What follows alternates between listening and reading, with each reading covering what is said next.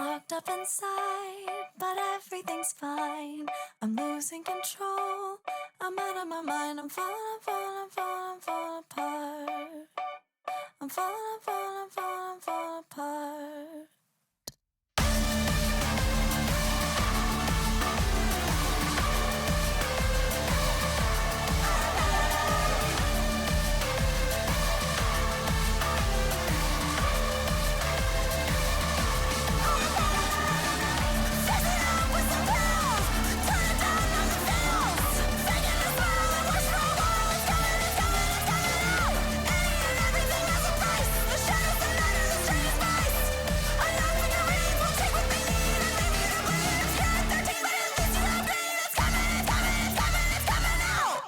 I'm locked up inside, but everything's fine. I'm losing control.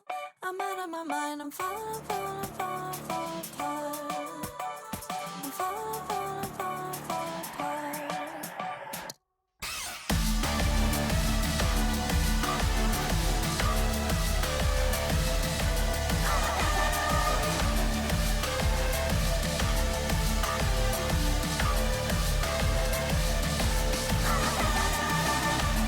I'm locked up inside, but everything's fine. I'm losing control. I'm out of my mind. I'm falling, falling, falling, falling apart. I'm falling, falling, falling, falling apart.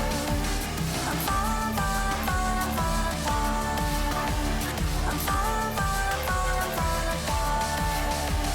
I'm falling, falling, falling, falling apart. I'm falling, falling, falling, falling apart. I'm falling, falling, falling, falling apart.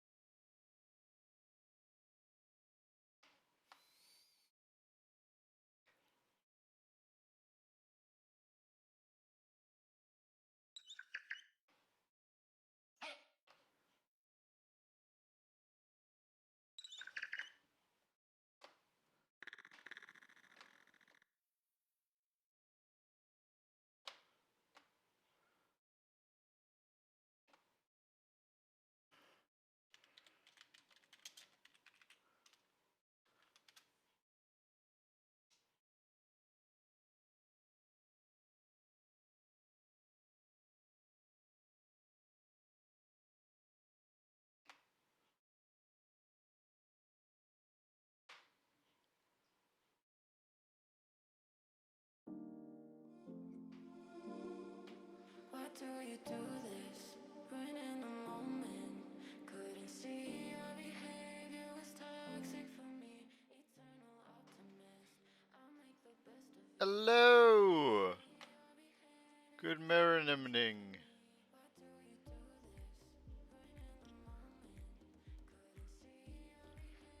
Oh, it is a happy day. I'm still waking up. It is day 2 of the subathon, and today I'll be doing some mini painting. We got some chill beats in the background. Pardon me. 9.5 will be joining us later on. The Wheel of Problems makes its triumphant return.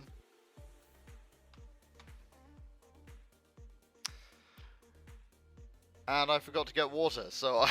Fuck. Hold on.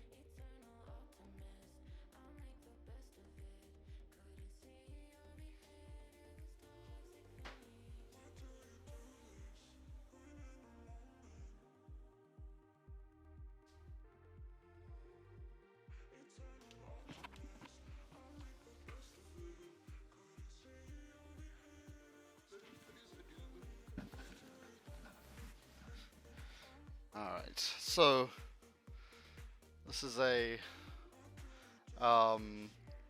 dropship from Station Forge. This is the Scavenger Cutlass, and I'm going to be painting it up. I've already spray primed it, as you can see, in blue, and I'm going to be painting this bad boy up to look good on the tabletop. So let's do a quick final check, make sure everything is secure before I start work on it. Alright. So let's take a quick look here. I think I'm gonna mark these doors out in a green or a red, probably a green, and start doing a little bit of corner weathering. Let's start with the weathering, and then we'll go from there. Where's that shaking everything?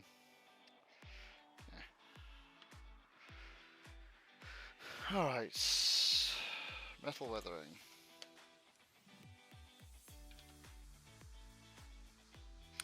The very best royalty-free music that money won't buy.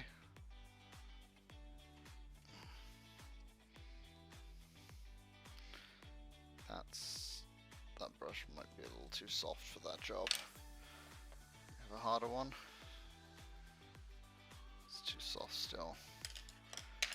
I know I have a hard brush for this somewhere.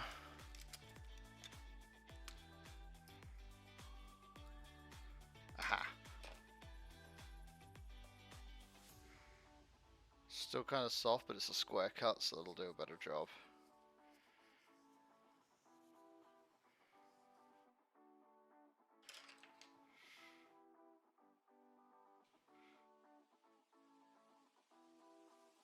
Just gonna use this one to dust it off real quick. Don't want any dust caught in the paint.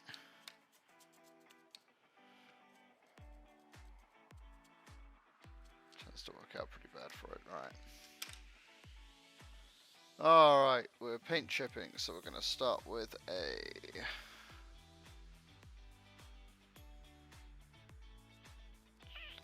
undercoat color, which I guess would be an off-white for this guy, wouldn't it?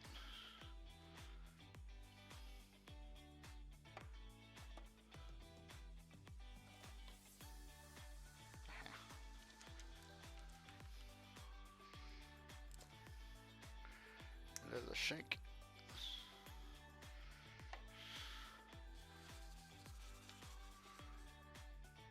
Sorry for the camera shake, y'all. It's a model. It sure is. Hi, Skaya.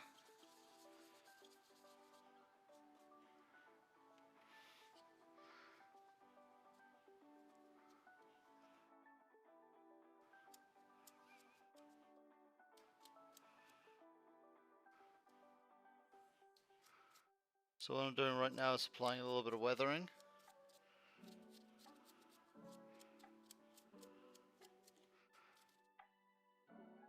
Basically kind of soften up those hard edges so that it doesn't look just blue, because it's very blue right now.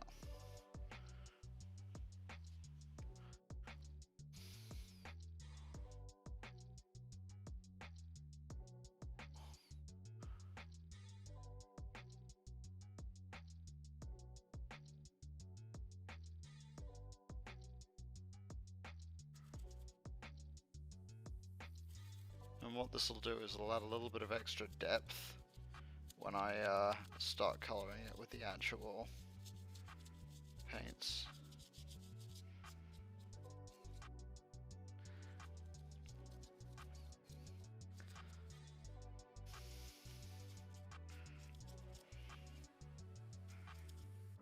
You can also see where the metal wear is most likely to be while I'm doing this.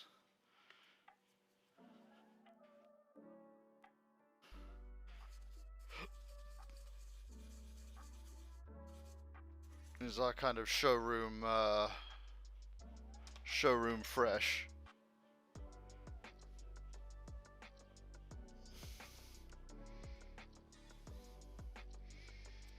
Right now, so, and I don't know if any of you have ever seen what a vehicle looks like after it's been, you know, out in the field, but it's sure the fuck isn't showroom fresh for very long.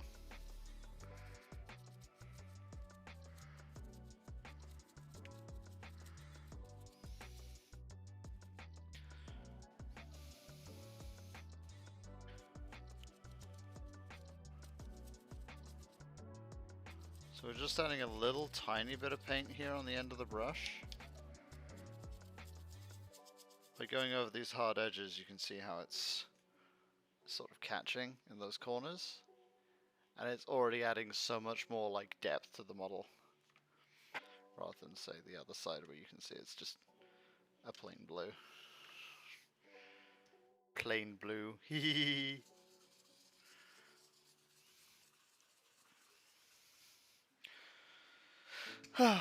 The point of today is going to be arts and crafts. So, a little bit of arting, a little bit of crafting. As with any project, it's always good to take breaks. So we will also be taking some breaks to play a couple games today. Probably something like Jackbox or Words on Stream. We'll wait for 9.5 to get here so she can make some choices. Because as our guest, she's going to be the one who gets to make the big calls today.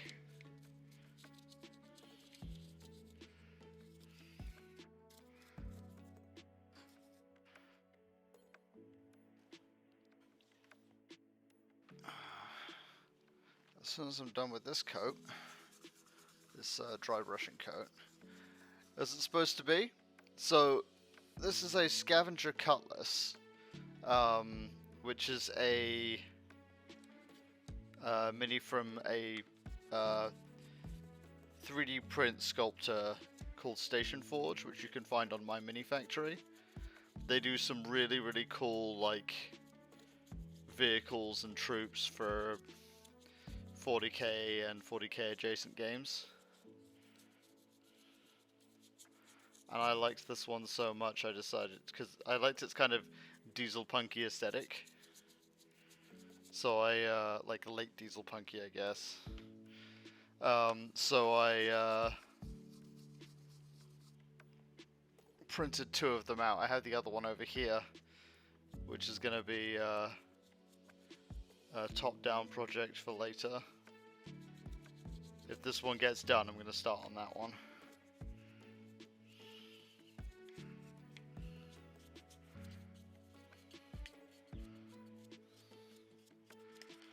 The treading edges of these wings here.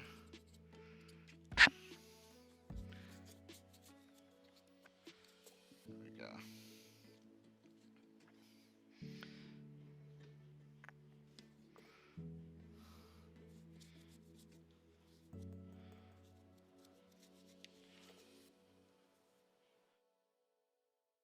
also comes with these big variable sweep wings,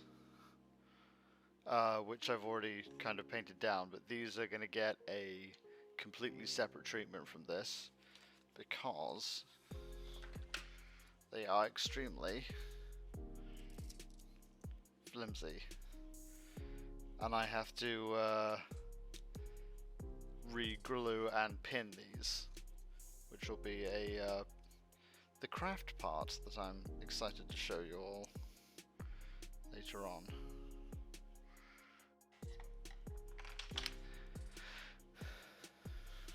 Alright, so there's our basic kind of shade coat out of the way. So while we don't really need to wait for that to dry because it's a dry brush coat, so it's already dry as it goes on, more or less.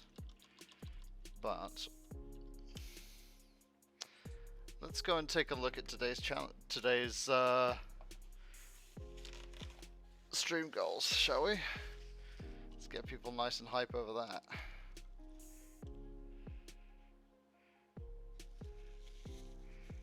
So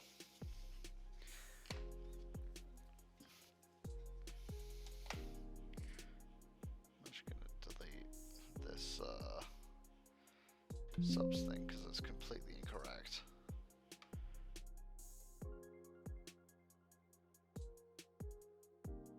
Let's just add a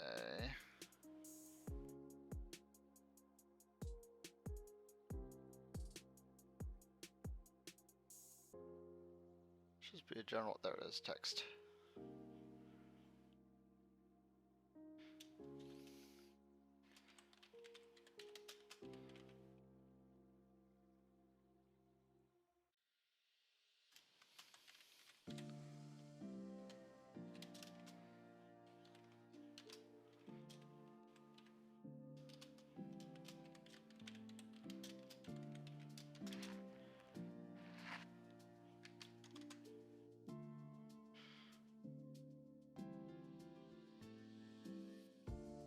It's like way more legible and it's correct.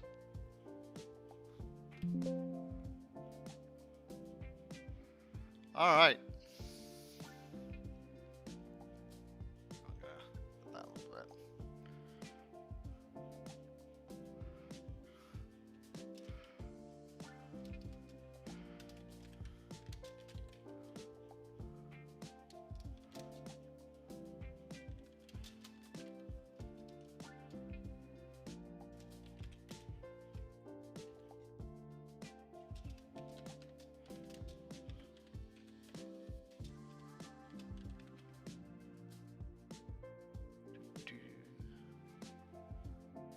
You. No, come here. How dare you? Do you know who I am?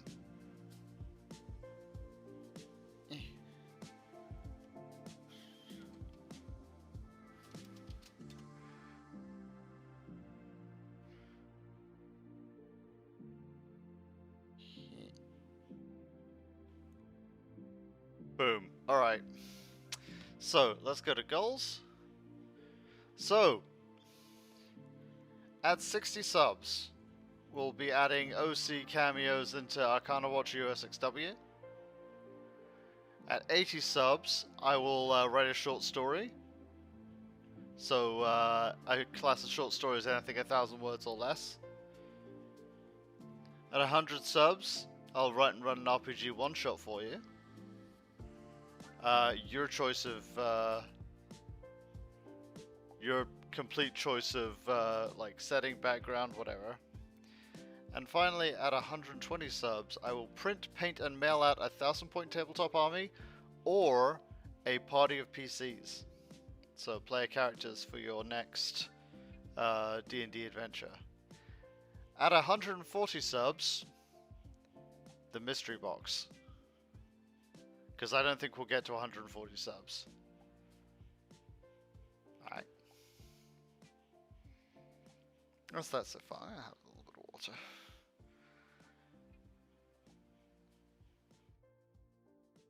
Oh, I'm trying to keep my actual water cup separate from the forbidden painty drink.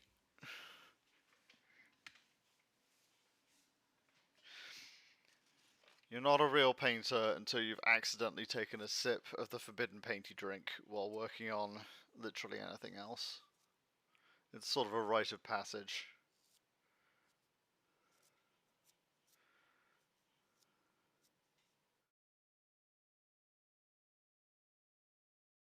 Alright. So let's now we've done that, let's work on our big surfaces. So our big surfaces are going to be these doors, probably these wheels, and the guns. Yeah, well, let's hit the doors first. I decided the doors are going to be green. So where's our low tone green? Low tone green, Caliban green. Used to be called Dark Angels green, and then they were like, nah, can't copyright that. This was yonks ago though, so I suppose it doesn't really matter anymore. There we go.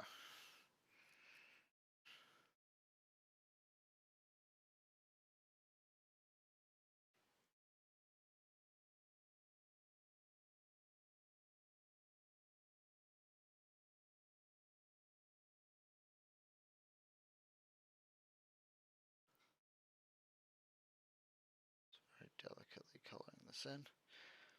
And we're only using a thin coat because that highlight that I added earlier is actually going to make this,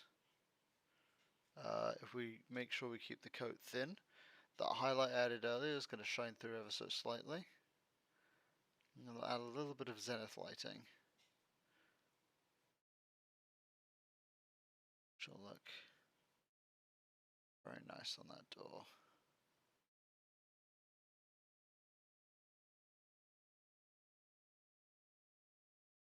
There we go. That's one. The music has stopped.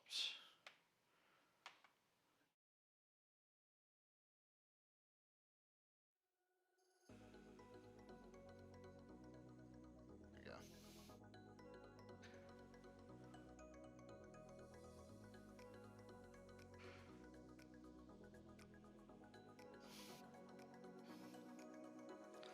There's a rear door here too.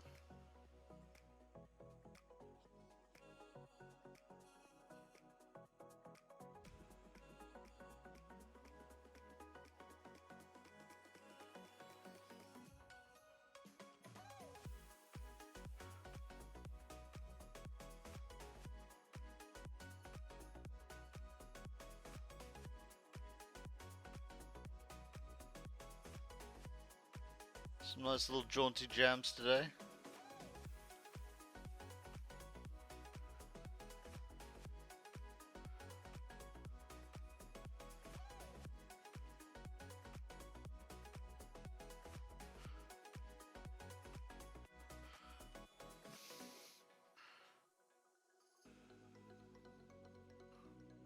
Hey Trasvin, good morning.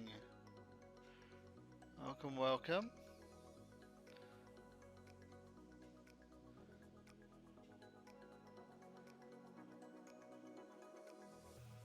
It's a nice slow Tuesday today, so we're just chilling out, maxing, relaxing, all cool. Getting some mini painting done.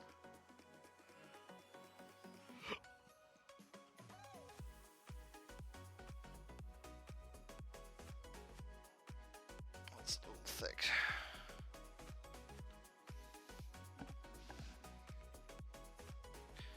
Always thin your paints, always go in thin coats.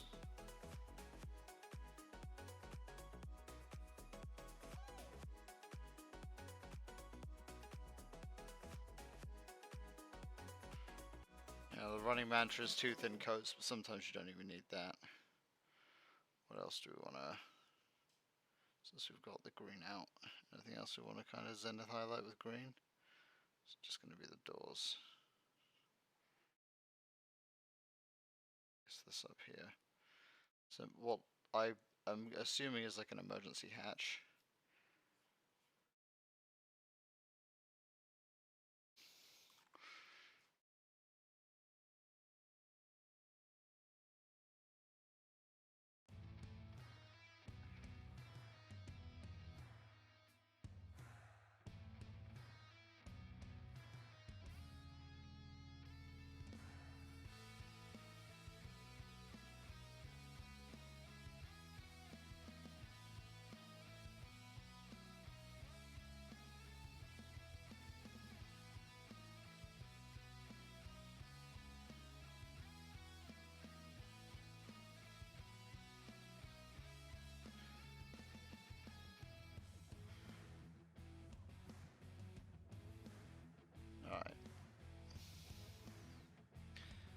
There's our zenith highlights there. Or rather, sorry, not zenith highlights. There's our spot color.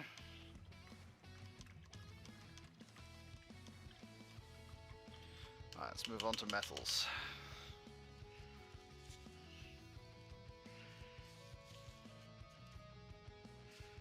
I'm going to use a thinner brush for this. So what about these brushes? These brushes are $2.99 each. They are ghost brushes, because this here, this is a high detail Kolinsky Sable brush. These are 25 bucks each. I do not use this brush unless I absolutely have to, because my god, they're expensive to replace, and every sweep of a brush will get wear on it. These guys being 3 bucks, these ghost brushes, means I can replace them like much more handily. Alright, let's get to this.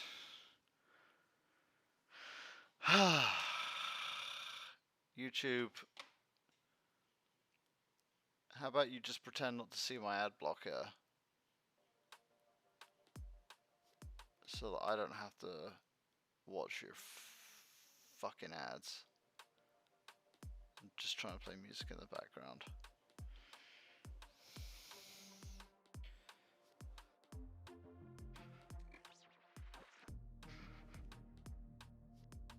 Alright, let's shake up the lead belcher here. I use air colors for this because they're slightly runnier and they thicken up.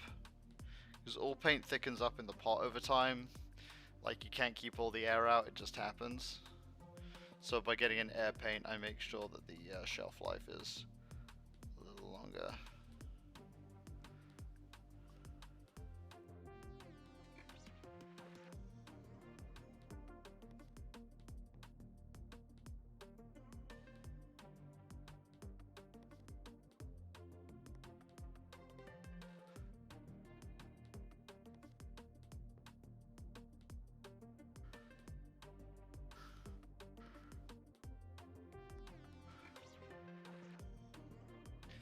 Something very zen. I'm going to do the engines on a different step here.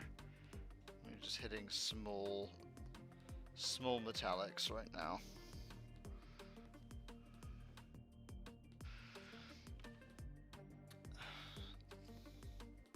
There's something very zen about like watching a project take shape in front of you.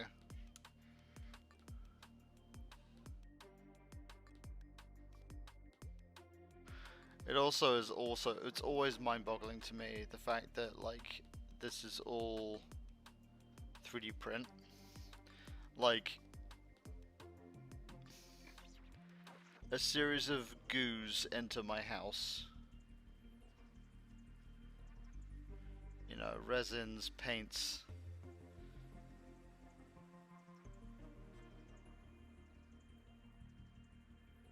A little bit of water here and there. And I can use these to produce like, you know, solid works of art. And that is just a marvel to me.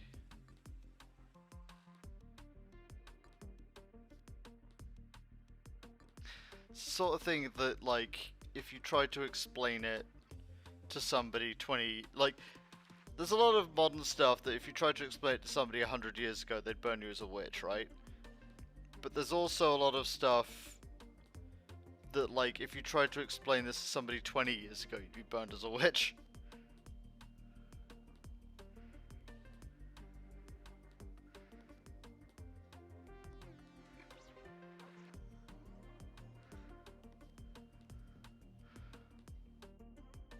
It's like, oh yeah, what's your computer running? It's, you know, 12 gig. Oh, 12 gig of RAM? No, 12 gig of VRAM. The actual RAM is like 120. What? What can you even do with 120 gigabytes of RAM? Run Cyberpunk 2077. Cyberpunk 2077 actually came out? Yeah, so did Duke Nukem Forever. Is it any good? No.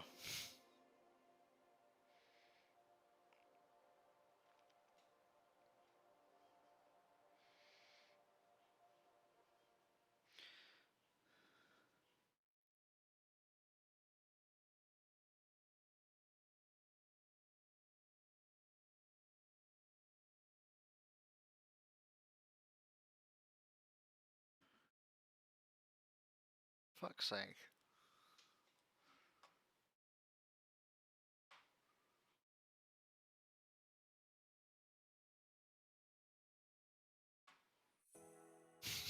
Yeah, you can run so many concurrent instances of Doom.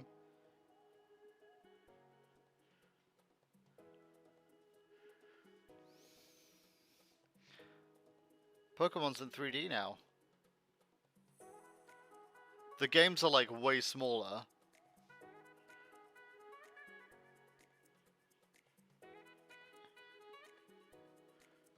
And sometimes they only barely work.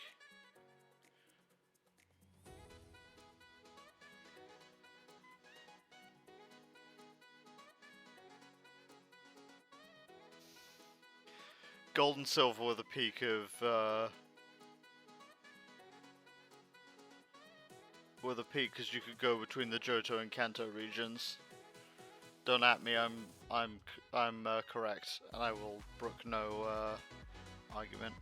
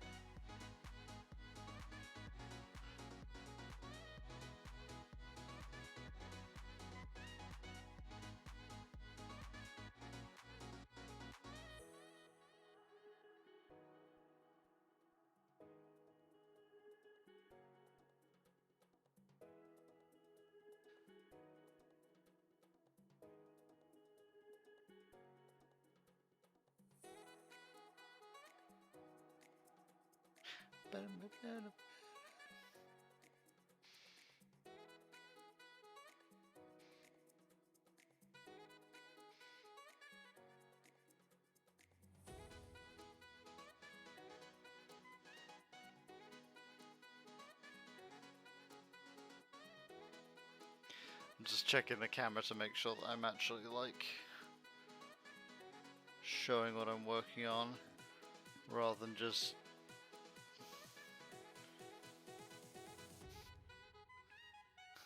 doing it like in secret where you can't see.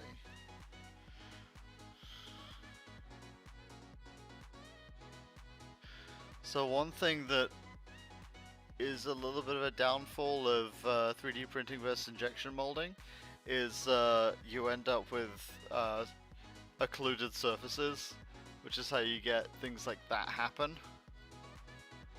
So it's like everything else is like real sharp and crisp, and then the bottom is just like brr. I suppose I could have sanded it down or whatever, but like, eh. When it's on the table, if you can't see it, it's not a problem.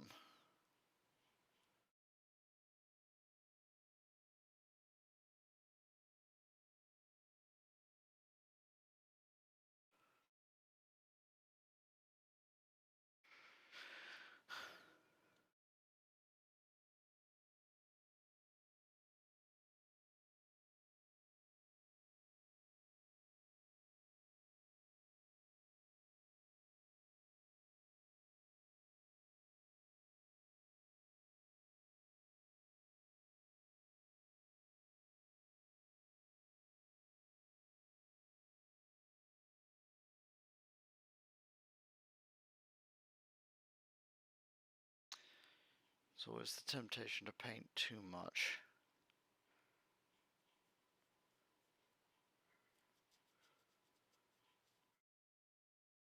You know, like while you've got one paint open, you don't want to open another one. Pick another, for fuck's sake, YouTube.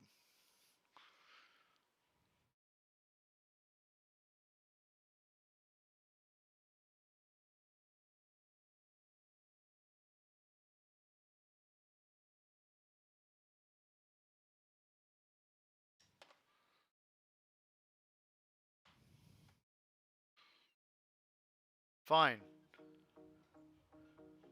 Fine, I'll turn the ad blocker off. Kind of being able to go into having a good way through development, they realized they had enough free space in the car to fit red and green. Yeah.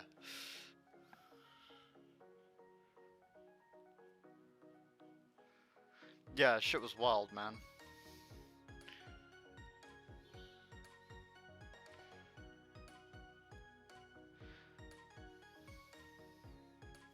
Things kind of take for granted now is how, like, completely non-incremental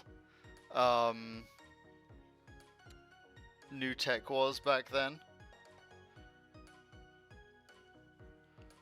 Like, these days we've started to run into the problems of physics rather than geometry. But when it was just an issue of geometry or, like, getting the, you know, getting your tools to cut as small as possible into silicon wafer or whatever, that was a game changer.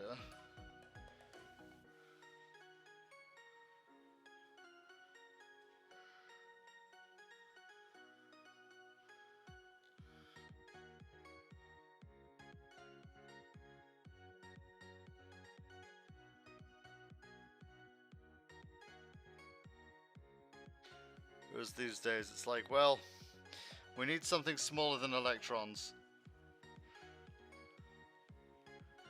Because we've run into quantum issues. Because unlike the missile, the electron does not know where it is at all times. It knows where it is or how fast it's going.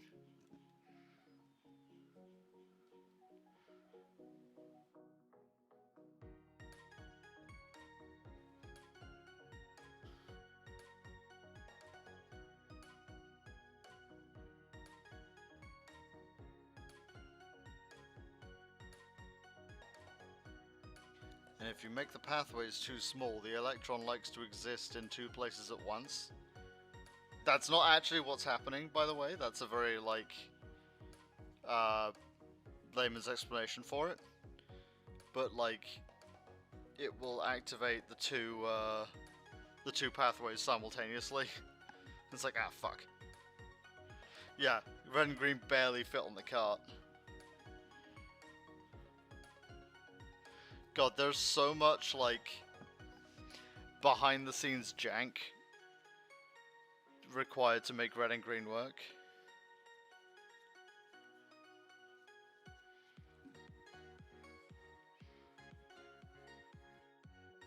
Like, so much behind the scenes jank, you have no idea.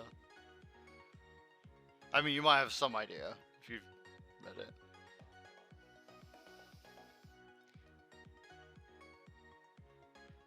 Yeah, smaller than electron also material electrons can move across faster. But like, once you get to gold, you're kind of done. It's what's going on inside of me. It's my moderate to severe ulcerative colitis. It wasn't always this calm. You see. Why are there ads on copyright-free music, dude? That fucks me up.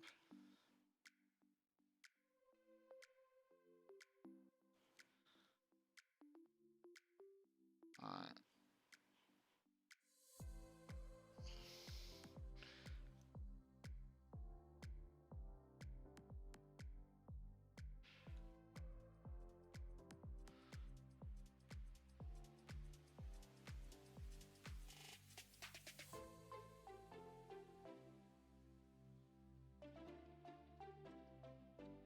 I think that's as good as we're gonna get there.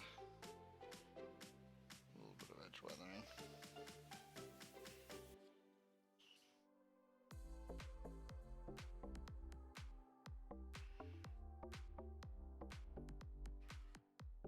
This is like really cheap edge weathering. It's nowhere near as like impressive as I can go, but cheap edge weathering will do here.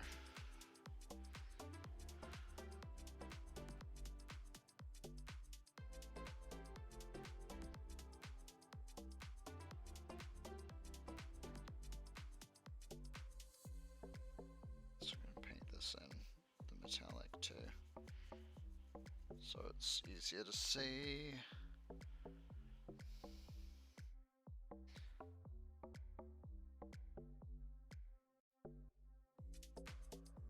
Dorsal missile rack.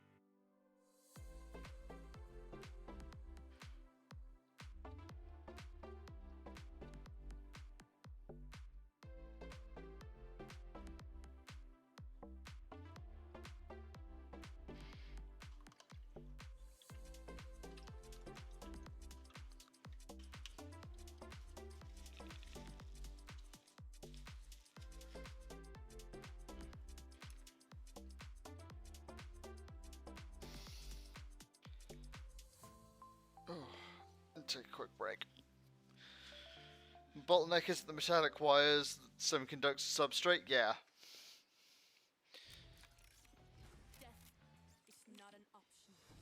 Graphene is like also just super difficult to work with.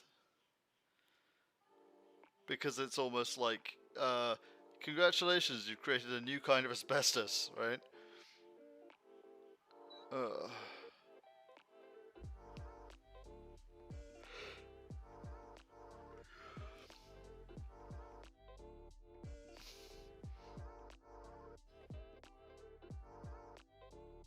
It's like we always thought carbon nanotubes were going to be the next best thing. It turns out, yeah, it's just asbestos. It's just asbestos with extra steps. It's so fucking toxic.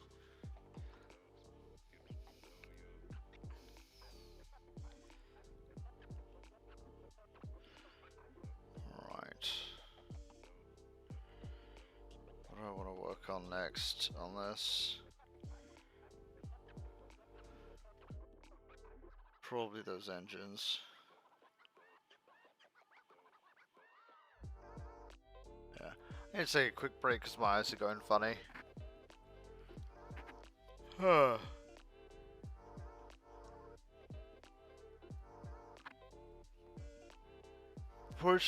Probably could have started later today. It's so like uncanny, man, when it's just me on my own. It's like it gets real uncomfortable. Just gonna go to the lounge. Right, I forgot that was my noise.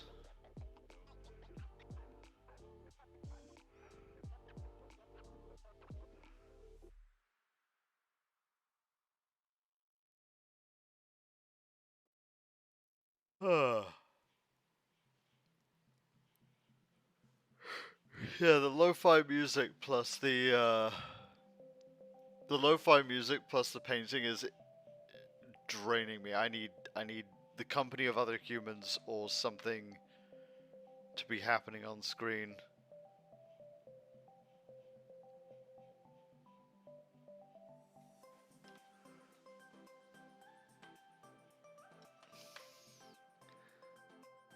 Stop the lo-fi here for a sec.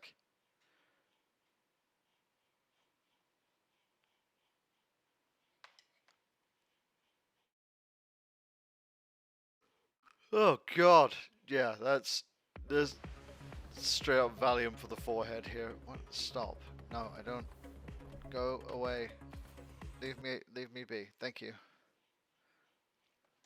All right.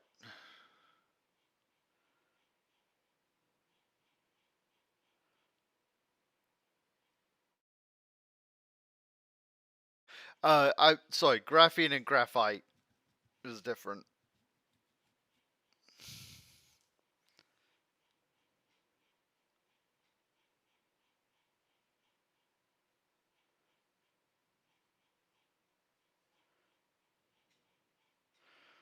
Um, it's actually more the carbon nanotubes. So it's basically like anything in a monomolecular layer is not great to breathe in. Yeah, it stuff. Oh god.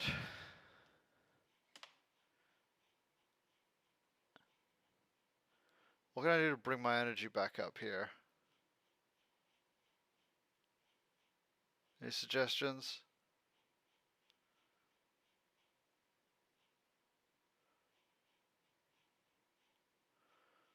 It's like crafting or building activity I could do that's different from this one.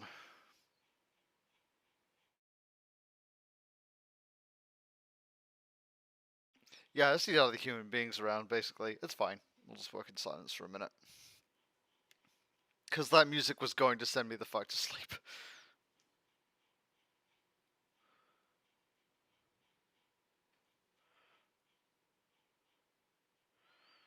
Alright. I'm just gonna hang out in the server for a bit. Because we've got a little while before 9.5 is free, so.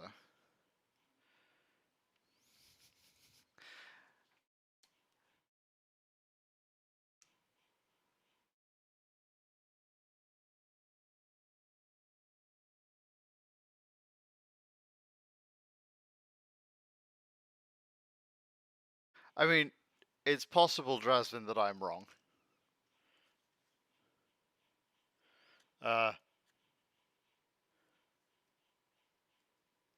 My knowledge has kind of come to an end, and I would be defending my ego rather than my proof at this point. So.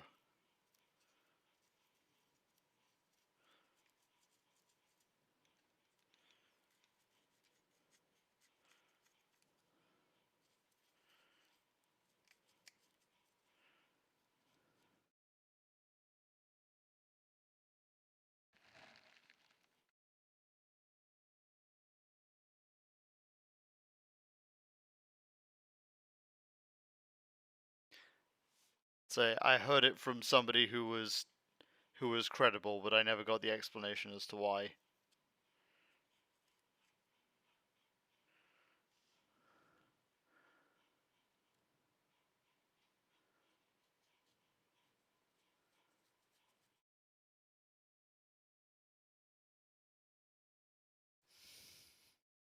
It's not a hill I'm prepared to die on. Which is not super in character for me, but you know. I'm trying to be better. Trying to be the person Mr. Rogers told me I could be.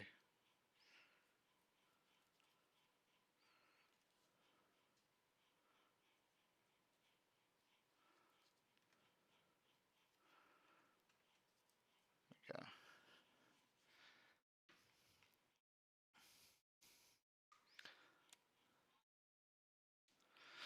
Yeah, I couldn't have coffee this morning because my stomach was doing loops last night. And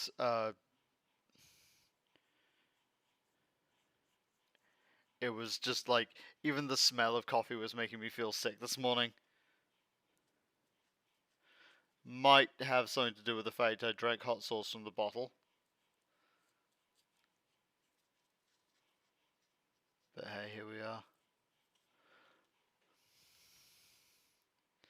Once we get a few people in, I'll do the morning spin on the wheel of problems. But like once my counter says like 5 or 6, it's time for that.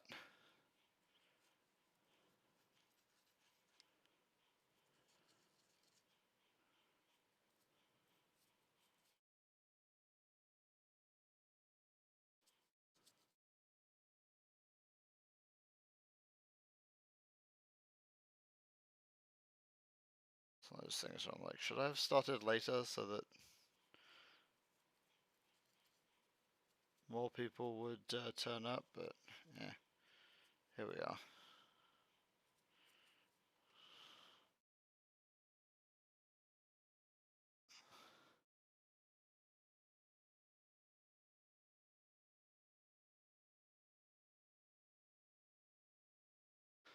Any other large metal areas that I need to do?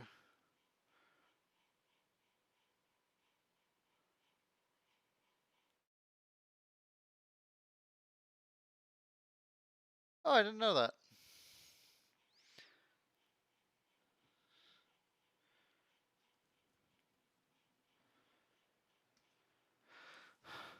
It's possible I have asbestosis. I'll find out in about 10 years or so.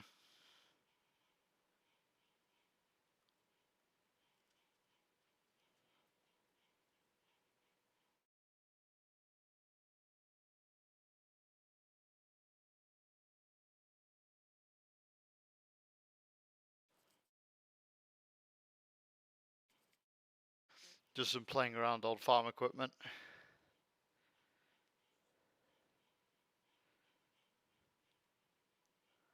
As a young Wayne.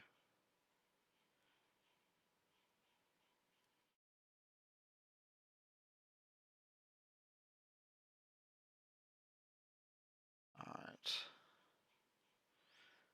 I think that's, oh no, hang on, there's like one or two more little bits I can do here. There's like a steel cable running up here.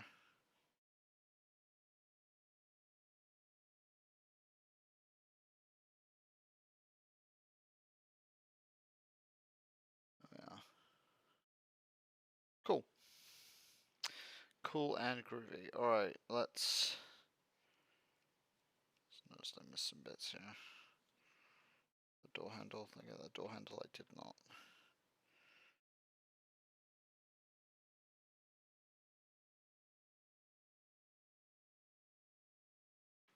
Right. I don't know what these are. They cannot be fuel cans. Because that would make no sense. I'm just going to paint them up in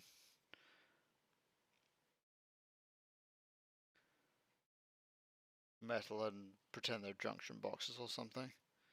The way there'd be a junction box on the outside of the aircraft, I don't know. Meh.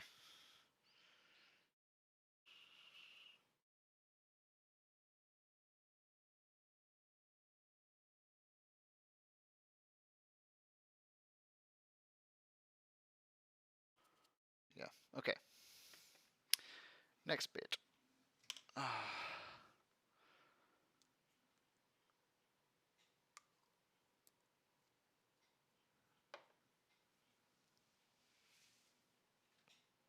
Stretch. Stretching is important. We like stretching.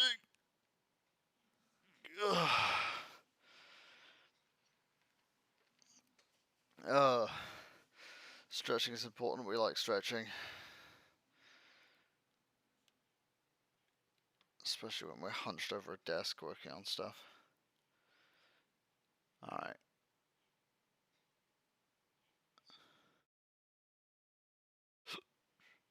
Honestly, if I threw that down on the tabletop, I don't think anyone would worry. But I can do better. I can do a little bit more. Let's get the blacks involved here. So, take a black paint and get those tires at least. Haven't decided whether I want to go with like a kind of a blue shimmer for the cockpit glass, or if I just want to do it like a darker color. I think the light blue shimmer would look really good. Or like a red tint, maybe. Yeah. Oh.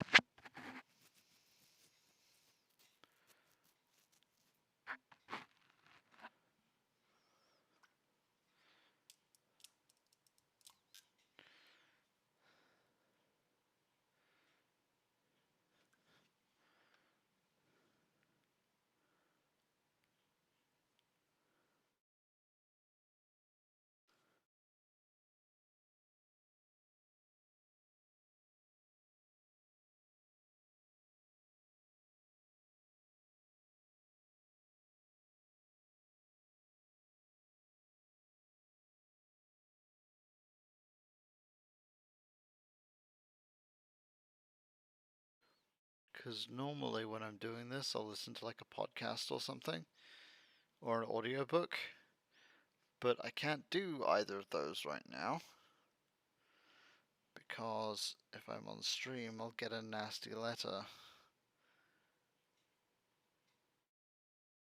asking me why the fuck I'm stealing copyrighted stuff. And I would argue that playing it in the background is transformative, but here we are.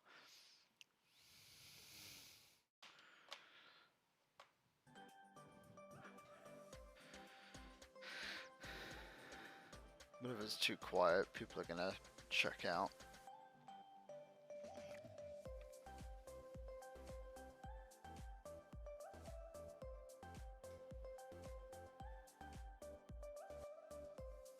This is why, like, it's hell when I'm working without Jane. Because I have no one to bounce off of. And the ADD just sucks my brain away.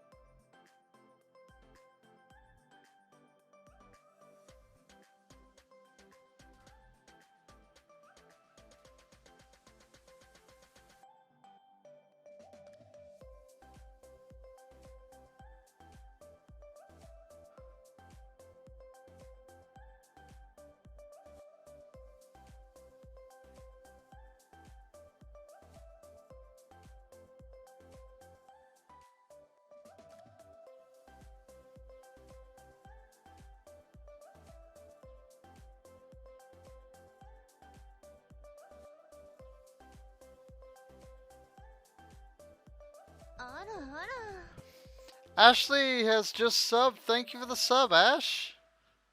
For 3 months, that brings us up to 53, I believe. I'll be sure to note that down.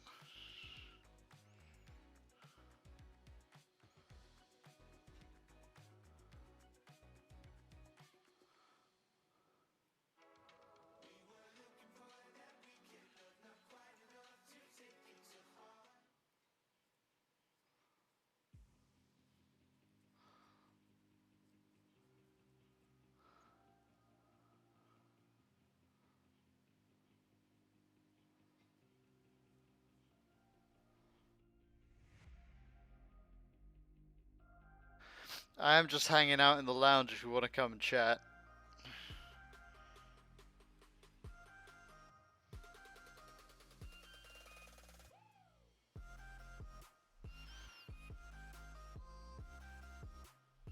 Hello. Oh, thank God, another human voice. See, you're doing some crafting there. Yes.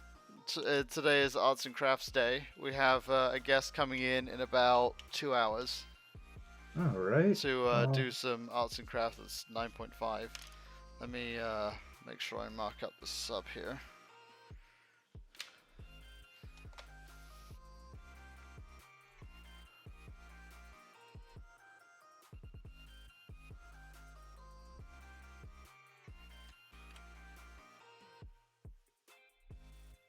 There we go. Yeah, it's right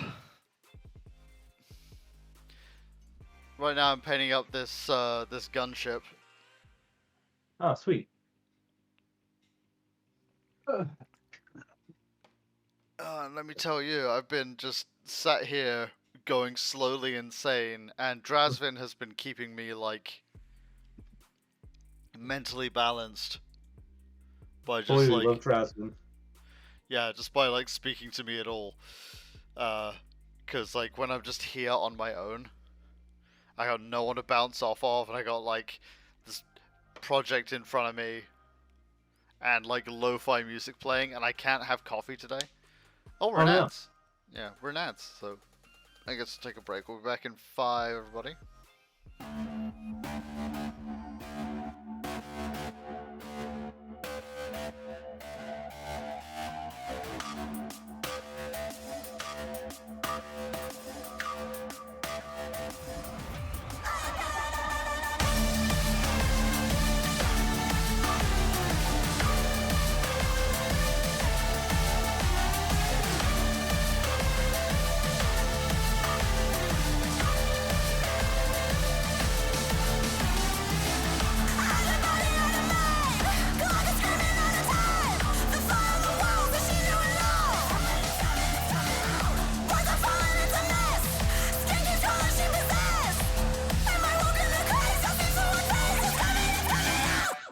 I'm locked up inside, but everything's fine.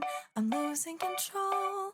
I'm out of my mind. I'm falling, falling, falling, falling apart. I'm falling, falling, falling, falling apart.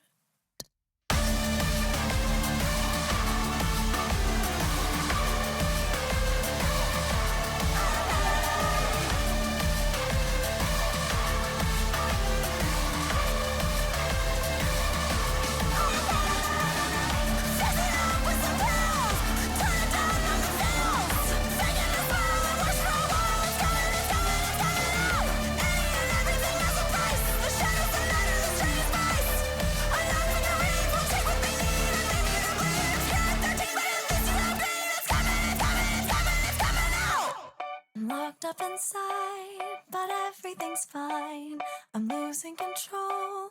I'm out of my mind. I'm falling, falling, falling, falling apart. I'm falling, falling, falling, falling apart.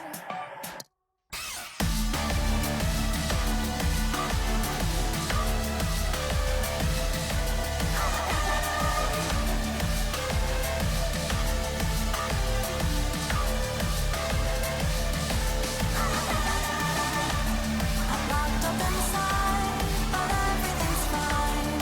I'm losing control. I'm out of my mind. I'm falling, falling, falling, falling apart. I'm falling, falling, falling, falling apart. I'm falling, falling, falling, falling apart. I'm falling, falling, falling, falling apart. I'm falling, falling, falling, falling apart. I'm falling, falling, falling, falling apart. I'm falling, falling, falling, falling apart.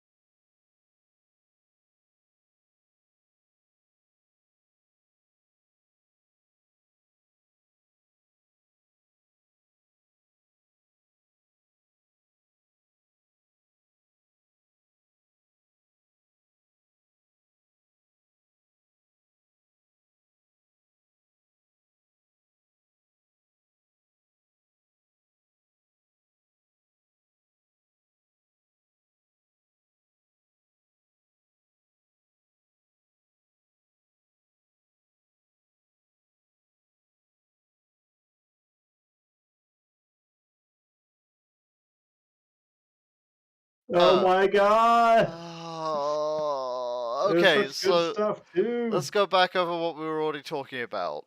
We talked about a We talked lot. about a lot. We talked about uh, having boundaries with your creative outlets. We talked about Star Trek a little bit. Um, Counting stitches Yeah, makes me a little bit insane, but that's kind of why it's relaxing. yeah, Do you use two monitors to stream? I do. Okay, that's good.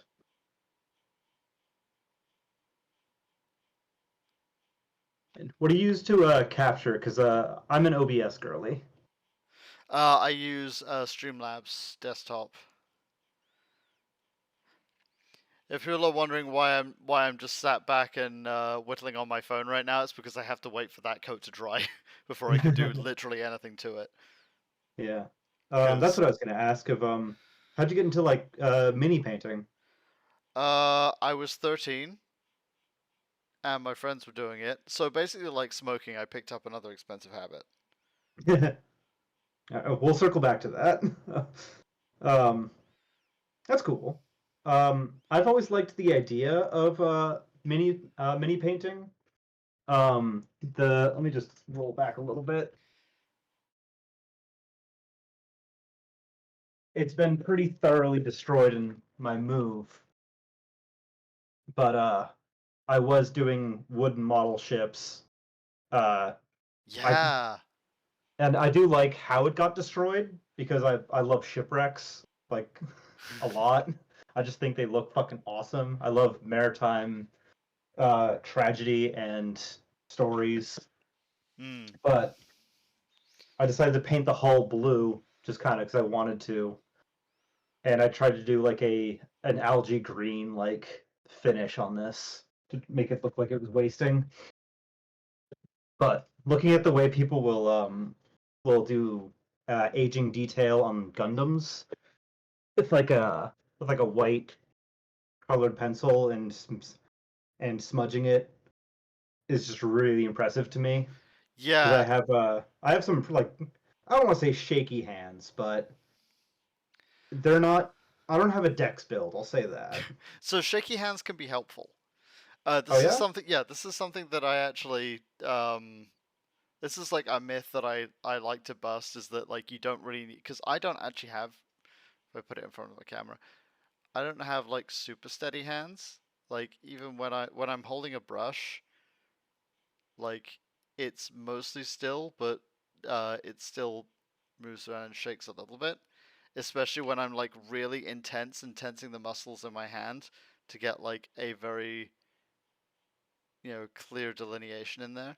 Um, but yeah, you actually don't need a super steady hand because dry brushing requires that you do this with the paintbrush, which my camera fucking hated me doing there. Let me tell you Hmm. what. There we go.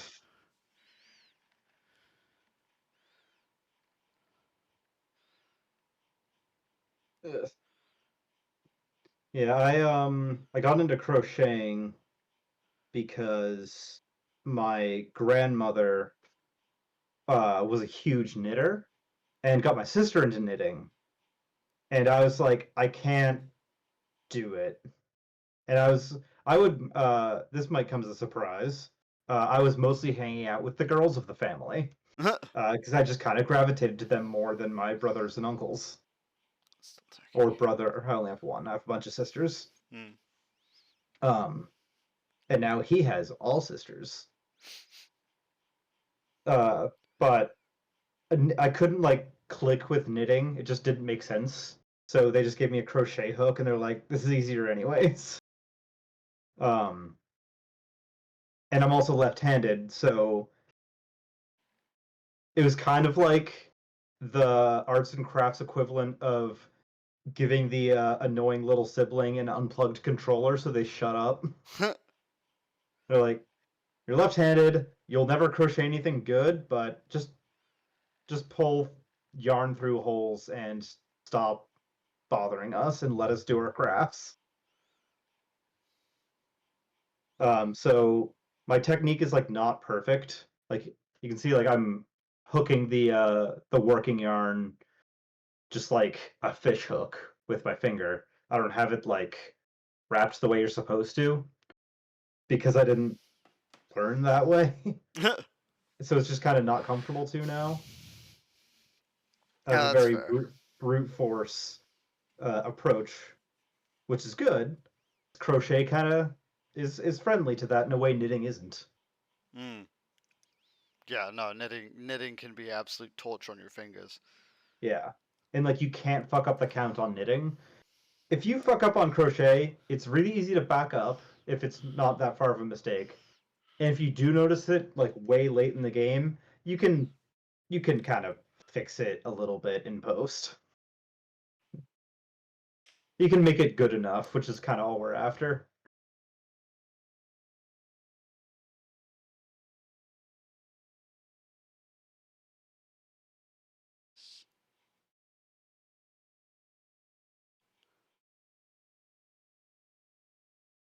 Okay, it's going to come together nicely.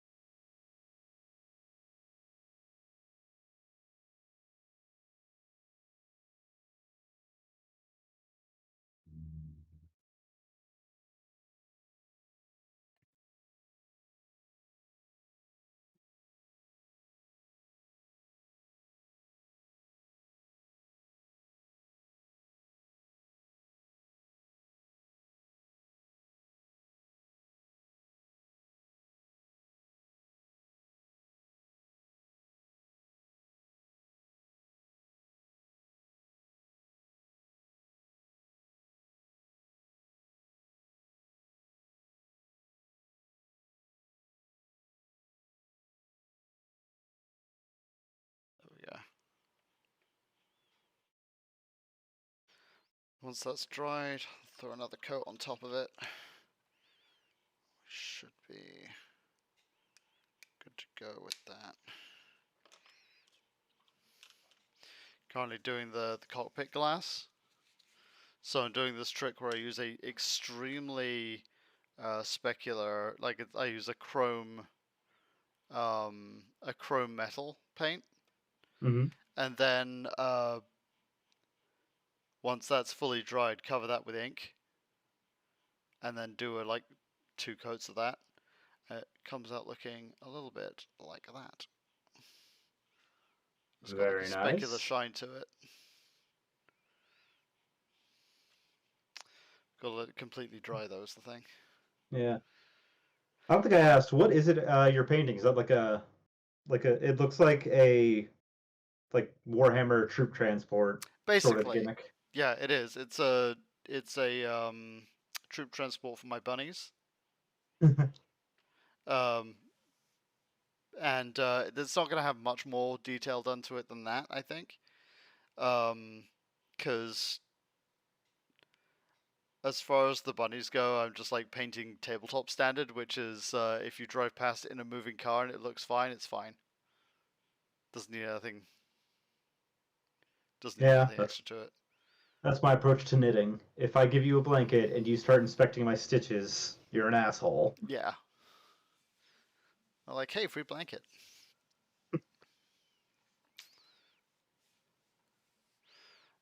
The next bit I got to do is get these wings done and attached to it. So the wings. And these are extremely fucking fragile. To the point where I have to like drill and pin them on because both of them broke. Well, I actually broke the other one off earlier, but like they're not very securely on there. So what I've got to do is I've got to get I have this box of paper clips over here somewhere. I had a box of paper clips over here somewhere. Here it is, and I'll be using a hobby drill to kind of create a better. Oops, that's a backwards wing. To create a better like seal on there, Mm, so that it's actually like pinned in place, so it's not like wobbling around and then breaking. yeah.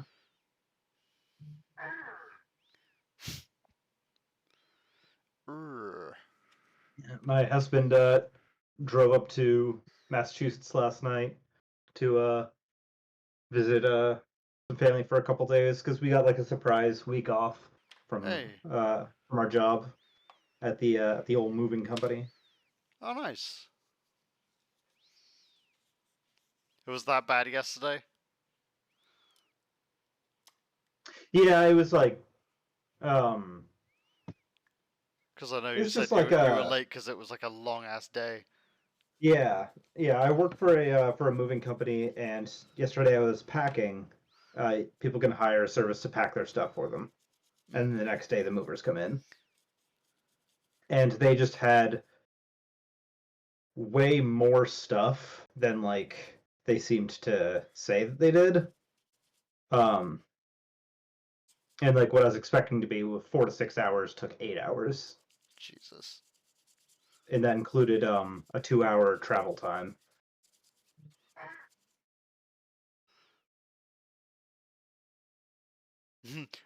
Beach drop grunt birthday party. Have they done the selections for Desert Bus this year? Not that I'm aware of. Okay, good. Because I'm like, God, I want to be on that. God, I want to be on that. And I submitted back in like February. Hmm. So I'm just like, please, please pick me. Please pick me. Please, I'll be so good.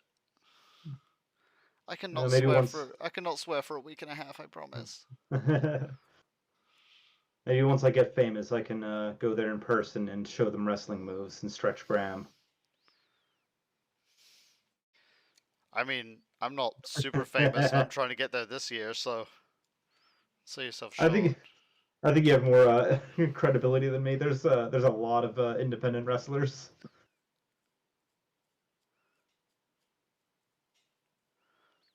I don't know. I think if they were like, okay, you can go or Ashley can go for you, I would probably send you. Yeah, I've got my passport.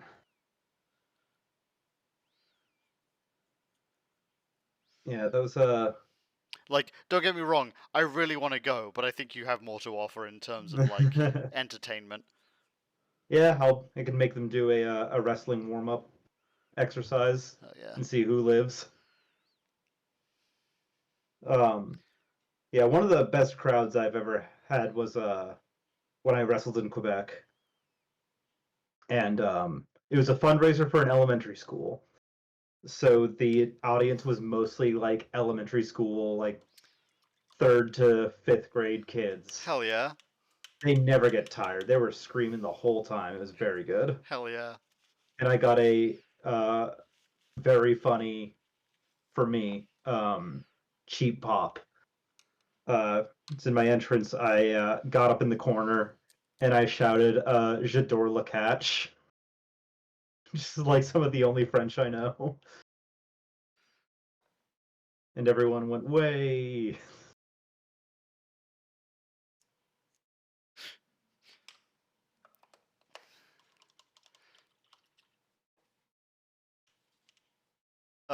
Someone taught me some good French yesterday,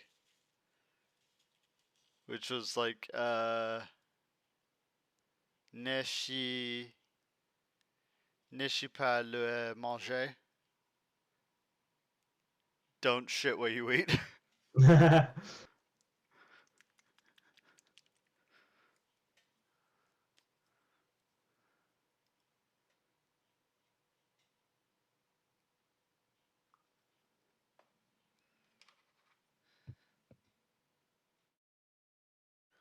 My French is kind of mid. I did just enough. I did just enough French to pass high school French, but I have not retained most of it. I And re- my dad's side is French Canadian, so my Sorry. grandmother would speak a little bit. Well, they're from Nova Scotia, so it was cool. My yeah, like my mum would speak French to us sometimes just to get us to do stuff. I see if Yeah, you that's how in that's like about how my really dad used it. in like really broken French. Like she's not French at all, by the way. Hey, Oh, snacks. okay. Yeah, Ashley Buchanan is on Desert Bus wrestling the whole of Night Watch. Oh, it's great. Every single one of them. I mean, if they I mean, need a if they need a Thai boxer to kick them for a Batsu game, I can also do that. the just like Ashley shows up, it's like, okay, here's the ladder. First, you have to rescue Dawn Guard. Then it ends with Zeta Shift. Oh, uh, Aiden's pogging off in chat because they're like, oh my god, I didn't know you crocheted. I do crochet. Yeah, Aiden, if you want to come join the crafting circle, please feel free. Let's fucking Are you go. screaming in excitement that you're seeing another person crochet, or screaming at my technique that has not changed since I was like maybe 8? Tonk nonk. Haha, I already did my dishes.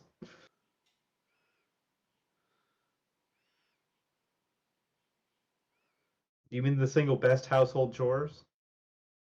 Hold on. Run that one by me.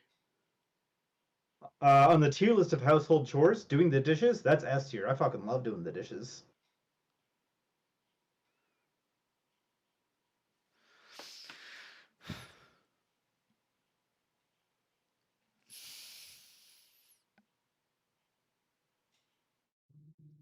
Doubt. Mopping is the best, Aiden? Oh, No, no way. let me. Nuh-uh. No chance. Sweeping's pretty good. Sweeping a tile or wood floor, I can get into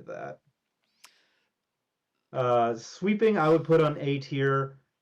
Mopping, all right. Just vacuuming hype. Shut up. No.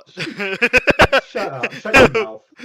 Vacuuming, you can't listen to Don't bully music or snacks. podcasts while doing it. Vacuuming's like C tier. It's like kind of satisfying, I guess. I'll put it in B tier. I'll be a little nice.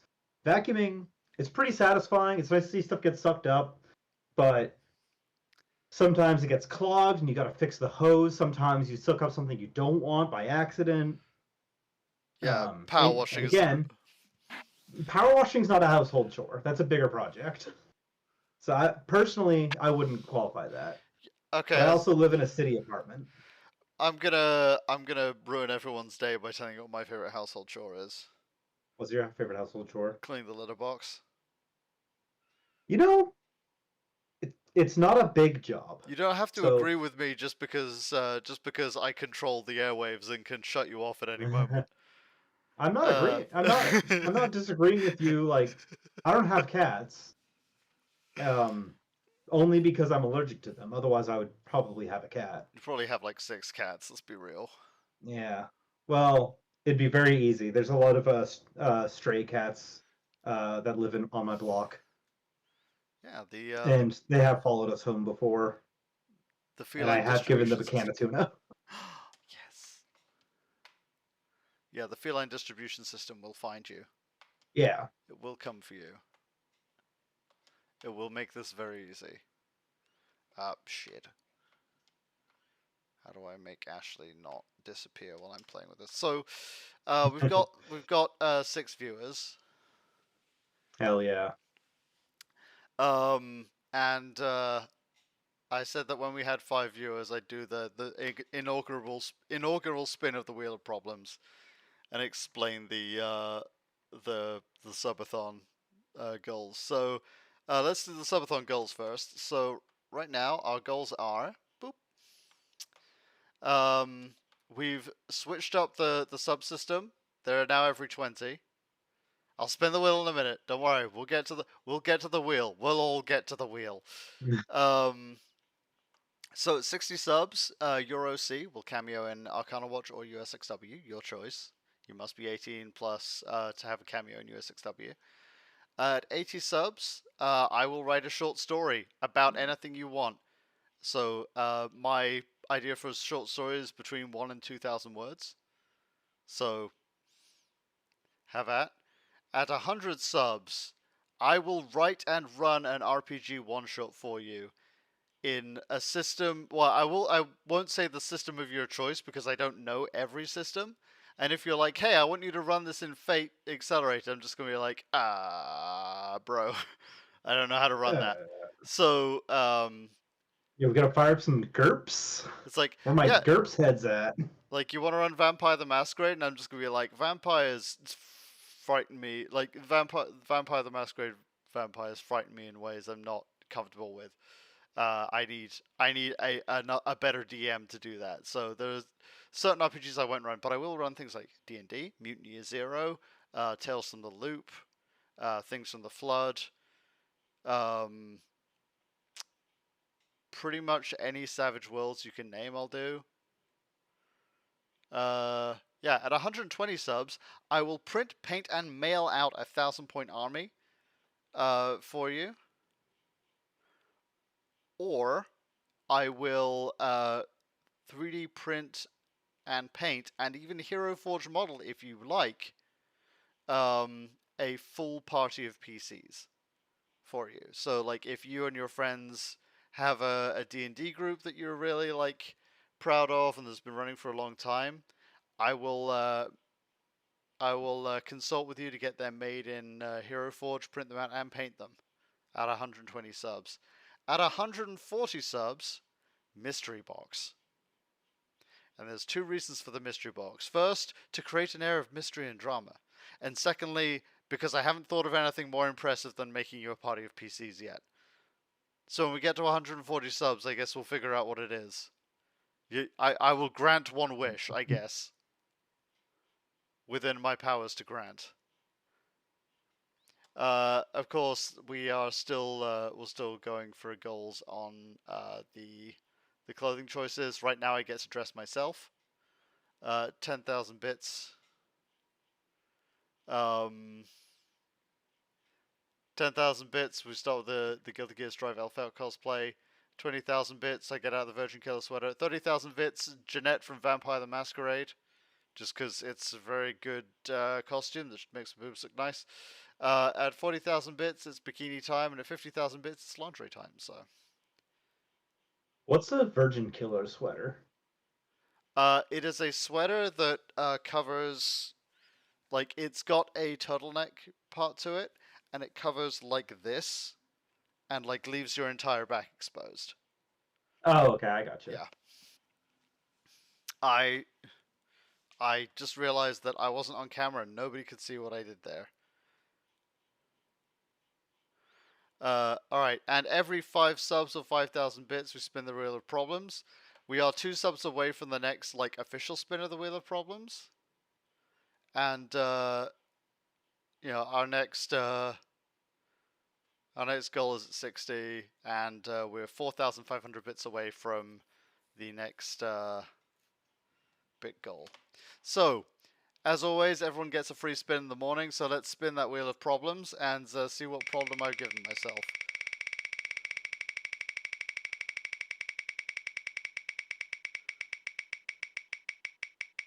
Please not hot sauce. Please not hot sauce. Oh. Alright, I guess that's not bad. that'll fucking wake me up, I guess. I've still got like a bald patch on my arm here from where I did this yesterday. Where am I going today? I guess I'll do the other arm. Let's balance I've it got out. some wax strips too. Oh yeah? Just by my desk. That's how glorious. Does that mean we're doing this together? Yeah, I'll be in solidarity. Yeah, sisters in pain. But I have to do two because these come stuck together and Yeah. you rub them to melt them. Yeah, same. So.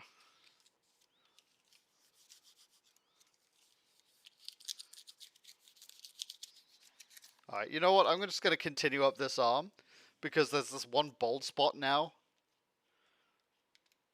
that I kind of want to get rid of. Oh So. my god, Aiden, we gotta have a spa day. Same wax strips? Oh, hell yeah.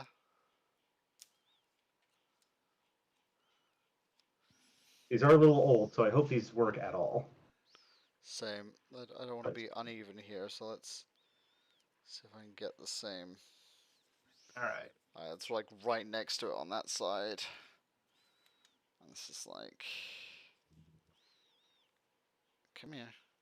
Smells nice. It's got like a Ah, tea. no, these are matte expired. It's got like a That's tea tree nothing at scent. all. No, oh well. It's got like a tea tree scent to it. Try this one. I've waxed this whole arm by the time I'm done. Square by square. Okay. And I've got to pull this way, if I remember right, to get against the hair, so.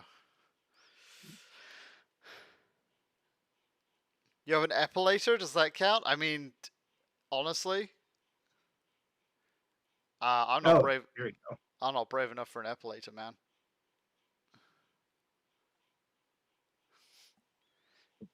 Oh yeah, that's on there good. Oh man.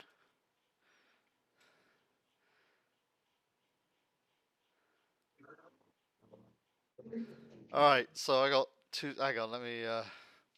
Okay, you ready? Yep, On three. yep. One, two, 1, 2, three. 3. Ah! That's nice. Oh, God, that's My so pasty much. ass isn't gonna show up on camera, but that is a nice clean square. Oh, same. Oh, I've got another one to do because they come in twos. Yeah, I guess I'll make my shins match. Oh, we could be like, do you have an operation on your arm? Uh, I'm gonna do one right on top of this bruise here, so you can get it, so it can show up nice and clear with no uh, interruption of body hair. nice. I don't think Shaving does waxing is. suck. I don't think waxing is better than shaving. Um, I think they're both just kind of not my favorite. Hang on, I gotta do it on this camera here so people can see it. Okay, you ready? Yep. One, two, three. 2, 3. Ow. That one did hurt more. Fuck. Yeah, it's so shiny. You can just see the clean like delineation of where that was. That is having like a nice Ugh. after tingle too. And it brought a scab with it. I'm gonna not think about that. Yeah, let's put that out of our mind. Out of scab, out of mind. Ugh. Oh, I'm very shiny on this arm now. It's like you can just see this really shiny area on my arm. If you hate shaving cream slash lotions, they're a pain in the ass. I personally go with Barbasol's aloe shaving cream, just the green can. Is probably the. I've had a lot of different shaving creams throughout my life, and that's probably been my least hated. I'm bougie as fuck because I wet shave. I Ooh. take the like I actually have like Progresso shaving soap that I mix up in a in a bowl Mhm. and then paint and shave on that.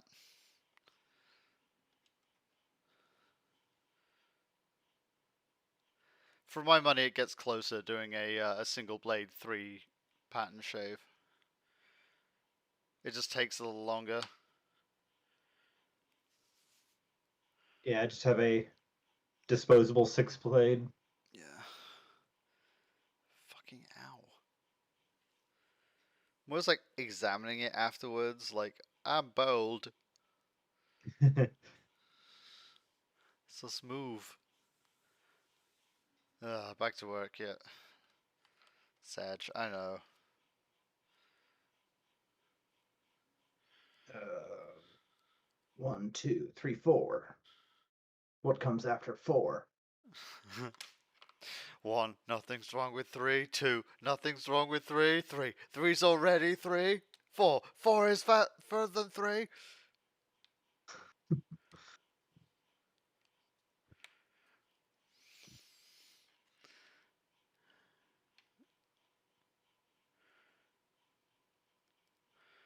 It's a shamelessly stolen Game Grumps joke. Is that a Game Boom trope? A joke? Yeah. I've only seen the somebody doing like a like Sesame Street puppet version of it, of learning to count to 4. Oh, that's different. I was talking about the three's already 3. Specifically that Oh version. yeah. Nothing wrong with 3.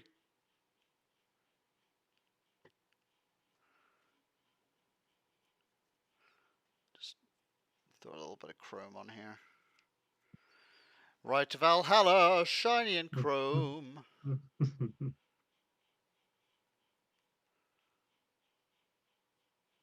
You're right to Valhalla, shiny and chrome. Don't think about the friends who didn't come home. You know what I've started to appreciate a little bit is the app Letterboxd. Um, just to be able to log the movies that I've seen, this helps me remember them a bit better. Mm. And also my diary makes me look like an insane person. I mean, whomst among us does not, please, does not have a bit of an insane looking diary? uh, well, if I just take a quick look, in July, I only watched one movie in all of July. On July 5th, I watched Under Paris, which Under Paris is a shark movie from 2024, Amazing. where a rogue shark is in the River Thames. It's actually not bad. Surely you It mean the has a Seine. yeah. Wait, you said the Thames. Surely you mean the Seine, not the Thames. Whatever river's in Paris. The Seine. Yeah. Okay. Yeah. I was like, it's called like Under Paris because they wanted the French appeal, but the whole movie is set in London. um, it has a very good finale, but everything leading up to that is I don't know, a little propaganda, but it's not bad. Propaganda. Uh, but I got that one. That's a 3-star joint right there. It's fine. The last two movies I watched back to back were 5-star classics. On the 13th, I watched Return of the Living Dead with my husband. Hell yeah.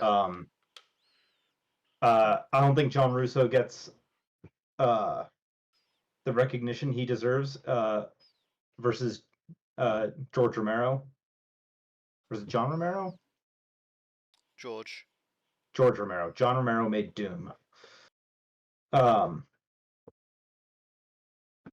even though like Romero is better, like he just is. Yeah. It's that recognition doesn't come out of nowhere. But Return of the Living Dead was a lot of fun and did some cool stuff with the concept. And then the 18th, a couple days ago, 5-star classic, watched Cruising. Let's see what else we got. I finally saw Oppenheimer in February. You want to guess how many stars I gave Oppenheimer? 3. Do you want another guess? 2. That's a 1.5-star movie. That thing Really? sucked. That was dog shit. Um, for starters, just Christopher Nolan's a hack. He's not a very interesting filmmaker. Um, he has a very I'm not using this word negatively. He has a very good ostentatious presentation, but has no substance. And the structure of the movie Oppenheimer is a generic biopic of like kind of successful but misunderstood as a kid, moving on to like his superiors don't quite understand what he's doing and like push back against him, calling him as the underdog when that's not what Oppenheimer's story was. Yeah. He No, was an it insufferable genius. yeah, no, Oppenheimer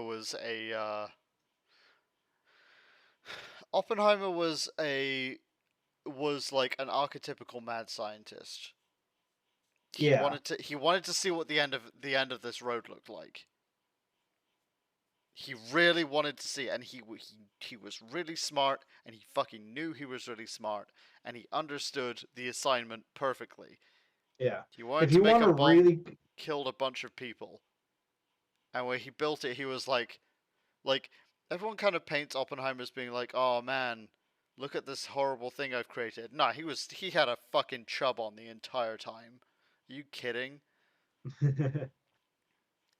Like, if you want a very good um, telling of the Oppenheimer story, um, the last podcast on the left did a 5-part docu series on the Manhattan Project, just as a whole, hmm, and how and it was really funny hearing the uh, the Nazis' nuclear program and how it stalled, it was and super no matter dysfunctional what, from the start because they didn't have any scientists who knew what they were doing.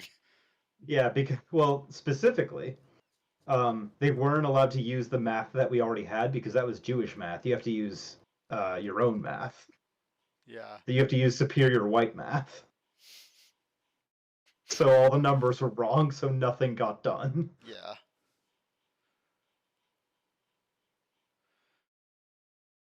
And like whenever when I originally heard the quote from Oppenheimer where he's talking about um the quote from the Bhagavad Gita and his I'm become death, the destroyer of worlds. Yeah, Like, which I don't think he actually ever said. I'm not sure about that. well, I there's a quote. Like, I've actually heard the soundbite of it of him saying that. Oh, okay. Where he was like saying, some people laughed, some people cried, and then this one line came to me from the Bhagavad Gita, and I'm like, you were up for 5 days leafing through every bit of classical literature you could to find something impressive to say when your big bomb exploded. Yeah. You did not that did not come to you off the cuff. That was a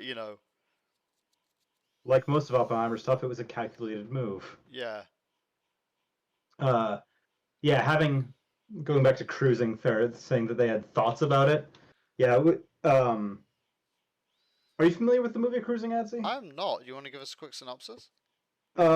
Cruising is a 1980 crime thriller starring Al Pacino as a detective who is going undercover into the uh, gay heavy leather scene to find a serial killer that's been targeting gay people.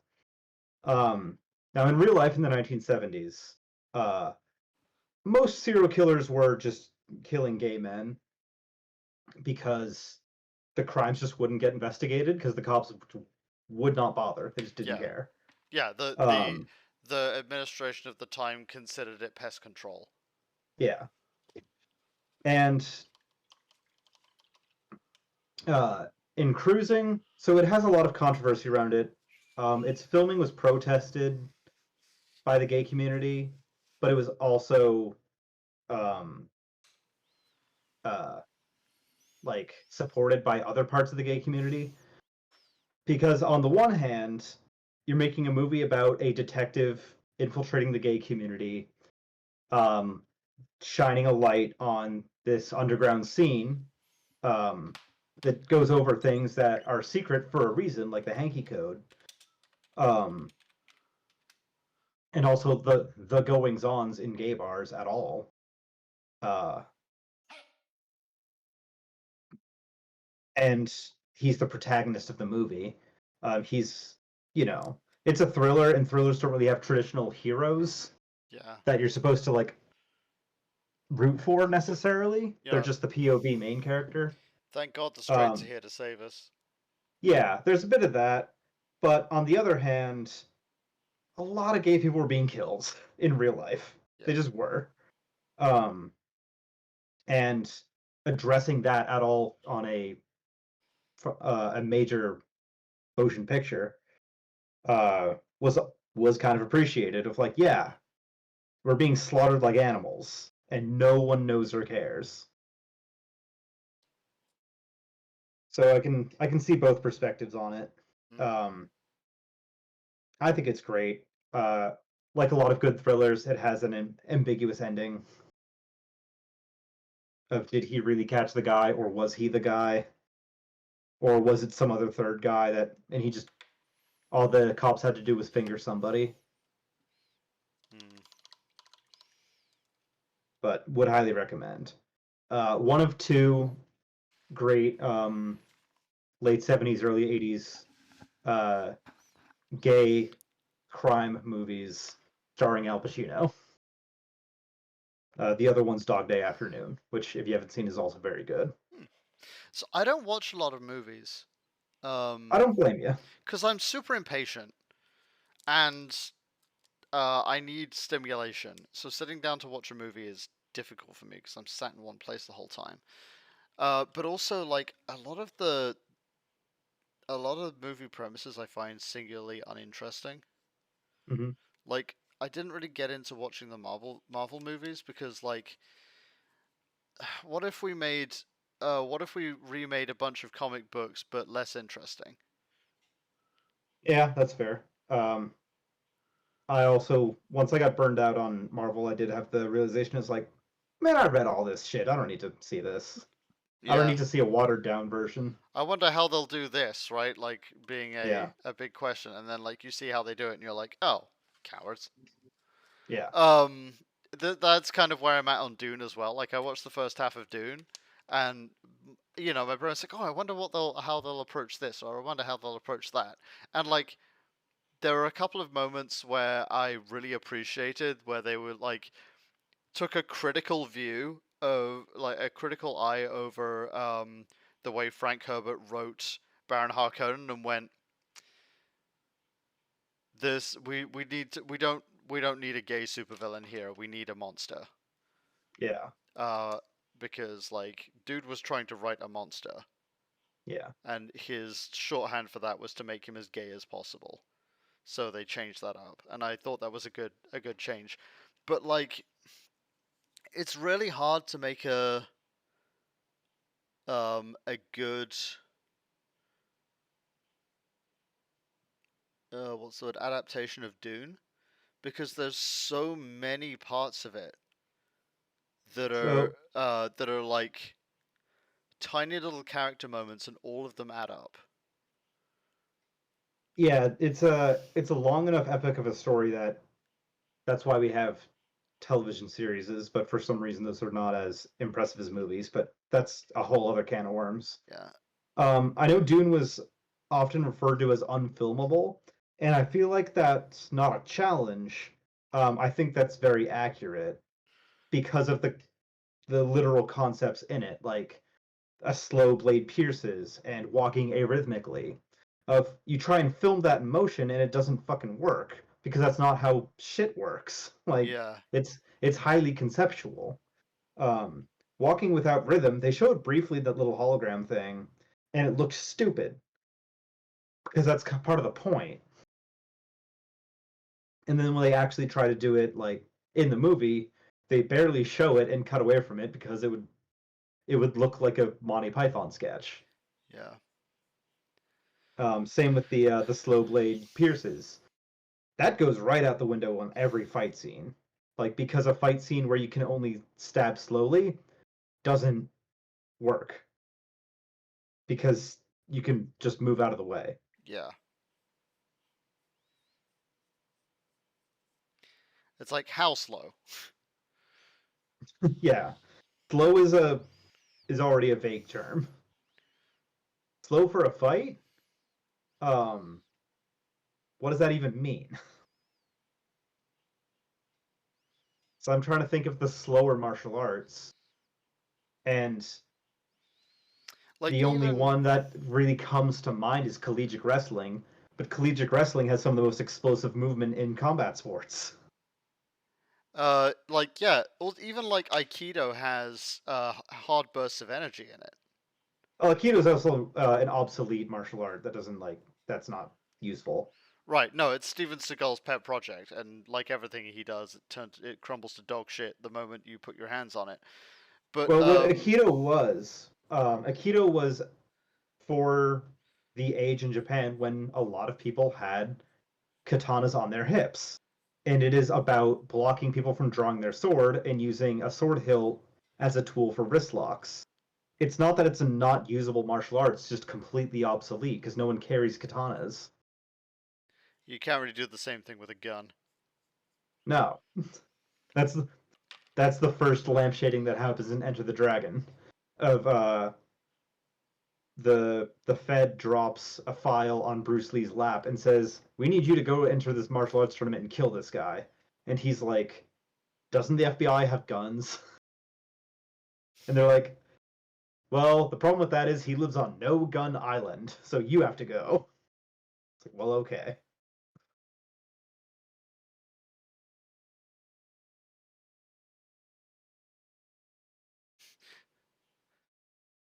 Also, like, is it the FBI or the CIA? Because I feel like that's out of jurisdiction for the FBI, which is hilarious if that's true. Yeah, I mean, it was M.I. Dickety Doo. Oh, am I Like, dickety do? That's yeah, yeah, Hong it Kong was the probably. Interpol or whatever. Ah, yes, good old Interpol. No one knows what they do until they stop doing it. Yeah. Okay, that's gonna go right there, and that's gonna sit on top of that.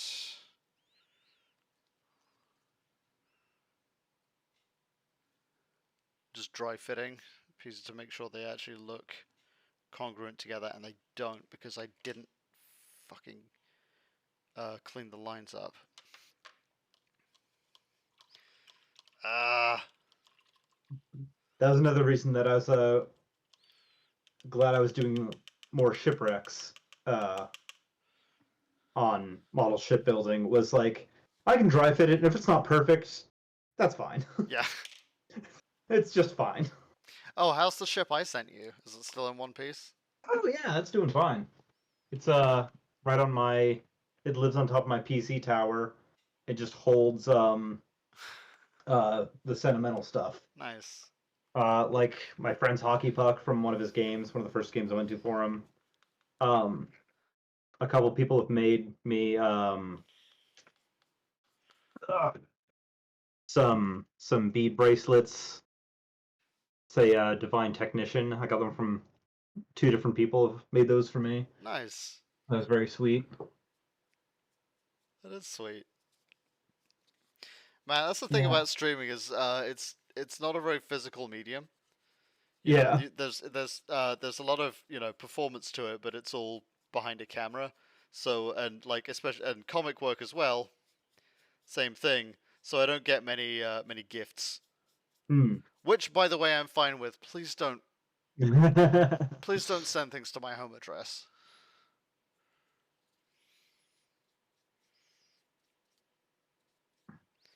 And like it's not difficult to find my home address, but if you come to my door unexpected, boy do I have a dropkick for you.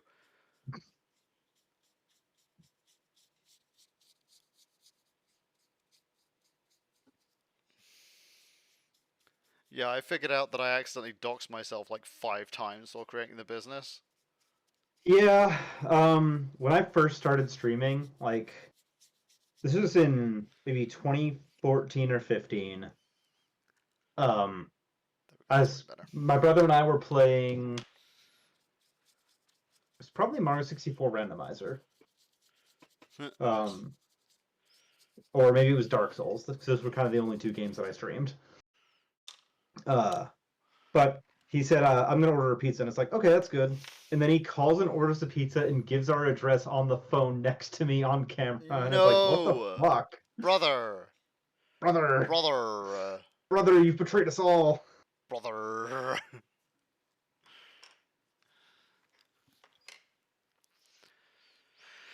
Yeah, like there was one point where I had the stream is gone now. Fortunately, I didn't save it, but there was a point where I had the business license behind me in a shot, and the business Whoop. license has my home address on it. Mm-hmm. Because yeah, I put it up over there because A, I'm proud of it, and B, it says you need to show this in a conspicuous place. I was like, bang on, all right. Can't get more conspicuous than that. Yeah. Yeah, it's I'm glad I have just general awareness skills.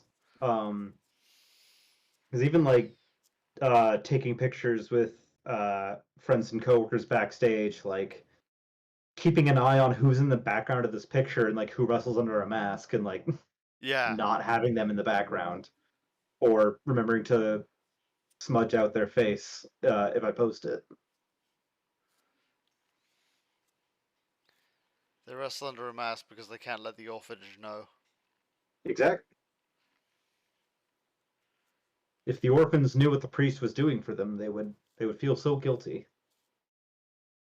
And not be like, wow, that's rad, which is what they would actually do. Well, this is also actually happened. Really? Um, oh yeah, there's a let me pull up his name because I can't remember it and I don't want to botch it. Nacho Libre is based on a true story? It is. Holy shit. I color me the Yeah. fucking Frey Tormenta, um, was a luchador, who was also a priest. huh. Um, and he didn't hide that he was a wrestler. He did do sermons in his wrestling mask, wearing like the priest robes with it, and he looks fucking awesome. Hell yeah. Or I'll throw a picture of him in the chat. I'd go to church for a fucking cut priest talking about lariats. Especially if he sounded like Danny Trejo, which I have to imagine this guy sounded like. Um, I don't know what region of Mexico he was from. Uh, That he without sin kicked the first ass.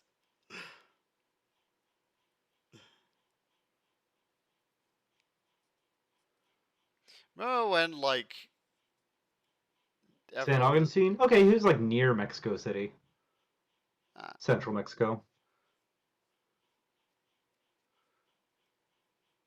remember when everyone started making jokes like lol Jesus in a buddy cop movie. Um, to an extent. There was a I feel like huge I like was hearing about that around the time I was a lot more into comics, and I was like, there's like 100 comic books that have already done that, but yeah. nobody reads comics, so nobody knows.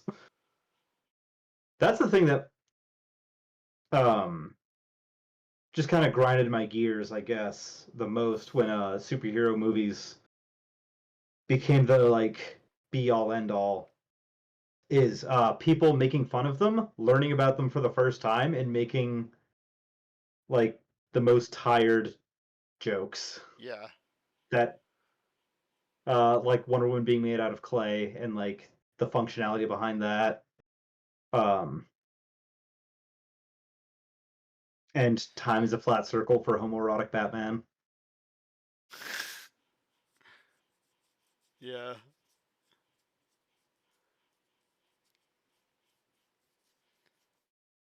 Um, my personal favorite is people making fun of Captain America, uh, putting him in like anti-drug PSAs, and everyone's like, "Well, he does steroids." Yeah, he's When the super soldier serum. yeah, Mark Grimmold did that in the '80s. Yeah. There's a story arc where Captain America smokes meth. Remember, kids, only do the drugs that Uncle Sam prescribes you. That's literally what happened. Yeah. Well, that's not what happens with Cap, because Cap's whole deal is like, you actually shouldn't put your whole pussy into being an American. Um, there's like there's a panel where Cap is like, um, remember, kiddo, don't do drugs. And the kid's like, what about your super soldier serum? And Cap's exact line of dialogue is, that's different. And then just moves on. And again, this is the 80s. Like this Yeah. is making fun of Reagan's just say no era. It might have been late. It might have been early 90s, but whatever. I've entered the war on drugs on the side of the drugs, and boy howdy, guys, we are winning. That's a great piece of advice that a friend of mine who does does English boxing. Um, his coach was like, "You're good, but you should start smoking. It'll give you an edge." He's like, "Okay." Yeah, it'll also fuck your cardio up. No, it won't. It's great. The person who has the best cardio I've ever met in my whole life smokes every day. The thing that'll fuck up your cardio is not doing your cardio. But like, think about how good he would be if he had if he had like a good set of lungs. He has the best set of lungs on planet Earth. Like he like I've watched him blow up people that have never smoked a day in their life, and I'm like, man, drugs are great. I'm on the side of drugs.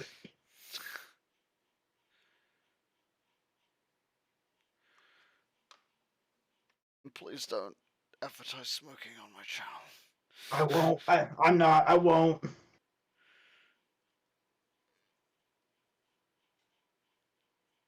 We're going to get in trouble. Yeah, that's right. The only drugs you should take are given to you by a shady German dude in secret. Yeah. I'm sure. I don't know what the reference is, but I'm sure it was a good one. Captain America, I think. He's there's nobody shady in his origin. They're just like they're idealized like World War II people. Ah. Oh god, the worst kind of American. Yeah, it's the 5 second film where uh I think they titled it Brothers in HBO. Um, We woke up where Captain America from his long nap in stasis, and he is impossibly racist. well, Sorry. the sketch was some soldiers are just like crawling through some like bushes, and the one out in front like holds up his fish. And he's like, "Hang on, something's not right." And then uh the color shifts to sepia tone, and you get like the soft trumpets. He's like, "Okay, we're good." I mean, yeah, he was German, and it was a classified project, but he wasn't like a watch dealer. He wasn't like he wasn't morally ambiguous. He was like clearly like a good guy. He defected from Germany. Ashley, What? he performed experiments on human beings.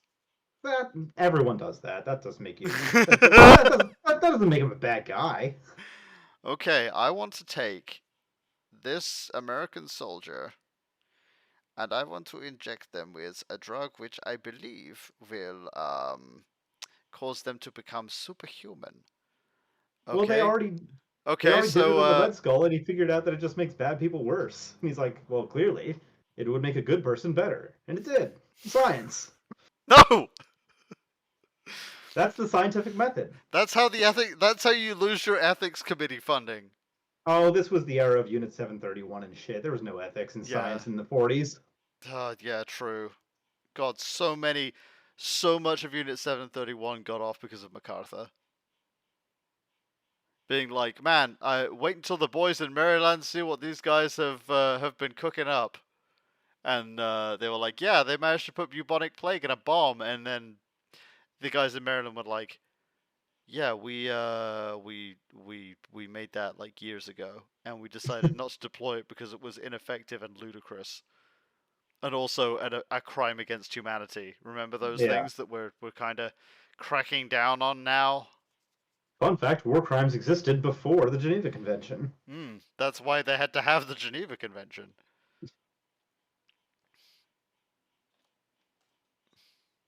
And basically, it's a checklist of things Canada's not allowed to do anymore.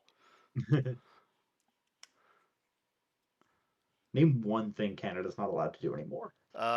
Fill tin cans with send over supplies over trench lines, and then grenade anyone who comes close to them. Yeah, that sounds illegal. Uh, But that shoot. would make a great set piece for a movie. I'll put it in my upcoming Vietnam movie that I'm going to call Full Metal Jacket. It's my original idea. Shoot German prisoners of war because they couldn't be bothered to take them back to to their lines. Not because they didn't have the capacity to, because they couldn't be asked to. Oh, geez, we're gonna have to feed this guy, and I'm already tired from the whole day of warring, so I don't think I want to carry him back. Blam. The last thing I heard before I was killed was an Albertan accent. I'd be pretty glad that I was getting killed. When the sorry stops, the war crimes start.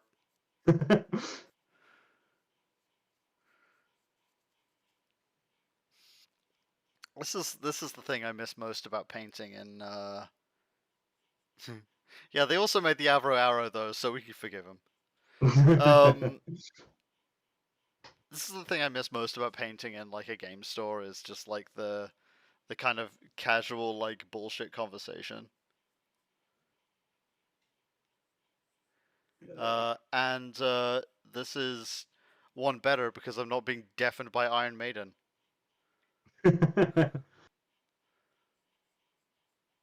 Seriously, like every single Games Workshop in the UK, you could go in. I don't. This isn't true anymore because they've gotten rid of most of the painting tables to make room not to make room for more gaming tables. They got rid of those too, but to make room for more shelf space so they can sell more products. Hmm. Forgetting that like the hobby is like it's a loss leader. That's part of your selling point is that you have a community in here playing games. Yeah, But like after COVID, they didn't bother putting them back. They just put more shelf space up. It's like you understand that your game requires social interaction, right? yeah. Like you cannot play 40k alone in your bedroom. You need friends. You need a I'm hobby. picturing You need community. I'm picturing a scene of a wealthy guy in like a manor who goes to the door and the mailman gives him a letter and he reads it and then goes over to a two-player Warhammer sets up and moves the opponent's pieces around, then moves his pieces around and then writes the letter back. Oh, that would be amazing. I would love to play a play-by-mail game of 40k. Hey, that's how people used to play chess. Yeah. I will absolutely play like anyone who wants to challenge me to a play-by-mail game of OPR. I have a place I can set a table up.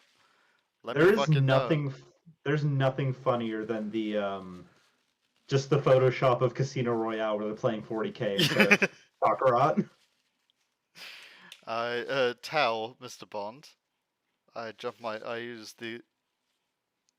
used the jump to send my boys into your back line. Wow, Mr. Bond. Um, yeah, that got It, me. That got me it, so fucking hard. I love that. it appears your hippos were not as famished as you proclaimed, Mr. Bond. Yeah.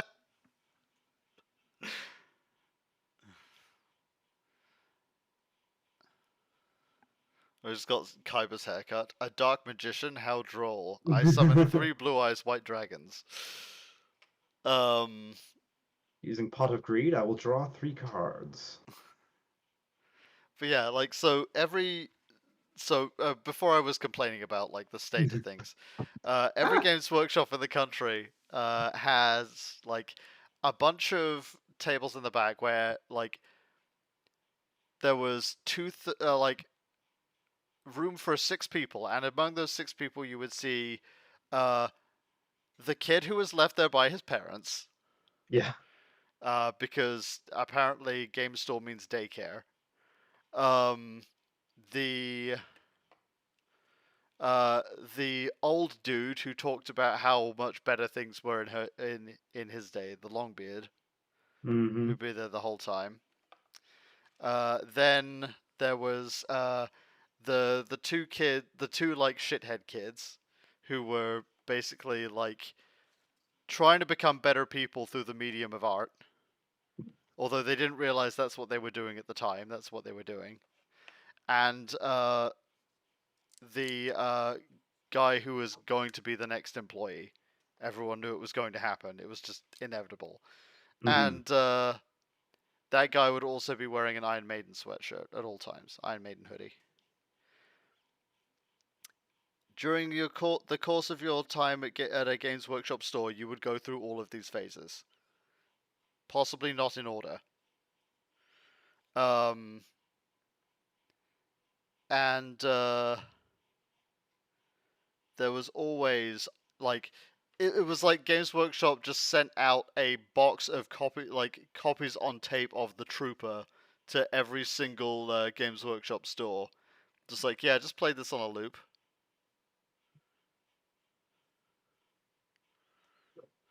I think there's better Maiden albums you could put on loop besides Peace of Mind.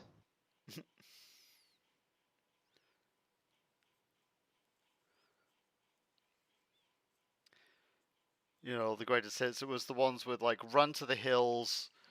Yeah. Have fun info for you about GW store music. Go on. Mhm.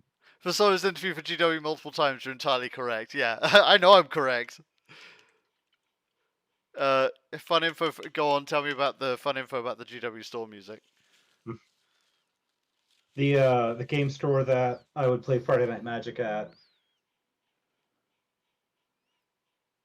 Voice or text for the Uh, story. I would prefer you relay the story in voice if you want to join us. We are an open forum here. Then so shall it be. I know I'm like 30 seconds behind, but hello. That's all right. Hello. So, fun story about Games Workshop and the music they used to have. You are entirely correct that they used to send out mixtapes. Amazing. In the UK, back in those times, hello everybody. There was specifically rules about broadcasting live radio, so you would have to pay to have live radio. But what Games Workshop were doing was they were working out deals with production companies where they could get certain songs and put out a mixtape. And they would send out a CD probably once every 3 months or so to each of their different stores. And at the end of the time where Games Workshop was playing music, sometime around about 2005, 2006, I think. They were doing it at least up till, at least in the Swansea one, they were doing it at least up till 2011. That was the last time I was nice going to a Games Workshop store, kind of more than nice. a local hobby store. I was unfortunately not. Yeah, so around about 2006 is when I stopped, and the places I went to stopped having it. But yeah, like that sounds perfectly reasonable that some places would keep going. Basically, at that point they stopped and they said, okay, like head office has said, get rid of all the CDs and whatnot, and most of them did. Some of them, however, did not, and they kept the CDs. And they, in fact, gave them away to one of the employees. Nice. Which means that many, many, many years later, in the year of our Lord 2024, there is a public playlist on Spotify titled Games Workshop Store CDs 1996 to 2006, Fuck yes. and it is incredible. It is also the music playlist that I most often put on when I'm working in the board game cafe. It's yeah. I mean, like it's just perfect background music for that. Yeah, it's really good for Yeah. just playing games and whatnot. And then when they Um, got the license to do Lord of the Rings from Warner Brothers, they also Oh yeah, negotiated the Lord of the Rings soundtrack. hmm So and it has been nothing but Lord of the Rings. Like I remember when they first released the Lord of the Rings tabletop war game. somebody And bought a fucking yeah, car. yeah, it was just constant, constant Lord of the Rings soundtrack. Well, also like Lord of the Rings is the worst thing that ever happened against, in my humble opinion, anyway.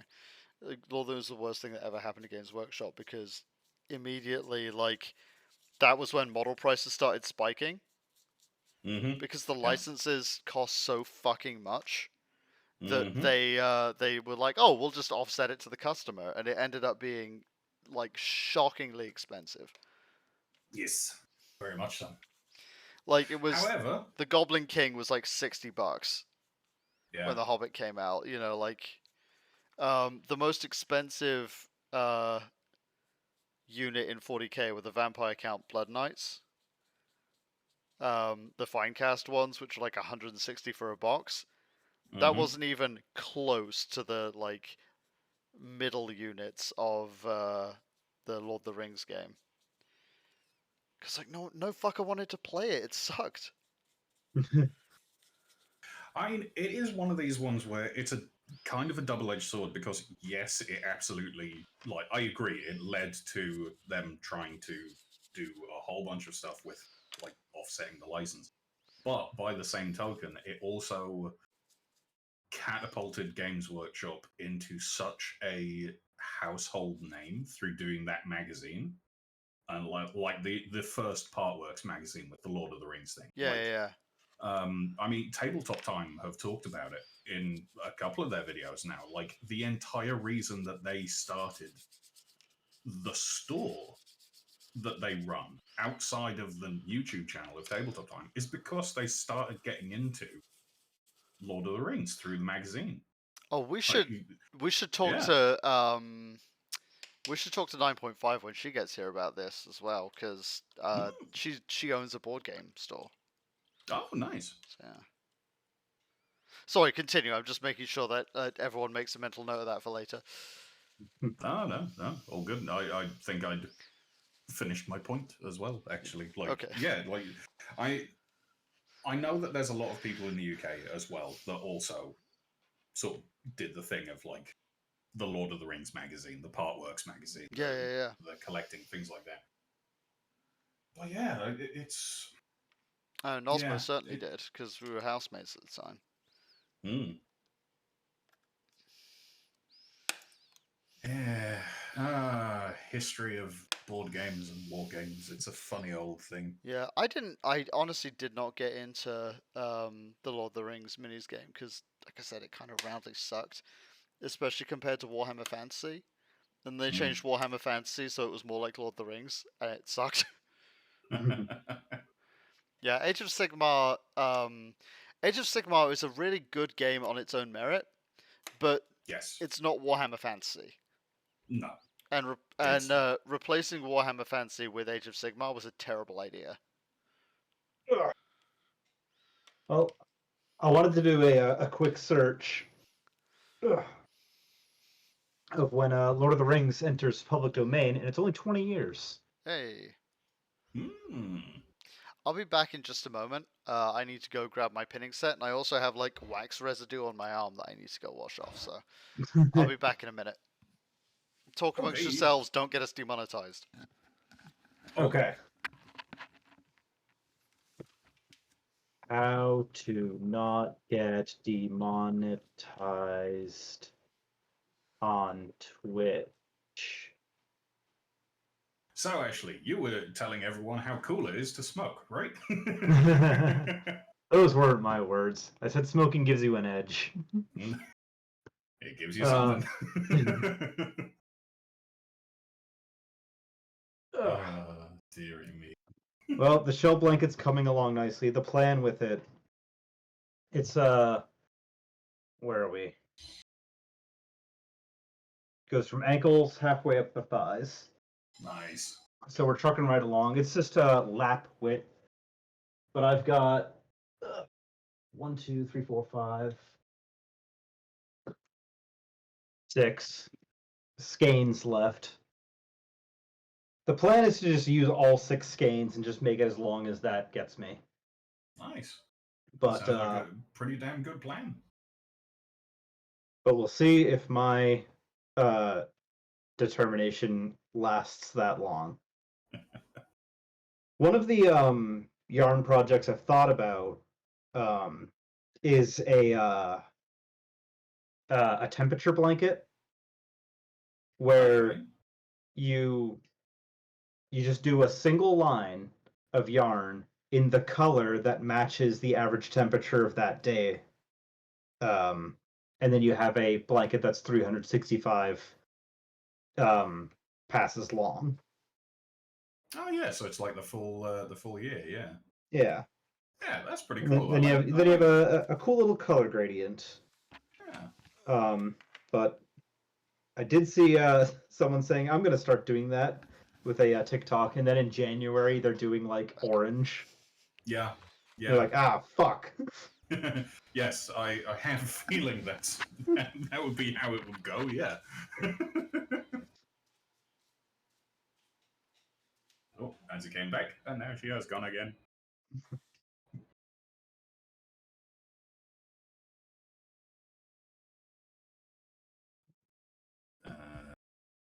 Crochet, one of those things that I never actually tried. I think it is the most approachable and easy method of yarn working, or just uh, geriatric crafts. Mm. Um, if you make a mistake, it's really easy to just back up and fix it. You just pull on it until you go back to your mistake, then start cooking again. Neat. Um, I have made doilies in the past. Fantastic. I thought about just making these and selling them at wrestling shows, but that involves making doilies all the time, Yeah. and I can't be asked. Yes. Understandable. Yeah. Nice. I mean, it's been a while now, but you know, in my time as a I'm back. nerdy, weird child. Hello, Adzy. Hello. I did knit when I was like 12, 13. Very nice. for about 6 months, and then I kind of gave up. Yeah. Because I discovered Warhammer at that point. So I Oh suppose no! if it ever gets to the point of where I don't know, I can't hold a paintbrush or something, maybe I can just have a knitting needle or crochet needle. Something. Yeah. I think knitting you can literally do more. It's just kind of like you can make socks, mittens, sweaters, that sort of thing. You can do that with crochet also. It's just going to be a little bit bulkier of a garment, Mm-hmm. and it's going to be uh, from what I've seen, just less intricate. Yeah. Um, and like you can see all the holes, just like in any crochet thing, and that's going to come through with the clothes.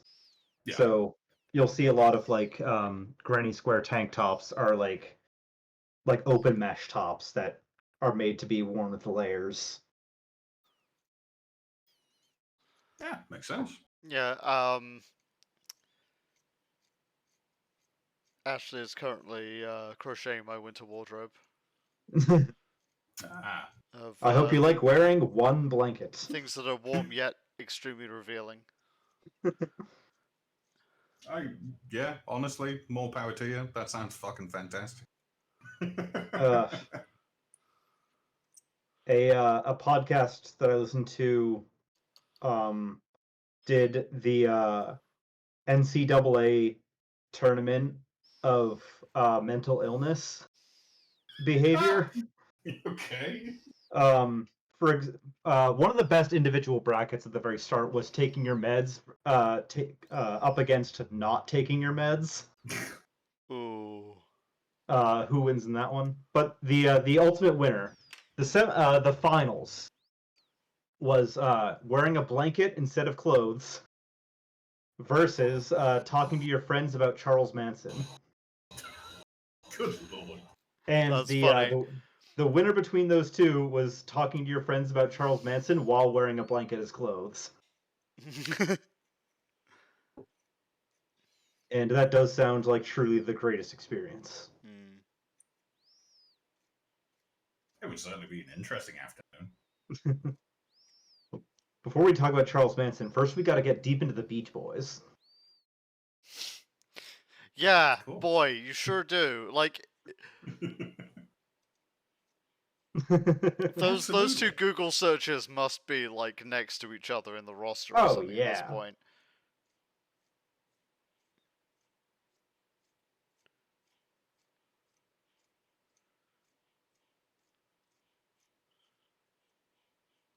Adzy, I do have to ask, what is this machine? This is the it Sorry. is it's called the Scavenger Cutlass. It's from a collection on My Mini Factory from this guy called Station Forge, who makes a lot of Ah, really cool like Krieg style minis as well as yep. some other stuff. And I liked the look of this one so much that I wanted to paint it up for my bunnies. And also because Nice. the variable wings sort of look like bunny ears, and I thought that was very on brand. Ah. Well, it will surprise you not at all to know that I know of Station Forge. Have managed so far to keep myself away from throwing money at the screen Nah, or bro. shoving it into my computer for that. Nah, bro. I'm The part of his temptation is there. I'm part of his tribes. I'm deep in Nice. this. Oh yeah, it's quite neat. Yeah, Look, it looks about the size of I guess like about the size of one of those Space Marine ones, the Storm Storm Storm Raven. Raven, Yeah. Storm Raven. So Yes. it's actually a replacement for the like Mechanicus Ornithopter, Oh right, but okay. it's also the same size as a Valkyrie, and for my money, I think it looks better than the Ah, Valkyrie. yeah. Like between the two, like I mean, from what it looks like on the screen with the close up and the way that the tail is sort of set, it reminds me very much of a Storm Raven. Yeah. But yeah, like if it's around about the right scale for a Valkyrie, heck yeah. Yeah, neat. Because one-page rules allows you to build your own army books. Ooh. This is the Union of Ears Buzzard. I love it. I absolutely love it.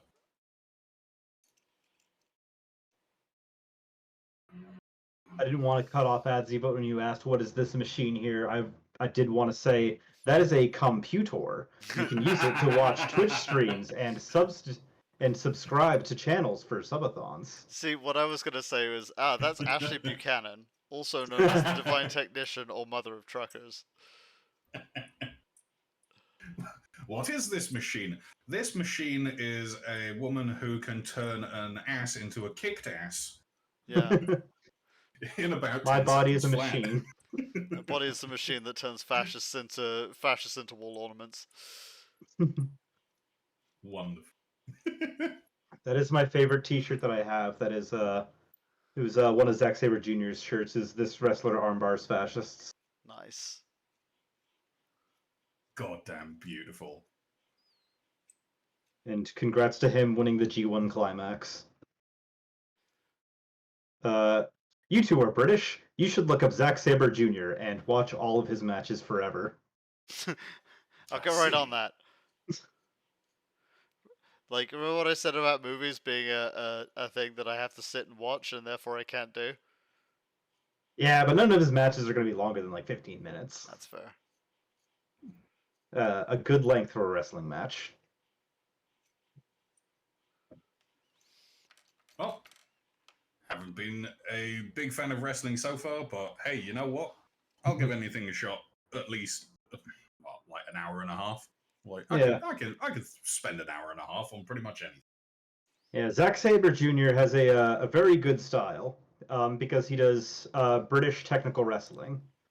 And British technical wrestling emphasizes basically strategy, mobility, and flexibility over just raw power or high flying acrobatics.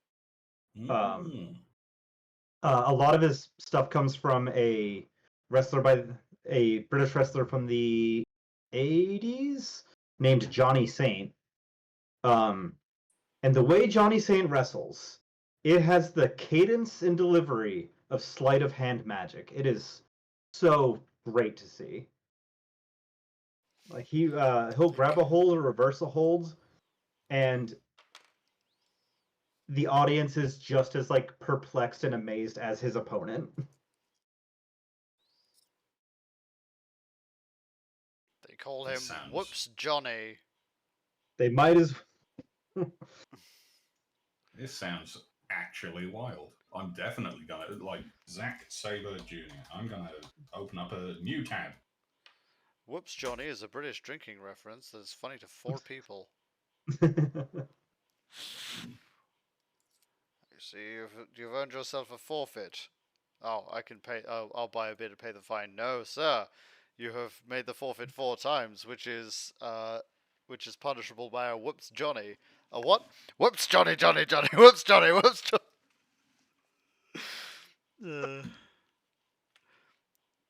Where the fuck did I put that? Oh, there it is.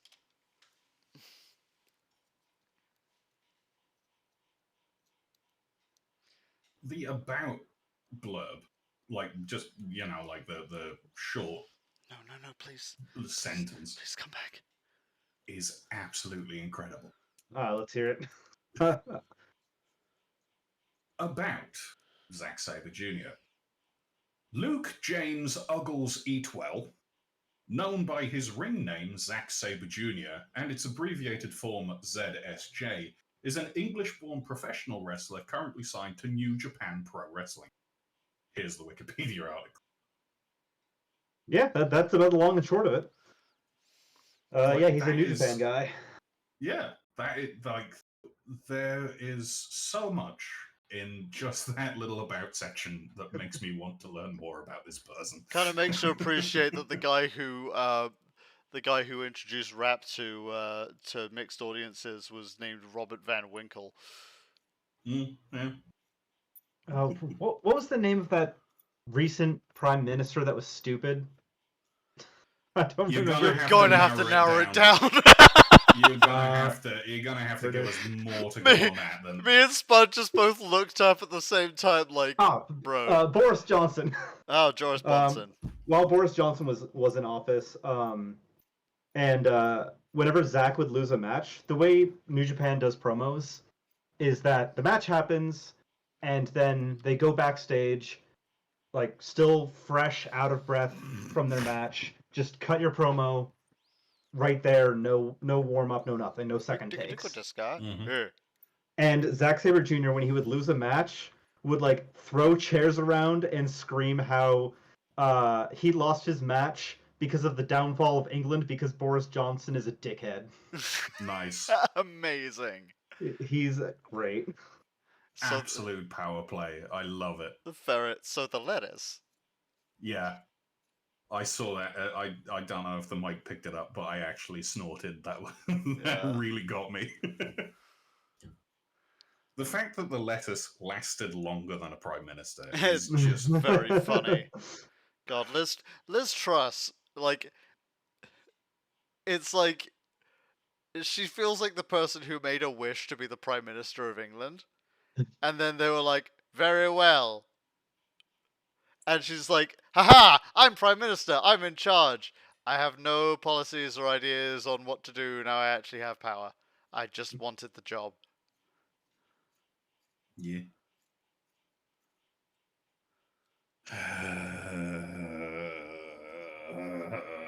Which is the entire Conservative Party leadership, and finally we're burning through the ones that are actually competent enough to get there. Yeah. Another thing about ZSJ is his move list is all bits. He does very complicated wrestling holds, so he decided to give them very complicated names. And the point of this hold, that the generic hold is a double wrist lock octopus hold. The point of the name he gave it is that his opponent should tap out before commentary finishes saying the move name. And the move name is Hurrah! Another year. Surely this one will be better than the last. The inexorable march of progress will lead us all to happiness. Or his standing cross armbar is called "You Can't Play Conkers in England," which I'm sure is very funny for you too. I don't Yes. actually get that one. All right, I'll take this one. So, Yeah, please do. when we was youths, back into the around autumn, horse chestnuts drop from the horse chestnut trees, and what you do is you grab them and you drill through them with a hand drill, and you put a piece of string through and you knot it, and then you knot another piece of string above it. And what you had here was a horse chestnut on a string, and that is called a conker. And Okay. what you would do is you would take your conker,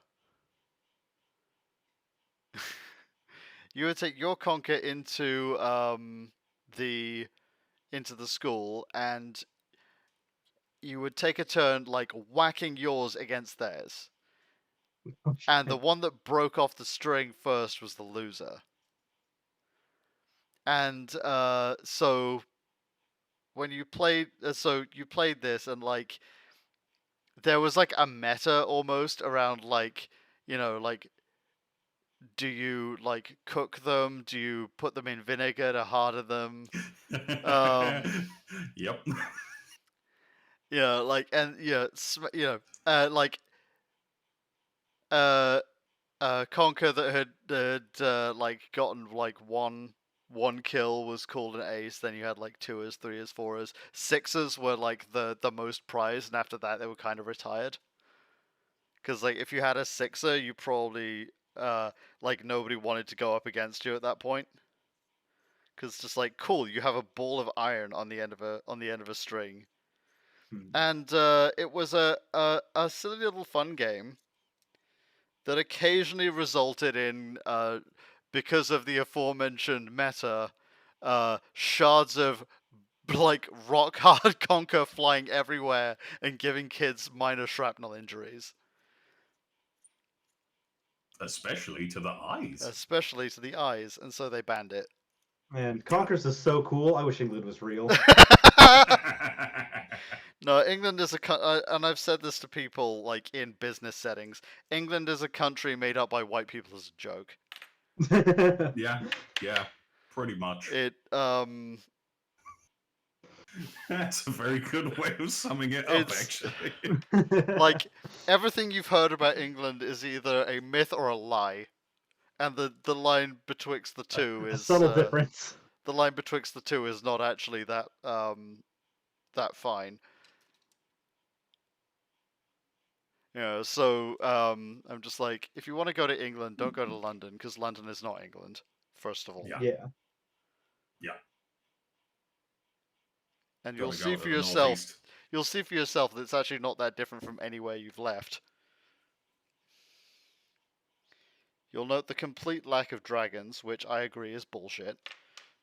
Yeah, that's false Um, advertising. Wales has a few, but they're all ensconced safely in the flags. Mhm.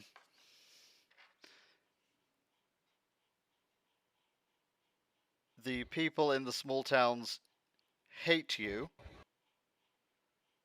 Well, I could have seen that one coming. and would rather you just left them alone. Also, we take, like, we as a group, take umbrage at the fact that you fetishized our existence, despite the fact that we left here to find you. Don't pin that on me. I'm from Boston. Yeah, I know. We kicked you out. we, Boston doesn't fetishize England. They fetishize Ireland. tea's better if you make it with hot water, you know. I'll stick to the harbor. Yeah, rather than salt water. Yeah. Yeah. Fair. I have the best. I have the best coffee money can buy. I get myself a big can of Great Value Instant, and it never fails. I drink it Absolute to classic. enjoy the taste. Great Value Absolute instant coffee classic. is pretty baller, honestly. Coffee is coffee is one of those things where like there's a scale from 1 to 10, and I was gonna say a scale of 1 to 2. no, scale of 1 to 10. Like there's one coffee, which is like barely coffee, right? Like it's yesterday's grounds. Yesterday's reheated microwave spray dry instant coffee. That is one coffee, and one coffee sucks. And then there is 10 coffee, which is like shat out the arse of a weasel. Yeah. And that also is like so expensive and it exists pointlessly, and it also sucks. But anything from 2 to 9 is great coffee. It's the same with pizza.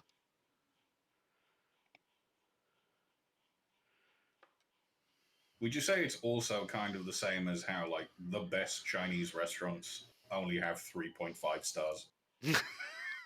If there's no flies in your Chinese restaurant, you gotta find a new one because Yeah. Mhm. the fly. The best Mexican restaurants I've eaten at in the US have bars on the windows Oh yeah. and are right next to a gun store. Mhm. Oh, you probably got great Mexican. You're in Arizona. Oh, we do have great Mexican, man. Let me tell you.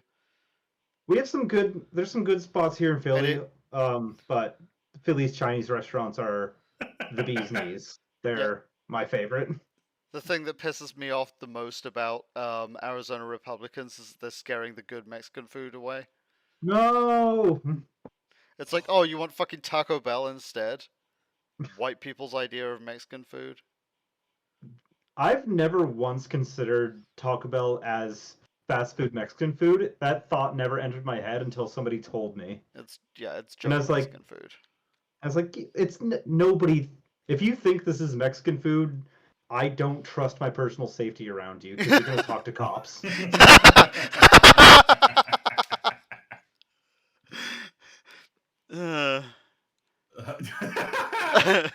Makes That- me feel think yeah. garlic powder is spicy. Yeah. This allows me to say a wonderful thing about here living in Germany, living in Berlin. There is an Indian restaurant that I order from on occasion. It is very, very nice. And we've got a thing over here called Lieferando, which is like sort of like Uber Eats, but like actually not horrific and exploitative. A little bit exploitative, but not horrific. And they have the listing like, a lamb Rogan Josh, spicy.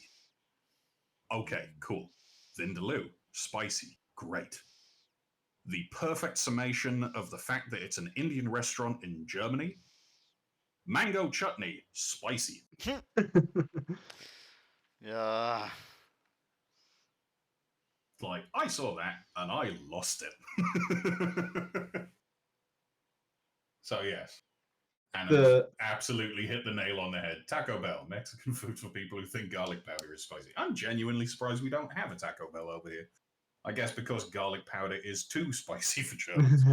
Yeah. It's like when people are I like, white people don't season food. It's like I beg your finest fucking pardon. We season food very well in England. It Mm-hmm. like the people you want to blame for not bringing any spices over is the Dutch, because they were keeping them all to themselves. Like it's, like this is a rant that I shouldn't really do on stream, so I'm going to like dip into the very top of it and then leave it alone. It's like there's no such thing as white people. White people was a thing that like shitty white people came up with to separate themselves from like lower races, etc. So it's all a fallacy. It's all bullshit. There are no lower or higher races. We're all just out here trying to fucking survive. Yeah, absolutely. And it's like white people have no culture because like white is not a culture, it's an absence of it. It is you've gotten rid of your culture and replaced it with a smug sense of self smug sense of self-satisfaction based purely on a random roll of the die. Mm-hmm. Like imagine like rolling a 6 and then being like super smarmy about, oh, all of you non-6 rollers. Actually, not even a 6, because a 6 is like a special number because it's the highest one die. It's like a 3. You rolled a 3 on the die, and you decided that every number that wasn't 3, or like at least close to 3, like 2 or 4, was a shit number. if I could be a number, I'd be 5. 5 is pretty good. Yeah. 5 is a. It's got a nice sound to it. It's got a good mix of both hard angles and a big curve. 5's a good ass number. I'm glad I I'm agree. Scotch Irish. Hell yeah. It's like, be proud of your heritage. Don't be proud of the fact you're white, because it's a fucking vanilla nonsense. And Mm-hmm. Be proud of the fact that you're at like, least yeah, vanilla is still a flavor. yeah, be proud of the fact that you're Scotch Irish or Dutch or German or whatever, Caribbean, Jamaican, Angolan, Somalian. Like, be proud of where you are, like the rich culture that you came from, or like if you don't know the culture that you came from, be proud of the one you've created. Be proud of like I don't.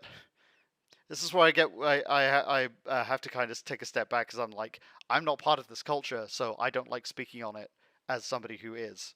But like, Mm-hmm. be proud of the black culture you've created in like the despite fucking everything, right? Yeah. You Mm-hmm. you've earned that. That's yours. It's like when Kendrick Lamar is like they're not like us, and I saw white people chanting. I'm just like, who is they to you, buddy?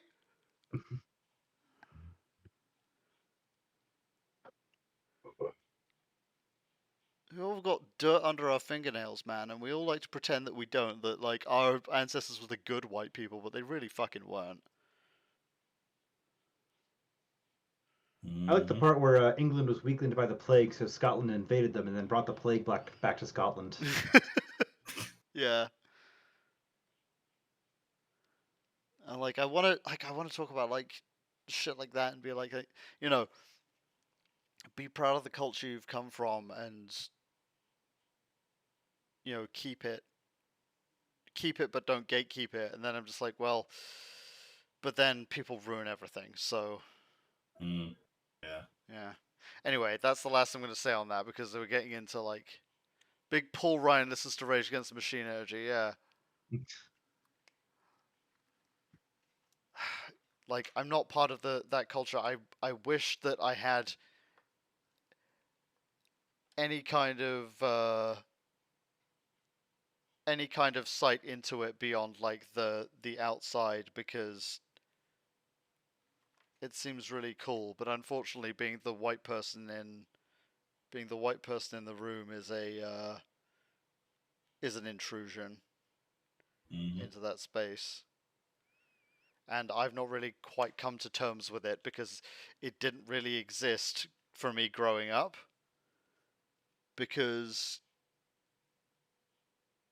the everyone around us, the white and black people in our neighborhood, were all fucking British, Yeah. right? Like we didn't have, or at least I, growing up, because I know there's a lot of this nonsense like in places like London and Manchester, but like I growing up didn't have a fear of my neighbors because they were my fucking neighbors, whatever their skin color was. All right, now I'm officially done. I will rant about this for hours, and it will end up with me like either generating a soundbite or saying something that's not a good look, because like my train of thought is muddled. And we have a guest coming in like 5 minutes, so we need to make sure the deck is clear. Ah, here she is. Uh,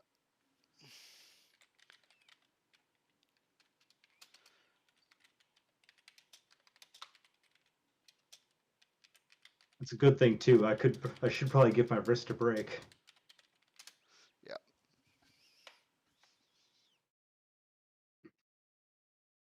Mm. I need to grab a.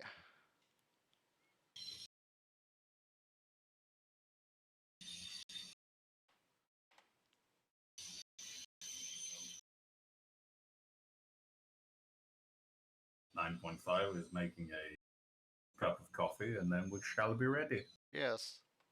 Yes. Fantabulous. Fantombulous. Yeah, I've sent her an invite to the server. I hope that she's not hugely put off by that. But I was like, come join us. Come join us. I will not do a voice and say the same thing for comedy effect because it would come off as incredibly creepy. Yeah.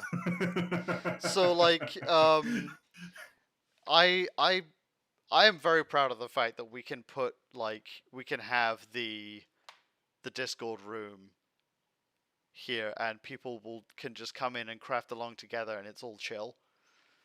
Yeah, it's real nice. It's a really, really nice piece of community that you've managed to get. Yeah. It's it's real It's like cool. we're all just gonna come in here and we're gonna have a little crafting circle and we're all gonna have a good time together. And then at some point, somebody's going to donate a bunch of subs or whatever, and I'm going to have to wax my leg again or swig hot sauce from a bottle. What are the Yeah. other things on the wheel? So the other things on the wheel are the hot sauce, where I have to take a Yeah. dab of hot sauce.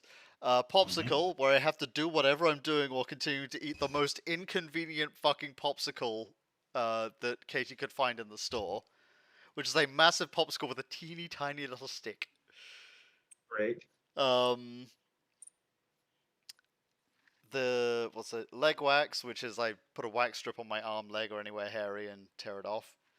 Mhm. I have to speak for 5 minutes in a regional accent. Uh, how do you pick the region?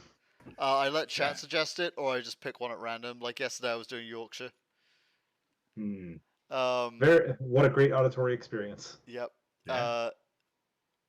My Immortal, which is I have to read 2 chapters Oh. of the infamous fanfic My Immortal. Oh.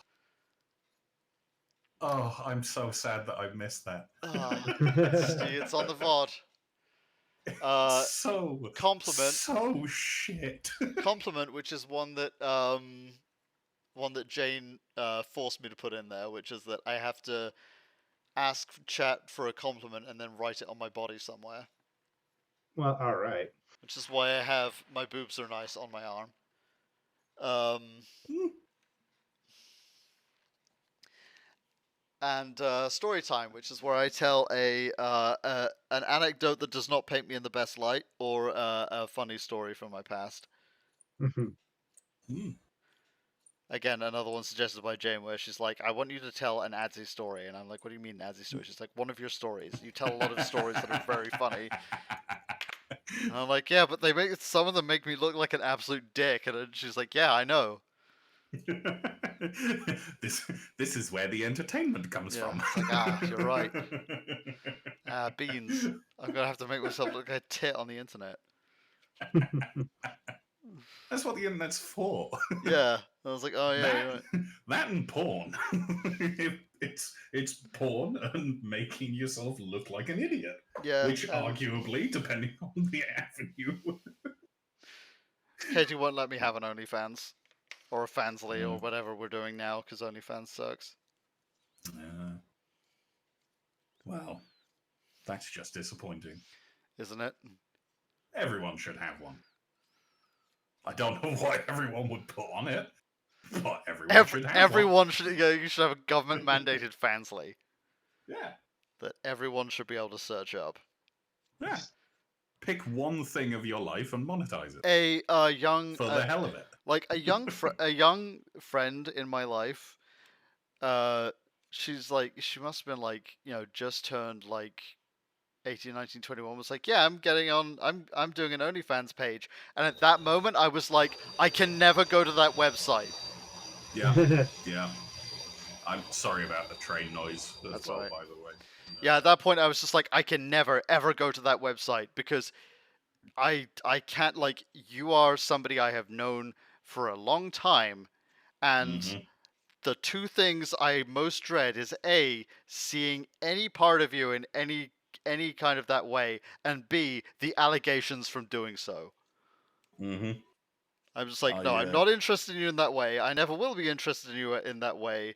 I am terrified of anyone thinking that might happen. I want you to just, you know, I would rather you didn't so that I could go there, but I guess I'm just, sayonara it is. Never going back there.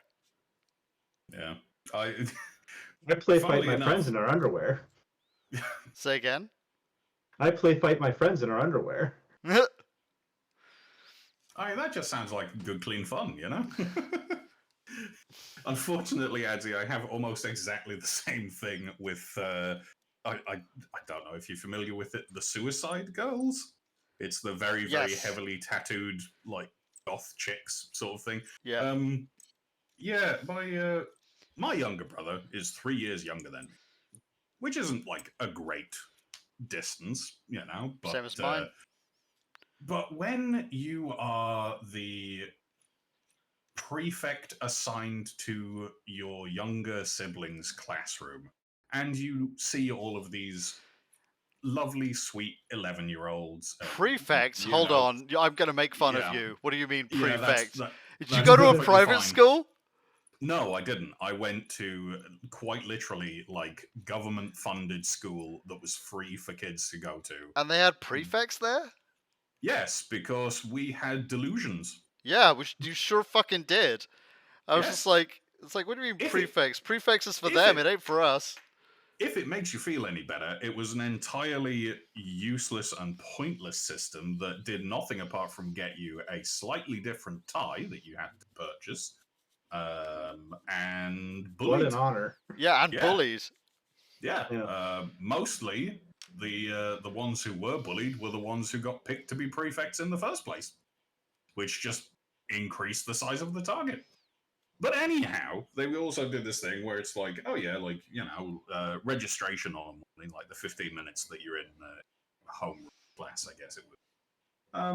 You know, like go off and if you've got this vaunted prefect label, go off and look after a different group and, you know, sort of like guide the young ones and tell them how to avoid getting beaten up.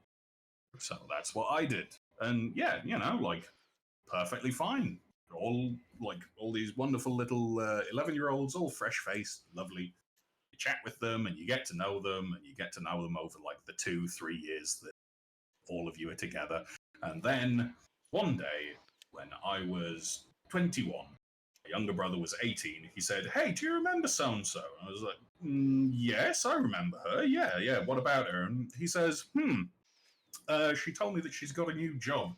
She's joined the Suicide Girls. I was like, Right, well, not going on that Yep, website. can't go there ever anymore. again. Yep. Can't go there.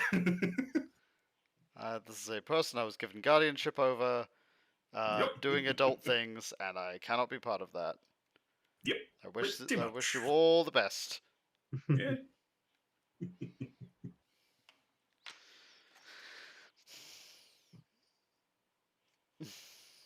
Yeah, it's like, man, I want to do like this is where 9.5 is like watching and just like, do I really want to join these idiots? Do I really want to come into this nonsense? I mean, it'll be funny. Yeah. This was like where like this morning I was like getting everything ready and it suddenly dawned to me that like, you know, I don't think I've ever like, because I've spoken to 9.5 a few times and I've like been lurking her streams for a real long time and I'm a huge fan of what she does and like I just managed to like get up the courage to be like, hey, do you want to be on my stream? And I just like, oh my god, I've just asked this amazing artist and businesswoman who like does everything I want to do better than me and for longer than me onto my stream, and I'm an absolute mess and an asshole. Nah, you're I not was just messing gonna. an asshole. Yes, I know because I have toadies around me to tell me I'm not. I am not a toady. I am very much not a toady. You are I not a will toady. tell you that you're like, you know, you're a wonderful person and you do fantastic things, and I get nothing from it.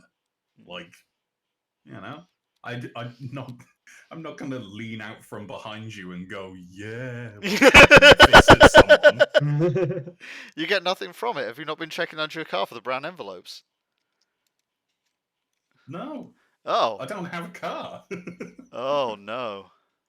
No, wait, hey, you know what? I did.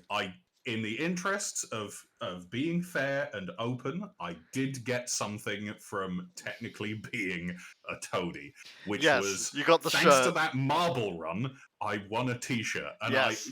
given the entire history of running that marble run game, I had never come even in the top 10 previously. It was either like 11th, last place, slightly more than last place, or I fell off the fucking track. Both of them tracks where you shouldn't be able to fall off of them. Yeah. So You got a t-shirt for being lucky, which is you I know did. what? Exactly the fucking fine American attitude that kept Russian paratroopers off my lawn. Exactly. Like absolutely. Better be lucky than good, the American way. Mm-hmm. Oh yes. Bloody trains. This is one of the things I hate about one, living next to a train station, and two, it being so warm I need the window open. It is Because I Germany. can never tell. It is Germany though, so you if you have a clock near the window, you know exactly when to open and close it.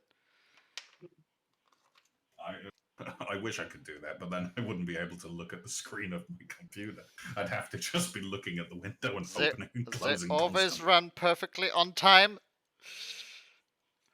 Which I know is like not true because like No. was it like Deutsche Train is just absolute the Deutsche Zug or whatever is like absolute Deutsche nonsense. Bahn. Deutsche Bahn. Deutsche Bundesbahn. Deutsche Bundesbahn. Hilariously, I applied for a job with them as a driver. See, I reckon I could do that. I got Drive a pretty train? far. I got Drive a pretty train. far in the application process. And then when that didn't work out, I can't. What was it that stopped me from doing? Oh yeah, I needed to write off to. There's this one particular German institution that like ratifies foreign certifications. So because all of my education had been in England, including like my degree and things like that, I needed to get it verified that I had actually done it. And this one German institution takes as long as they want to. So what happened when I applied to be a train driver for Deutsche Bahn was Deutsche Bahn said, yeah, absolutely, like, we want you. Like, this seems great. Hmm. And then that institution took 9 months to pull their fingers out of their asses and send me back a letter that said, hey, we didn't get round to it. Nah, we're not doing this. Sorry, apply again. And I was like, right, okay. So apparently I can't get that job with Deutsche Bahn. So I applied to the wonderfully titled BVG, the BVG, which is the bus company over here. So Deutsche Bahn does the trains, BVG does trams, undergrounds, etc. Applied for a driving job with them. And they turned me down because apparently, if you're depressed, it's not the right job. You know what? Fair. I was like, I understand on a level. I understand that like That's really funny. the ideal for a train driver is not someone who is at risk of jumping in front of the train. I get that. But like also, if I didn't think I could do the job, I wouldn't apply to the job. And if I was in danger of jumping in front of the train, I would probably wait for a train driven by someone else, wouldn't I?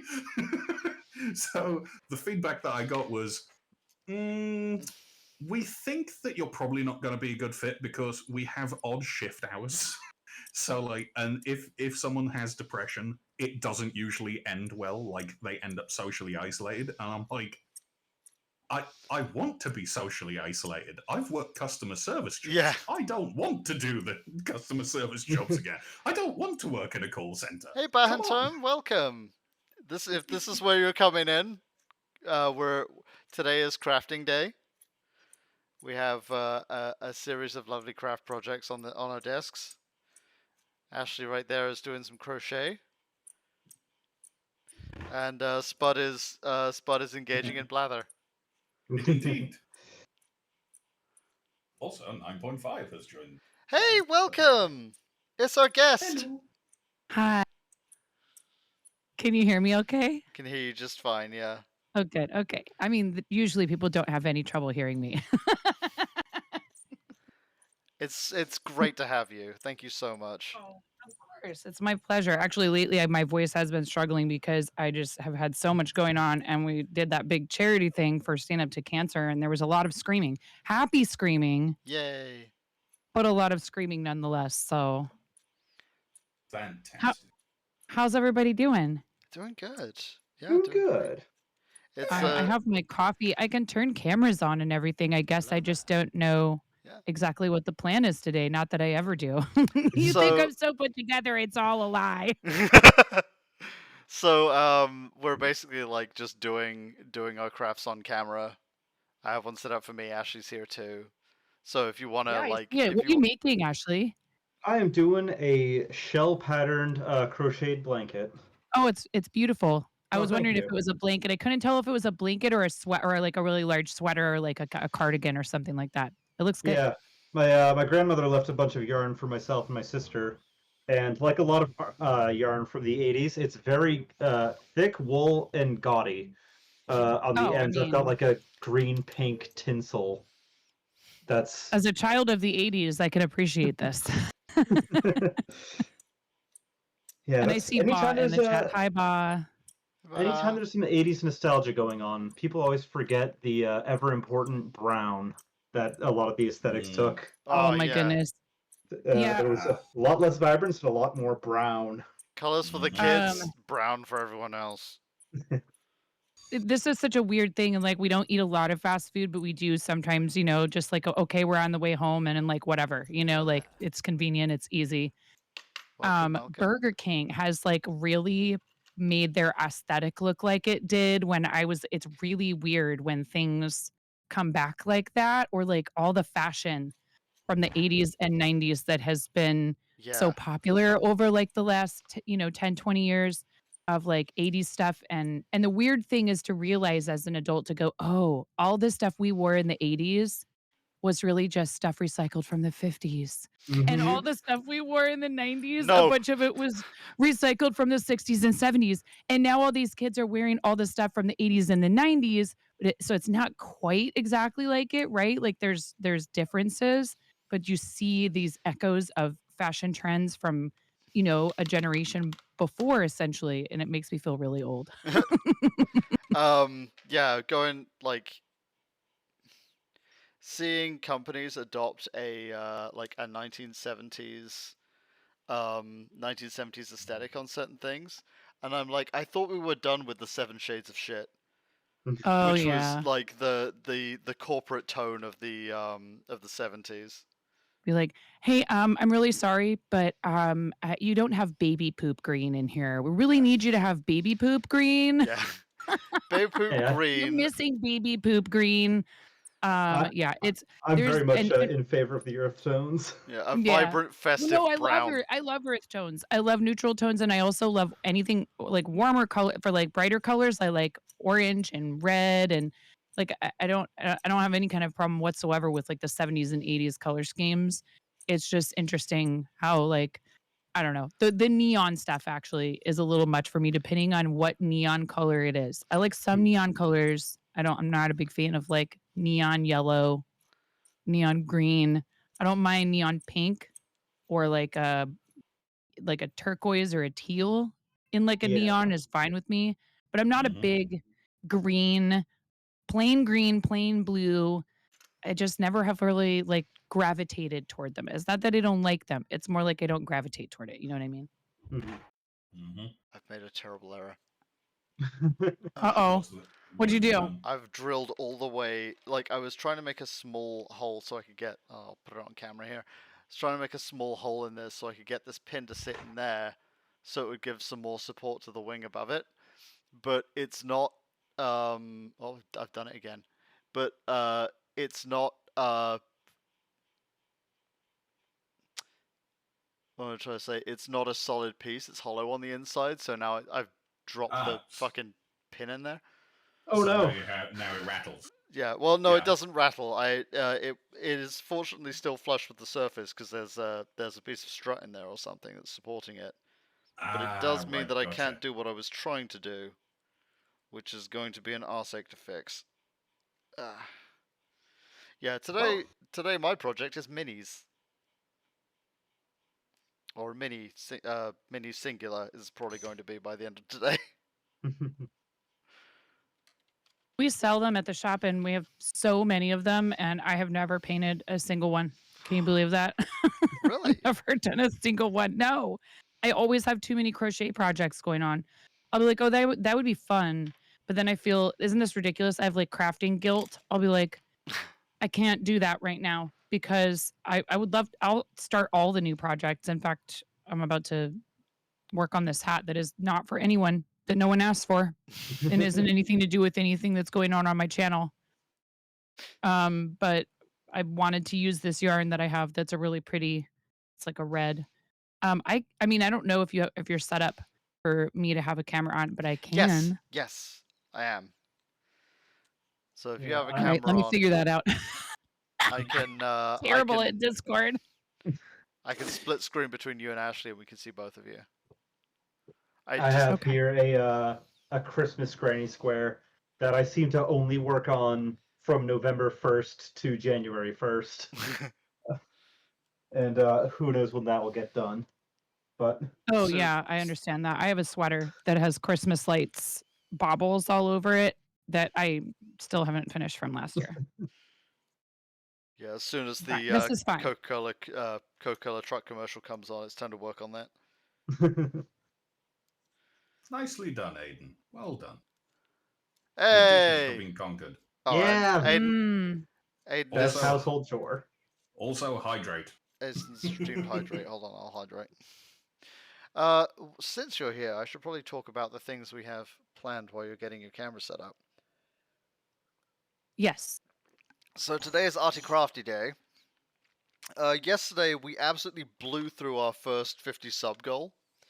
Because I was like, 50 subs, like, it'll take us a week to get to 50 subs. We blew through it in less than half of the day. So I have upped the game a little bit for the rest of the week. So if I go to the goals channel here, For you, that's awesome. It's a nice thing, but it's also sometimes sort of nerve-wracking. You're yeah, like, "Oh my gosh, what do I do now?" yeah. So every 5 subs, 5,000 bits, we're still spinning the wheel of problems. The wheel of problems today had me had me wax 2 more strips on my arm. The wheel of problem. Yes. I'll if we get to I think we're 3 subs away from the next one. No, 2 subs away from the next one. Or like every 5,000 bits again. So like we're 4,000 bits away from that. Um, I spin the wheel of problems, and it comes up with some sort of horrible torture for me to do. And people enjoyed that so much yesterday that they had me doing it over and over again to the point where I actually I felt a bit sick. So, um, but for our continuing rules, for 60 subs, we'll give your OC a cameo in Arcana Watcher USXW.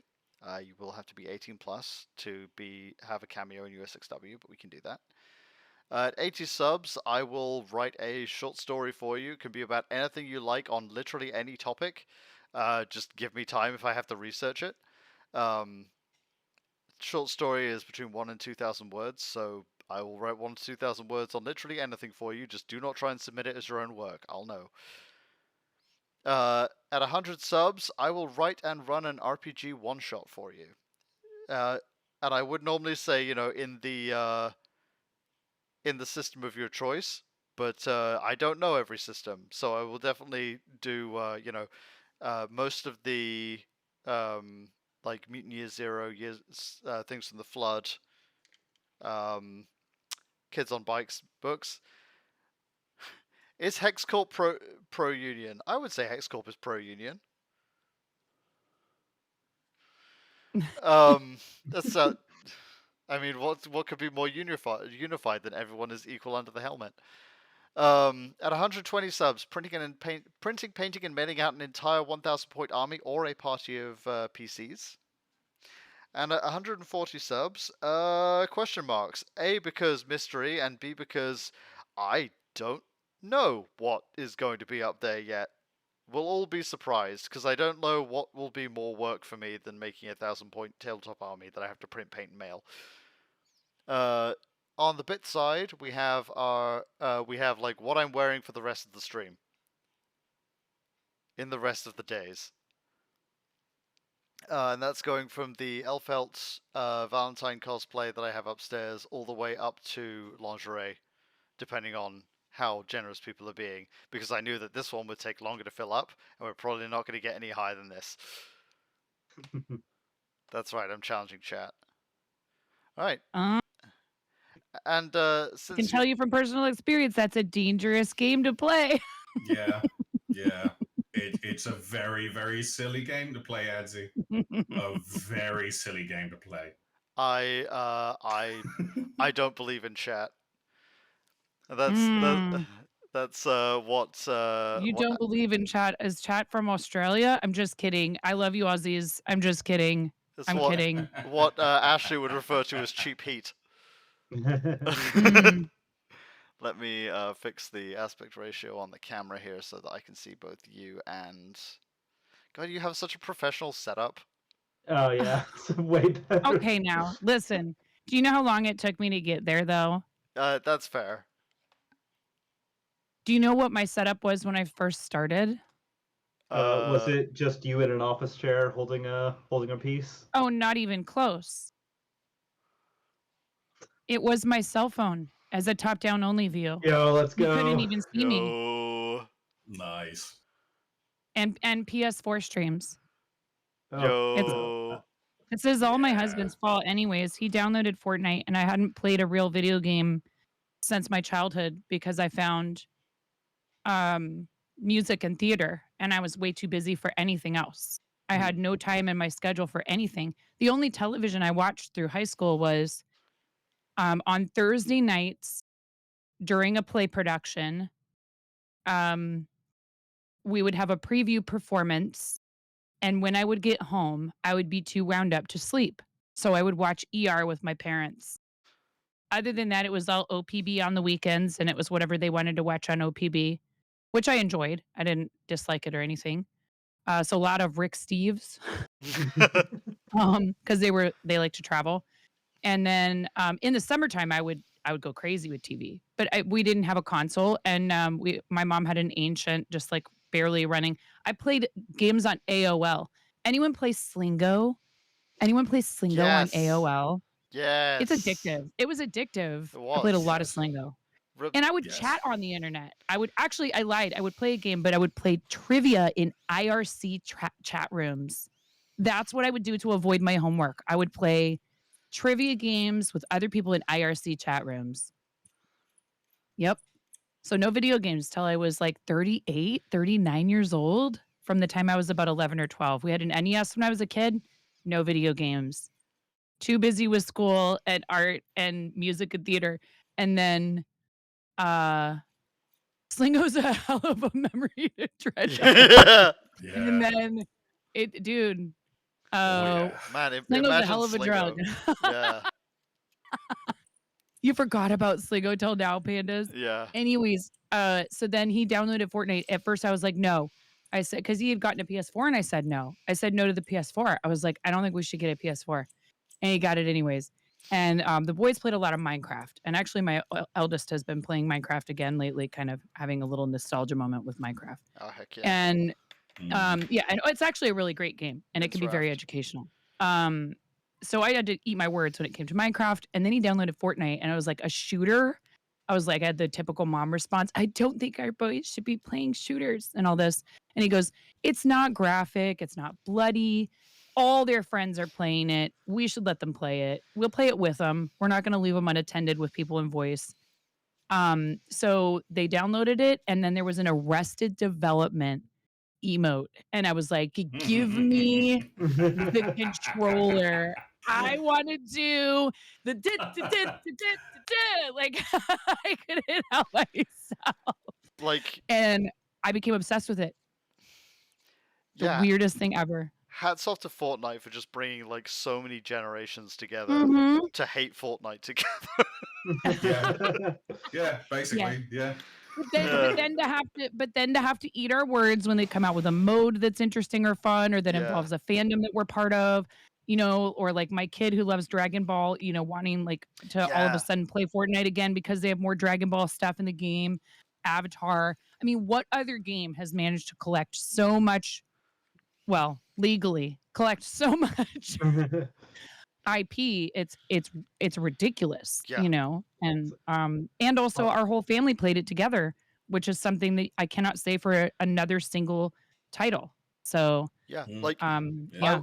this is one of the things. Like, whenever I see people talk about Fortnite, they're either like examining it completely uncritically, or examining it with like nothing but a critical eye, and it's like Fortnite's kind of pretty good actually. Like, people aren't being tricked into playing Fortnite. Fortnite's actually quite good. The game is a lot of fun, particularly when you play it with the right people. Yeah, Yeah. exactly. And I think a lot of it is sour grapes because PlayerUnknown's Battlegrounds didn't do as well. Yeah, well, that's Good what old there's a Pluck Bat. phenomenon with that with Pokemon Go too, with Ingress players.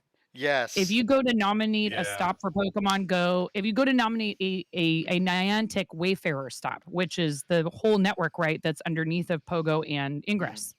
If you mention Pokemon in your nomination of a stop, there's a bunch of Ingress players that will, out of spite, downvote it just because they don't like Pokemon Yeah. Go.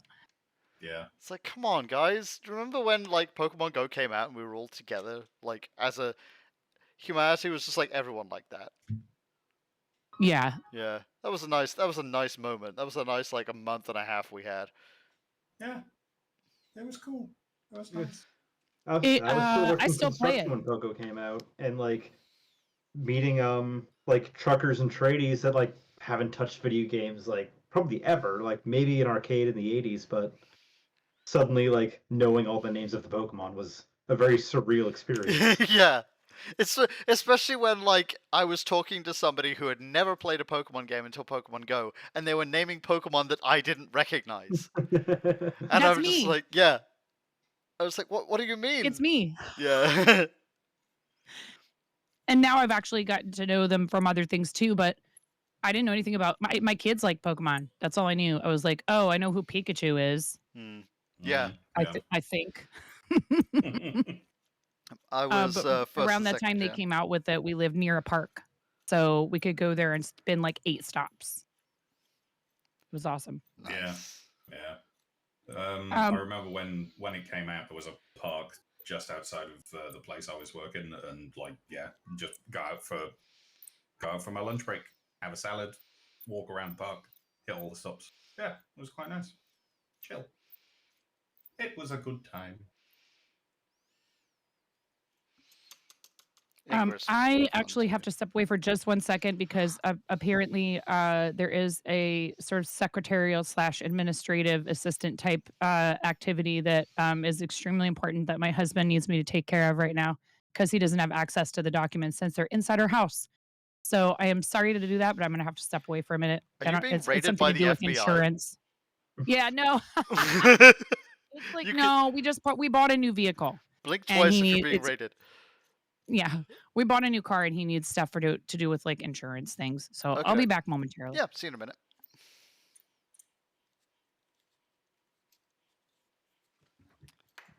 Yeah, Fortnite's definitely one that's like it's unprecedented. Like conceptually, license wise, Yeah. light it feels like a lightning in a bottle, but the lightning won't stop being active. Yeah. Hmm. Um It's what the entire it, metaverse wanted to be. yeah. And it is still one that like I'm like uh still shaking old man shakes fist at cloud about of Yeah. like not even because I liked PUBG, just like um it makes me think of like where's the purity of when I was a wee kid and we wanted Mr. Incredible to fight uh Keith Griffin. We had to figure out Mugen and download it ourselves or make our own sprites. And it was much more grassroots.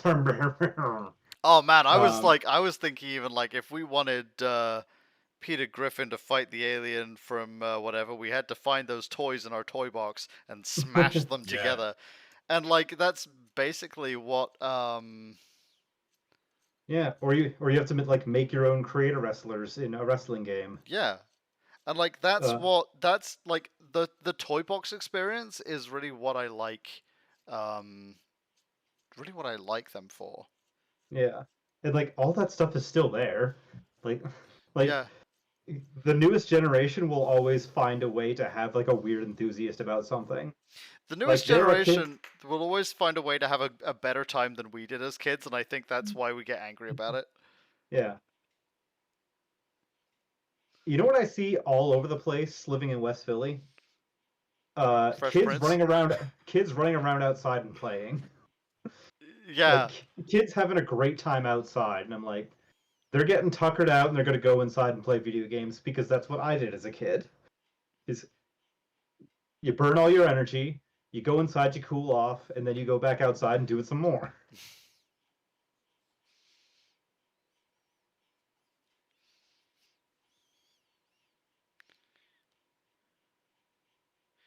Yeah, no, absolutely. Hmm.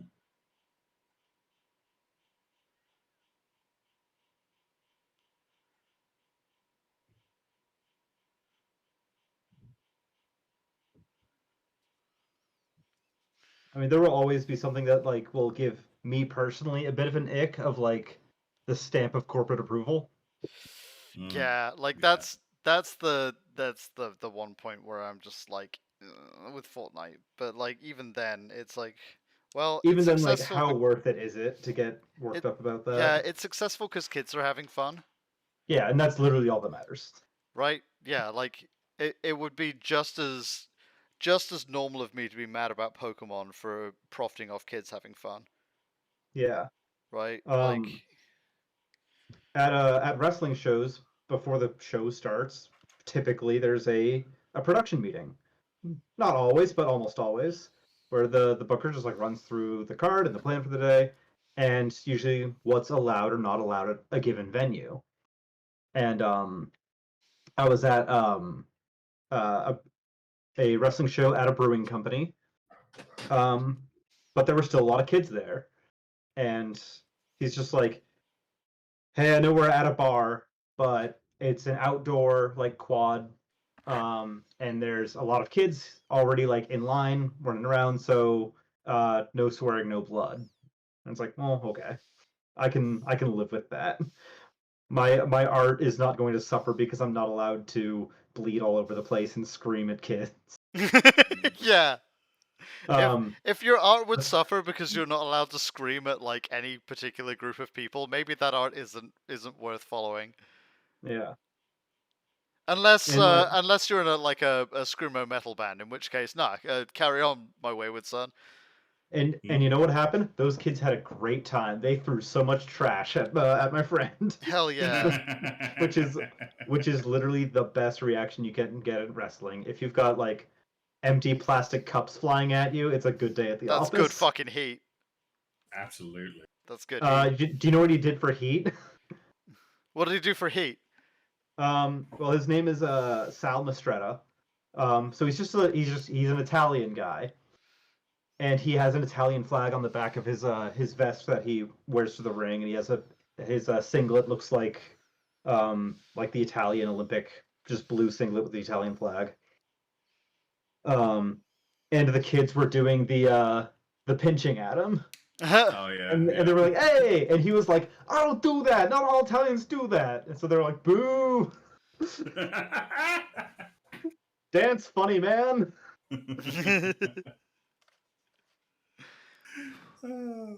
What's the best heat the best like heat you've ever generated? I mean, I almost always work as a good guy. I'm a very Right. natural baby face. The best heat I've been a part of was when I wrestled my trainer at FDR Skate Park. Ooh.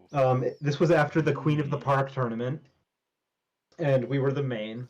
So it is this man versus this trans woman at a skate park event that had a lot of trans women at it, and everybody was throwing just cans of beer at him and like trash and stuff because he said Tony Hawk Pro Skater sucks. That's the worst video game I've ever played, and Tony Hawk is a loser. And like everyone's shit at him. That's so good. Yeah, and then he hit me with a skateboard. And I everyone's want like, to throw "No!" trash at him. God damn. I also love the meme of Tony Hawk not getting recognized. Yeah, that's perfect. It's and the fact that he's like played into it. Yeah. Like there was a picture of him at the Olympic level skating, and he was like, it's like skateboarding, and he was just like stood there on the sidelines watching people, and the quotes from like everyone were like, "Man, that guy looks so much like Tony Hawk." The one I saw was Snoop Dogg and Tony standing next to each other, and like the credit underneath was Snoop Dogg and an unidentified gentleman. First comment underneath, like, man, Tony Hawk would really enjoy it if he was. Yeah. Just absolutely beautiful. Love it. There's nothing that will make me laugh harder than a lower third joke. But when the Chiron is part of the joke, I'm dead. Yeah. You got me. Yeah. You've got me in the palm of your hand. Red Letter Media just did one that got me, and it was like only a little bit funny, but it's just my weakness. They were talking about Alien Romulus, and they were talking about chestburster scenes, and they had the movie credit of Alien 1979, director Ridley Scott, but they were just showing footage from Spaceballs when they do the chestburster. Yes. Yes. Oh, that's good. best best line ever written, as far as I'm concerned, in a sci-fi.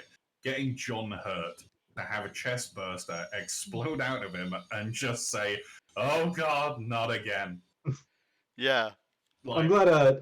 Glad John Hurt's absolutely a guy who beautiful. plays ball.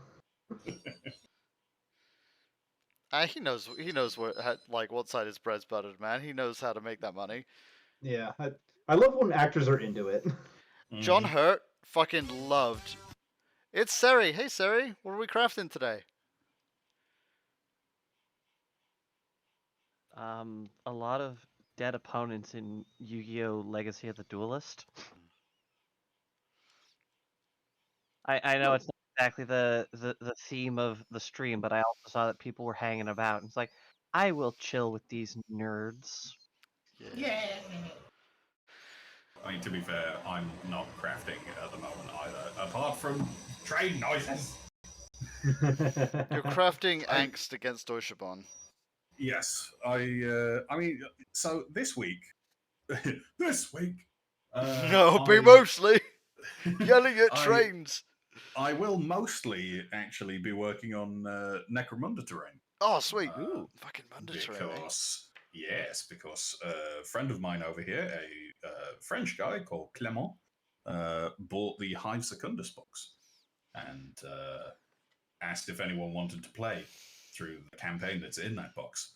And me, being a massive Necromunda loser, immediately said, "Yes, absolutely. Let me just go through and figure out what terrain I've got." Because me and Clement also have been talking about running an actual weekender campaign and putting out tables for people to play on. And I have apparently a lot more terrain than I thought I did.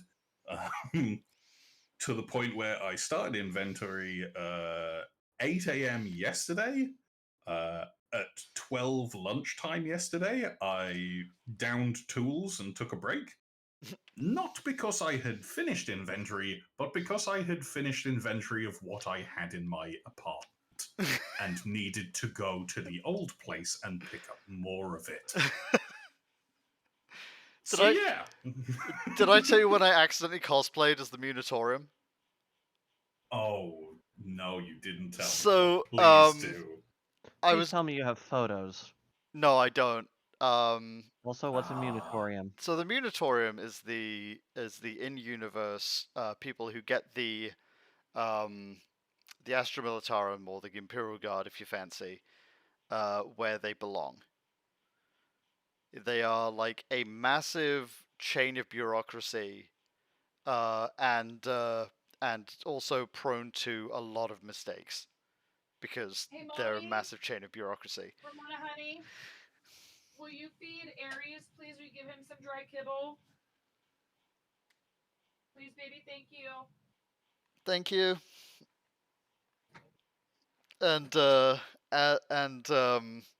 one of the big things with the Munitorium is that they make sure that they have a full list of every single soldier under their command. This list is always complete because why wouldn't it be? They made it. And I was going through trying to keep account of like all of the figures I had, and I made a complete inventory, and then turned around and found that I had a bunch of minis that I hadn't counted, and found entirely new units that I'd built years ago and forgotten about. And I was just like, oh my god, must be how it feels to lose an entire regiment of guardsmen because of a clerical error. Yep.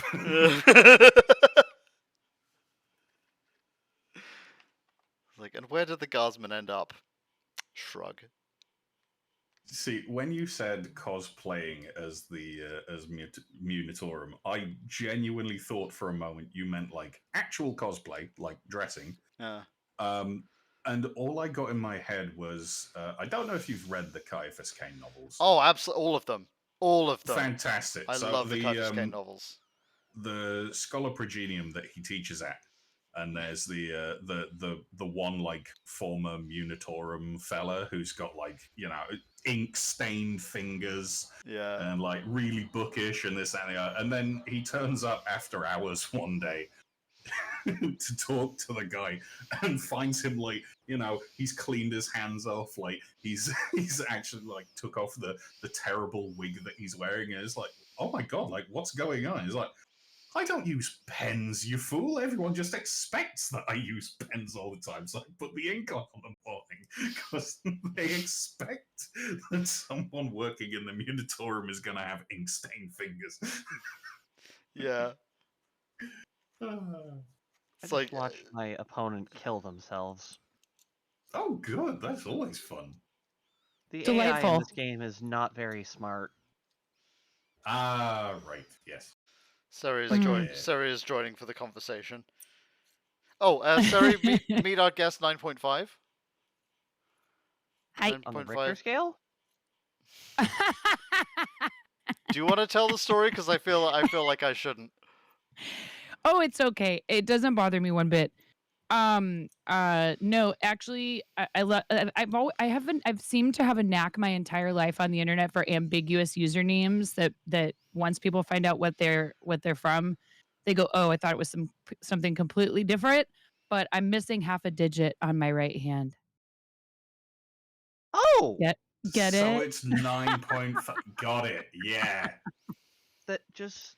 That's very Okay, funny. so it very specifically just makes me think of so my fiance, her username everywhere is I have 3 settings.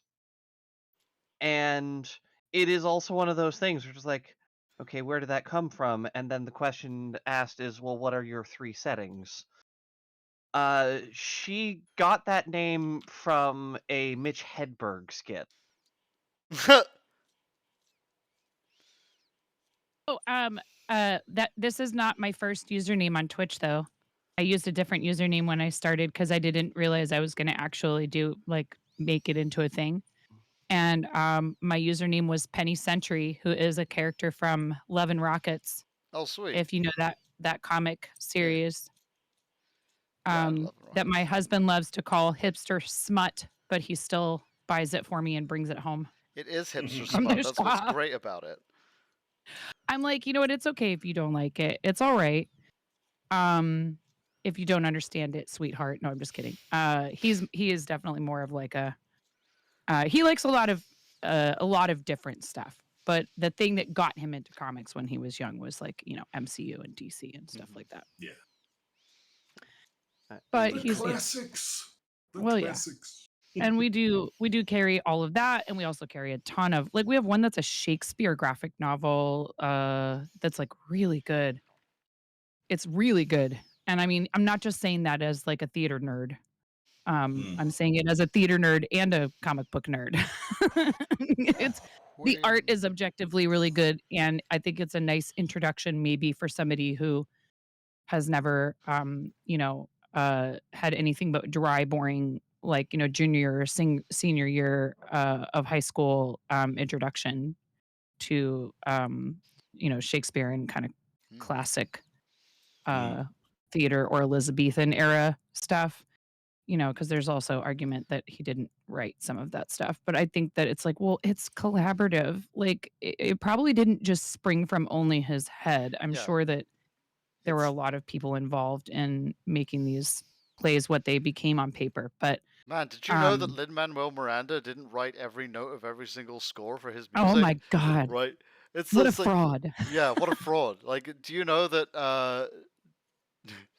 ghostwriters are employed by it's like it's Oh fine. yeah. Well, but just again, artist like being collaborative. There's no such influenced. thing as an auteur artist. Have you ever watched an auteur film? They suck. Yeah. Oh yeah. I found the quote that my partner got her name from. Mm. I got an oscillating fan in my house. It goes back and forth. It looks like the fan is saying no. So I like to ask it questions that a fan would say no to. Do you keep my hair in place? Do you keep my documents in order? Do you have 3 settings? Liar! That man fucking lied to me. Now I will pull the pin up. You ain't saying shit. That's too funny. That is very good. Rest in peace, Mitch. I don't know. My favorite kind Wait, of what show did you say that was from? What sketch show? That is Mitch Hedberg. from the comedian Mitch Hedberg, who Oh, okay. all of his comedy is just him making these non sequitur statements. Like there's the one of I saw a So sign he that said doesn't even escalator. bother trying to segue between No, two things. He'll just stop there is no one segue. joke and It is start just another. Yeah, joke after I joke actually after can joke. appreciate that. It's like just we Mhm. have like I saw an escalator out of order sign, and I thought that doesn't make any sense. An escalator can never be out of order. An escalator can only become stairs. This is Sign true. sign should not say escalator out of or temporarily out of order. It should say escalator temporarily stairs. Sorry for the convenience. I really like That's Mitch funny. Hedberg because he answered the question of what if Gallagher's shtick that wasn't smashing watermelons was actually funny. Because Gallagher's his stand up was like, how do they get Teflon to stick to the pan, and a lot of Oh my Sorry. goodness. Still good. it was stuff that he kind of plagiarized from just like 101 joke books. Hmm. But Mitch Hedberg, he had Well, that they're like secret dad sauce. jokes. That's dad jokes. Yeah. And it's not like there's a place for that for sure. Like, because especially if there's the tongue in cheek aspect of like, I know how bad this joke is, that becomes the joke. Mhm. Yes. Is that you're telling a Yes. joke is absolutely terrible. And for Yeah. Gallagher's purposes, it was fill time on stage because I kind of once I smash a Yeah. watermelon, that's the go home. Like we can't do anything after that.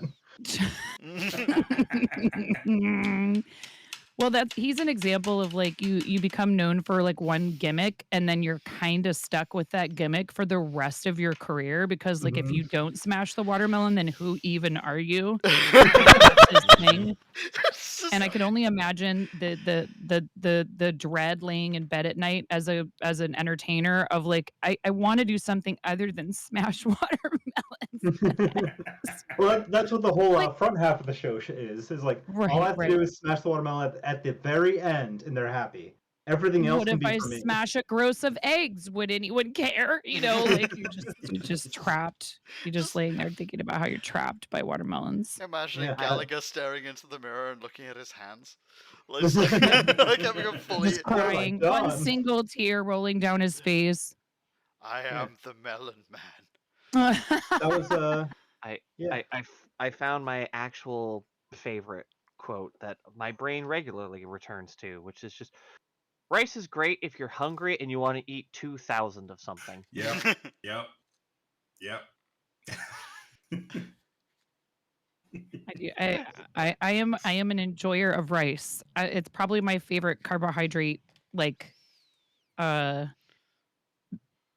mean, it could be a side. It could be the main dish. I don't know. It might be literally period end of story. My favorite carbohydrate. I love rice. Rice It's will great. surprise you. Rice it is great. unbeatable.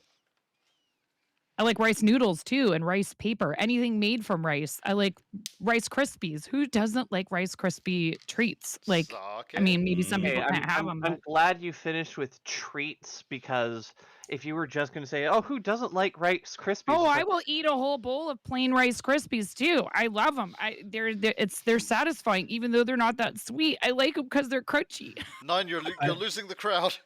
No, keep going. Keep going. You're correct. Let them be wrong. Okay, how about Cocoa Rice Krispies? All right, Yeah. you sugar fiends. It's fine. If there's I'm anything weird. I I've do like learned plain. from I I know like my. So I like I'm just- hippie cereal. I'm sorry, if but there's this is anything I've where I learned do from the anime studying thing where I push up nutrition, my. like Wait a moment. And now my It's already phone's ringing. the It's my anime thing, husband again. I'll be right back. I Okay. push my glasses up and I bring up that I do not care for chocolate. Mm. if what I've learned from studying nutrition in like bodybuilding programs is that cereal, they're all basically nutritionally the exact same. So just like pick your favorite. They're pretty. They're a treat carb that you can use to get your calorie counts filled out after you've met all your nutrition requirements. And had your Assuming that fourth you're in a bulking period.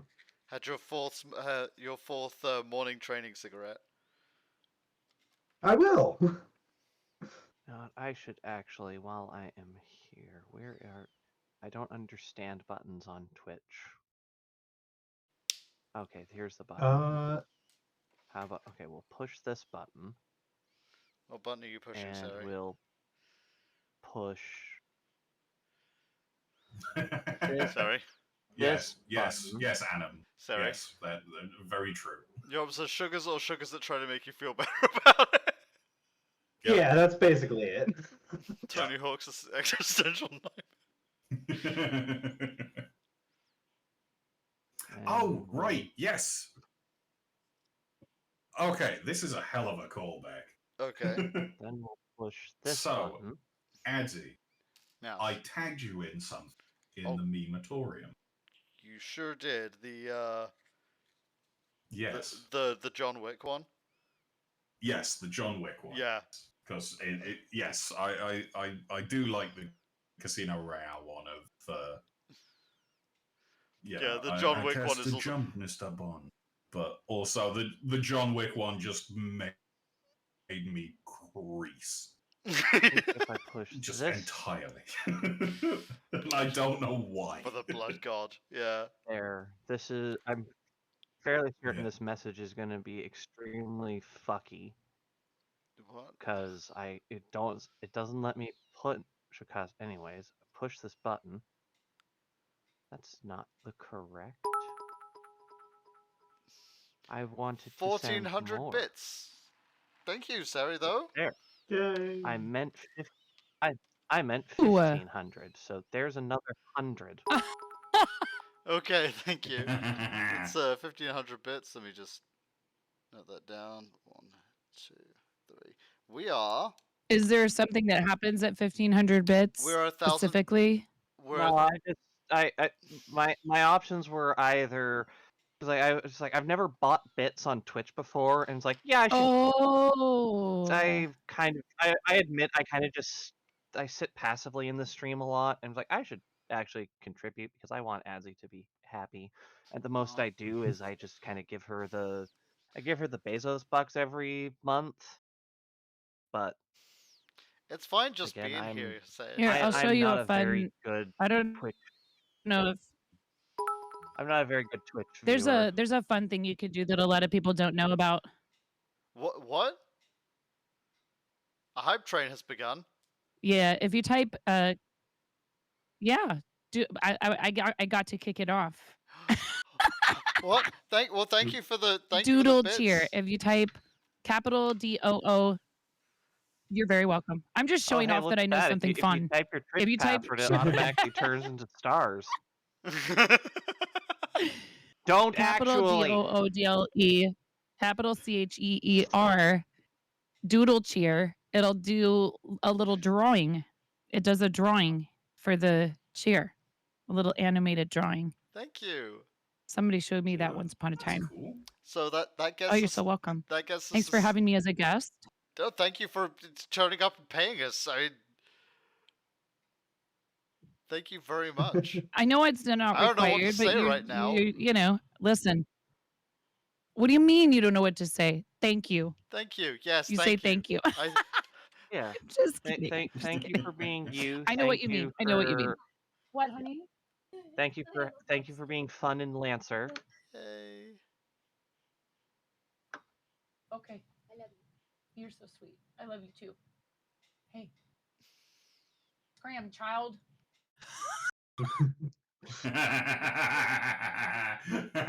I love her. Kids are the best. I'm so ready for school to start. I love them with every fiber of my being, and I'm also really ready for school to start again. It's What summer. grade That's are okay. you Though. going She's to? going to her friend. Yeah, she's going to her friend's house for sleepover tonight. So she's gonna get some time to hang out with her bestie and You're gonna get some time to sleep. Yeah, neat. Well, no, I feel bad for her though. Like I don't want any more kids. I love my kids. I don't want any more kids. Um uh if I were going to have another kid, if there was the option to like just pick a point in the timeline, it would have been, between the second and the third, to have one that would be older than her, not younger, because there's a gap between her and her brothers, and they're really good with her a lot of the time, but then they're also not because they're siblings. I mean, they're not good with each other a lot of the Yeah. time, even though Yeah, they're 2 no. years apart and have a lot of the same interests, they fight. In fact, I think sometimes that's Yep. why they fight. Yeah. But, Yes. uh, I- yeah, so it's I okay. have It all of it the is what it kids is. I could ever want. So Yeah, is that Speaking as is that middle 0? child, that number is that number is 0. Yeah. And I'm fine with this. Oh, yeah. I'm 100% in support of all of the different family compositions, including childless. 100% in support of all of it. You know what I yeah, mean? Like, I don't absolutely. think it's anybody's business what you do with your, reproductive So, slash so family when I choices. am living with my partners, we do plan to get cats. I believe we have Furry already family decided. members, yes. Yes. We have already decided that we need to get we want to get a pair, preferably bonded with one another, because that's how you do cats. I have an unbonded pair, And let we me have tell decided that you. their names will be. Uh, They certainly That's don't hard. act it, except when they do. We have decided their names will be Mint and Shrimp. Oh, cute. Look, At, go, at Yeah, we one have point, Athena and Aries, and boy, did they ever live up to their names. Aries is a murder machine. He is literally a murder machine. He just wants outside to go kill everything all the time. I'm like, well, you named him Aries. What do you expect? I'm going. Like, he is I'm going to just go out on a limb and guess that Athena is not an orange cat. nope. She's silver. She's like a silver tuxedo. She has like the tuxedo markings, but she's like gray. And she is very wise. She does not leave the yard. She does not leave the yard. She knows how to kill things. She will kill things. She has a prey drive, but she's very smart about it and she stays close to the house. She does not leave the yard. Aries, on the other hand, is that cat who, like, even if you wanted to keep him inside, you couldn't. He will not. He just stands at the door and goes, meh. I'm like, oh my God, okay, fine, go outside. Mother, I miss Kid. I hope you don't die. Please don't die. Yeah. It's like we have our 2 cats, Molly and Maddie. Mother, I crave violence. Yeah, pretty much. We have our 2 cats, Molly and Maddie. They're both ginger girls. And although Katie says we're not allowed another cat, I kind of want a boy calico, so I can complete the shiny collection. Because apparently ginger girlies are rare. Cute. My husband and I are just looking for the financial stability to be able to take care of 2 pugs. Pugs are expensive dogs, eh? Pugs are such All of our sweeties. previous dogs I mean, I have like been, all animals, but yeah, are they? Why are they expensive? Do they have a lot of health yeah, they're, issues? Mm. oh yeah. It's mostly like, black pugs are a little easier to get and are cheaper because they're like less desirable than the, I think they're called coffee pugs or mud pugs, the brown and black ones. But Mud fully black. pugs. But yeah, they See, have but like that's so weird to me. I love void kitties, and it's the same thing with cats. Yeah. I love a Yeah. cat Black that looks cats like have a harder time getting adopted. I love a cat that looks like just a blob of shadow with a pair of judging eyes. I like it when the shadows judge me and yell for treats. yeah.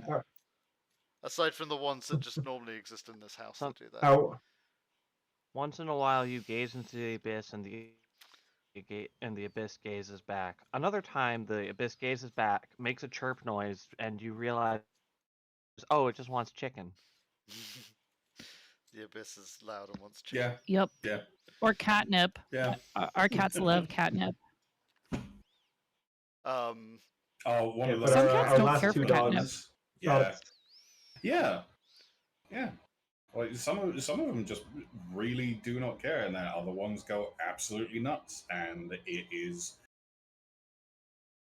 it just seems to be a complete coin flip as to which one it is, Mhm. and it makes Also, our no cats don't like sense. fish. Neither of our cats like fish, primarily fish cat food, like wick cat Mhm. food. I tried fish, a bunch of different types of fish cat food, and the girl, especially Athena, she does not like anything fish, shrimp, any fish or seafood. She'll kind of turn her nose up at it. Even if she doesn't at first, eventually she'll get tired of it and just stop eating it. I'm like, you picky little dirty name. you can You picky you can little swear madam. as long as you don't say the c Yeah, word. You well, can swear she's. just as much as you like on this channel. Oh my god. Cloaca. It's hard because there's places where that, yeah, right, cloaca. Oh my god. Hey, listen, as a person whose channel is themed very heavily after chickens, I take offense to that. I'm just kidding. Um, no, listen, I worked in restaurants for 25 years. I know all the cusses, all of them. I know them all quite well. I used to walk into the office of the restaurant, and it would just be a string of expletives would just flow forth from me, and all of my coworkers would be like, "Whoa," and I'd be like, "I have children, and out there we don't curse. This is it. This 20 by 20 room of this restaurant is the one place that I can let all of it out. So I'm very sorry, but you're gonna have to put up with it." Good old fashioned Be kitchen like, "I Tourette's. will try not to. Can't help it." I was like, it's like, Yep. again, a lot of restaurant folk are not, I parents, but many of us were. So some of them understood, some of them didn't. Nah, get creative with your Mhm. swearing. Tell someone to go eat fuck. Tell them to go shit themselves. That's what we believe in here.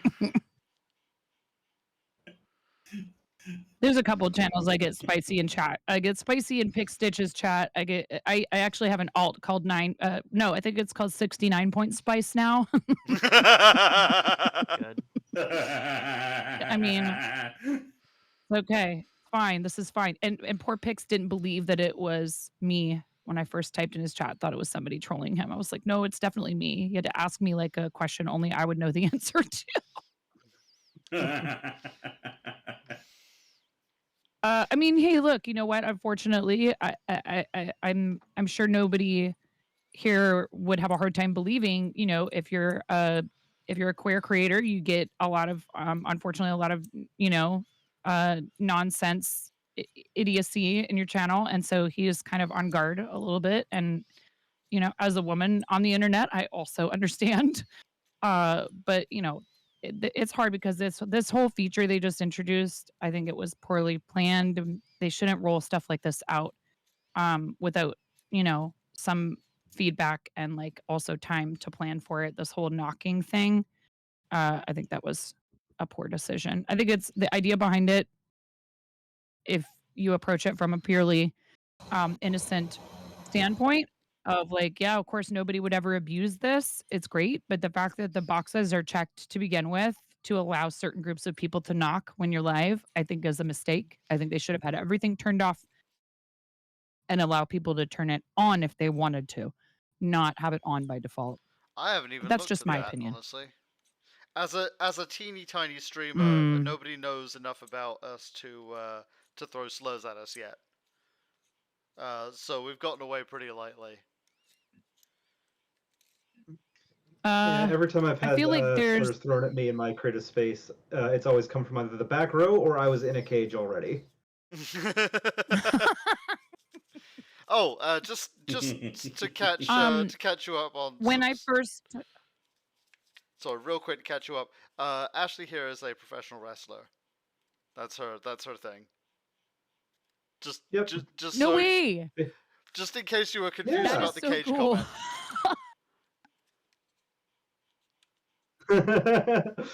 Oh, I Yeah. mean, I don't judge. As in a All good.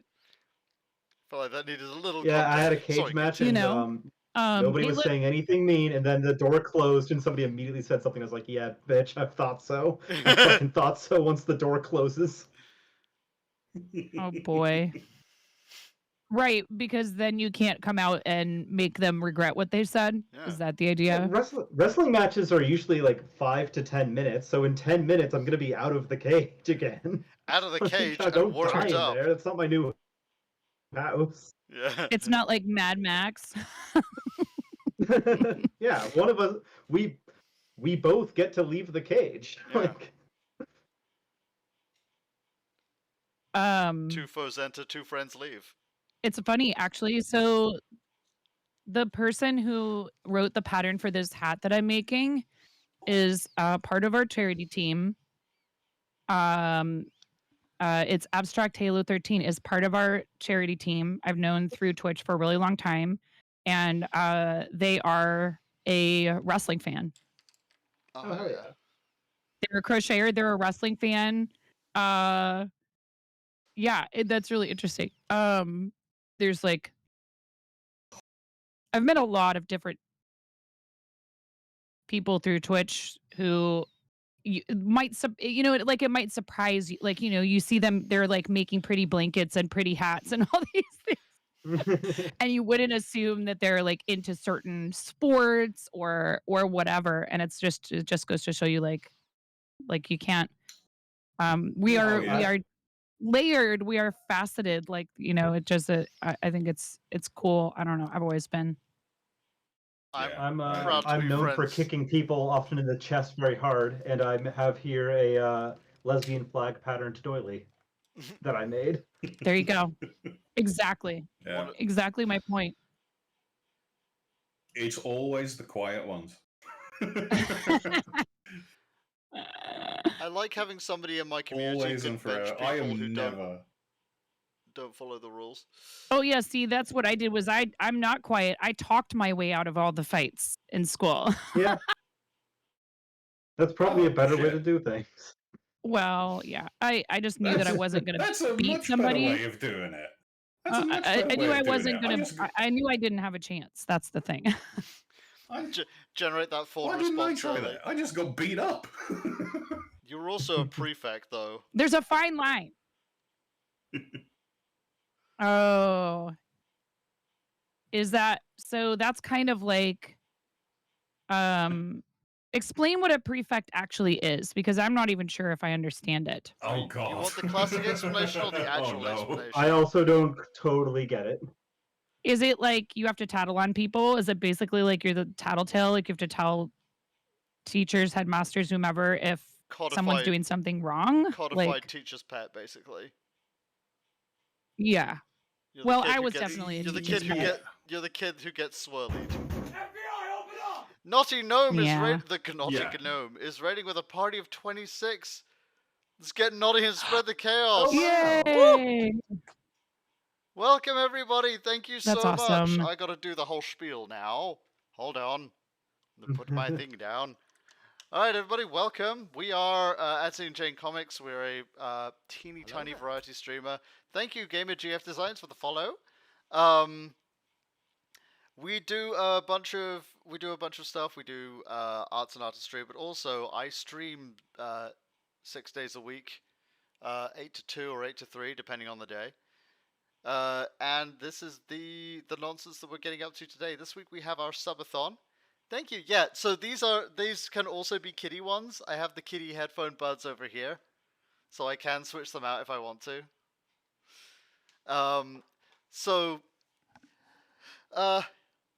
I've forgotten the words. What were the words? Quick, someone, give me the words. That's it. Subathon. We're doing a subathon this week. And as part of that subathon, we've had a bunch of goals. Thank you, Naughty Gnome, for the follow. Thank you very much. We had like the plan was that we would get 50 subs in a week, and we blew through that yesterday. So now we're at 53, and we're trying our best to dig up from there. So we go look at our goals. Yesterday we gave away a bunch of art.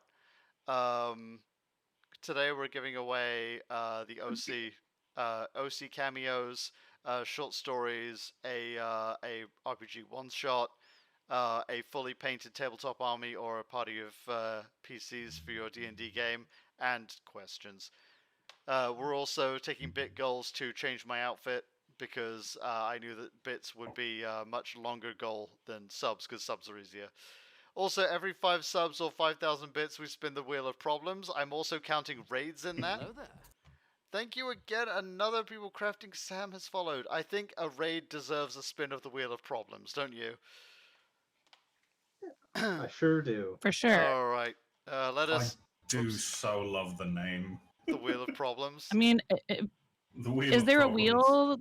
wheel? Then people are going to tell you to spin it. If there's a wheel, people are going to tell you to spin it. Allow me to spin the Wheel of Problems. All right. What problem is going to create for myself? All hail the wheel. No, please, please, please. Oh, fuck. Well, now I have to read 2 more chapters of My Immortal. Yes! How long is the chapter? Yes! They're only like 100 words each, but by God, it's like, oh, I only have to crawl 30 miles over this. So I only have to crawl like 10 feet over this broken glass. Yeah, it's much better than 30 feet. So main article. So here is chapter 3 of My Immortal because we got 2 chapters out the way yesterday. I said I would do 2. Author's note: stop flamming the story preps, okay? Otherwise, thanks to the Gothic people for the good reviews. God, this is rug burn from my eyes. Thanks again, Raven. Oh yeah, BTW, I don't own this or the lyrics for Good Charlotte. I'm reading the spelling mistakes as they exist. On the night of the concert, I put on my black lace-up boots with high heels. Underneath them were ripped red fishnets. Then I put on a black leather mini dress with all this corset stuff on the back and front. I put on matching fishnet on my arms. I straightened my hair to make it look all spiky. These are all complete sentences. I felt a little depressed then, so I slit one of my wrists. What? What? Yeah. That's a left turn. I read it, yeah, the hard left. I read it, I guess, trigger warning self-harm. I didn't know that was in this. I read a depressing book while I waited for it to stop bleeding. And listened to some GC. I painted my nails black and put on tons of black eyeliner. Then I put on some black lipstick. I didn't put on foundation because I was pale anyway. I drank some human blood so I was ready to go to the concert. I went outside, full stop. Draco was waiting there in front of his flying car. He was wearing a Simple Plan t-shirt. They would play at the show too. Baggy black skater pants, black nail polish, and a eyeliner. Author's note: a lot for cool boys wear it, okay? Hi, Draco, I said in a depressed voice. Hi, Ebony, he said back. We walked into his flying black Mercedes-Benz. The license plate said 666, parentheses. And flew to the place of the concert. On the way, we listened excitedly to Good Charlotte and Marilyn Manson. We both smoked cigarettes and drugs. When we got there, we both hopped out of the car. We went to the mosh pit at the front of the stage and jumped up and down as we listened to Good Charlotte. You come in cold, you're covered in blood, they're all so happy you've arrived. The doctor cuts your cord, hands you to your mum, she sets you free into this life, sang Joel. I don't own the lyrics to that song. I don't know how that song goes. Yeah, careful. We're going to get copyright struck on your stream there. Yeah. Yeah, your singing was too good. Joel is so fucking hot, I said to Draco, pointing to him as he sung, filling the club with his amazing voice. Suddenly, Draco looked sad. What's wrong? I asked as we moshed to the music. Then I caught on. Hey, it's okay. I don't like him better than you, I said. Really? Asked Draco sensitively, and he put his arm around me, all protective. Really? I said. Besides, I don't even know Joel, and she's going out with Hillary fucking Duff. I fucking hate that little bitch, I said disgustedly, thinking of her ugly blonde face. Imagine having beef against Hillary Duff. It's like having beef against white bread. The night went on really well. I had a great time, so did Draco. After the concert, we drank some beer and asked Benji and Joel for their autographs and photos with them. We got GC concert tees. Draco and I crawled back into the Mercedes-Benz, but Draco didn't go back into Hogwarts. Instead, he drove the car into the Forbidden Forest. There was so many ellipses before that. Okay, now I'm on chapter 4, and it was such a...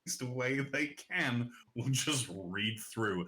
And they do a fantastic job up until they hit chapter 3, whereupon they break Yeah, completely. that was where. So Yeah, after they've managed to get through everything really, really well, corpsing the entire way, suddenly, bang, oh god, and just have to take a break.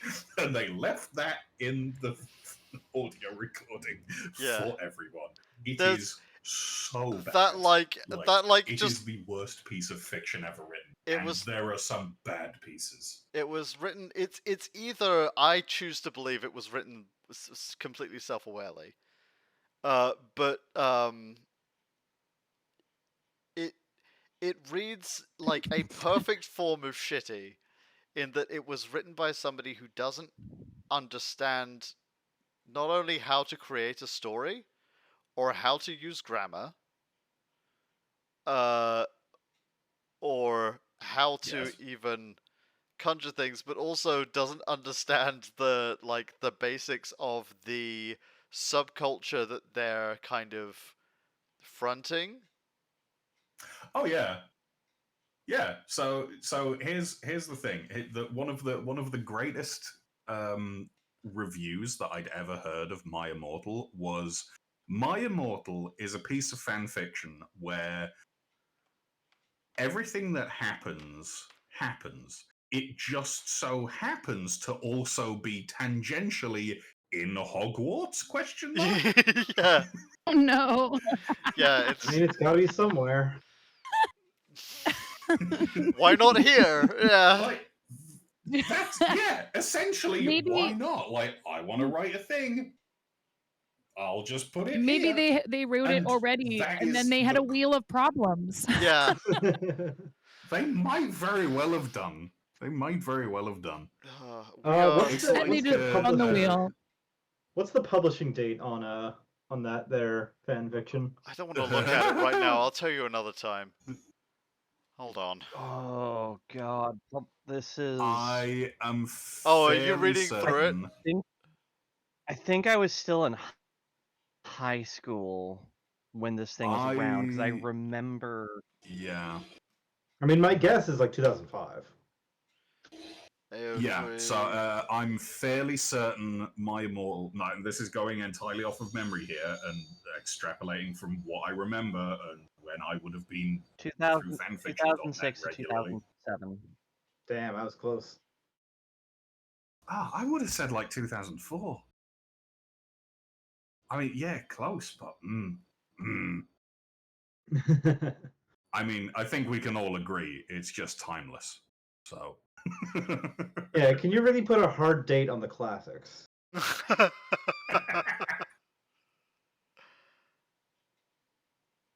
You know, the sad thing is, in like 100 years from now, like that is going to be held to the same, like held in the same regard as Chaucer. It's like here is a truly classic piece of fiction from the early 2000s. So slash very very late 20th century. I'm going to tell a very long story, but I promise you the point at the end is, and that is my immortal.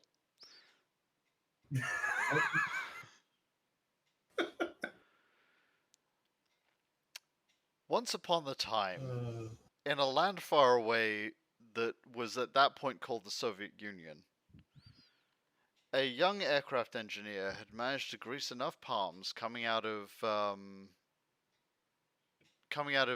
university that he got a job working on the IS-3, the Joseph Stalin 3. Sorry, the IS, the Joseph Stalin monoplane, and for the Russian Air Force. It was not a good idea because he went around trying to find all of the all of the aircraft engineers he could, and he went to Tupolev, who didn't want anything to do with him, and so he went to all of I can't remember them off the top of my head. All these other Sikorsky and everyone, and no one wanted a goddamn thing to do with him. But he did manage to get all of the engineers that guy had fired. Those guys had fired. So he had a group of engineers who barely knew what they were doing. He had a brief idea of what he was doing, and they now had to produce the greatest thing they possibly could. They designed it with a particular type of engine that they could not get. So when the actual engine they had to use came, it didn't fit in the plane, and it was so underpowered that it couldn't take off with any ammunition in it at all, because they also put a bunch of massive cannons on it. And when the dude saw this, he went out and he grabbed a hammer from the workshop and banged the thing back into shape so the fender would fit around the new engine.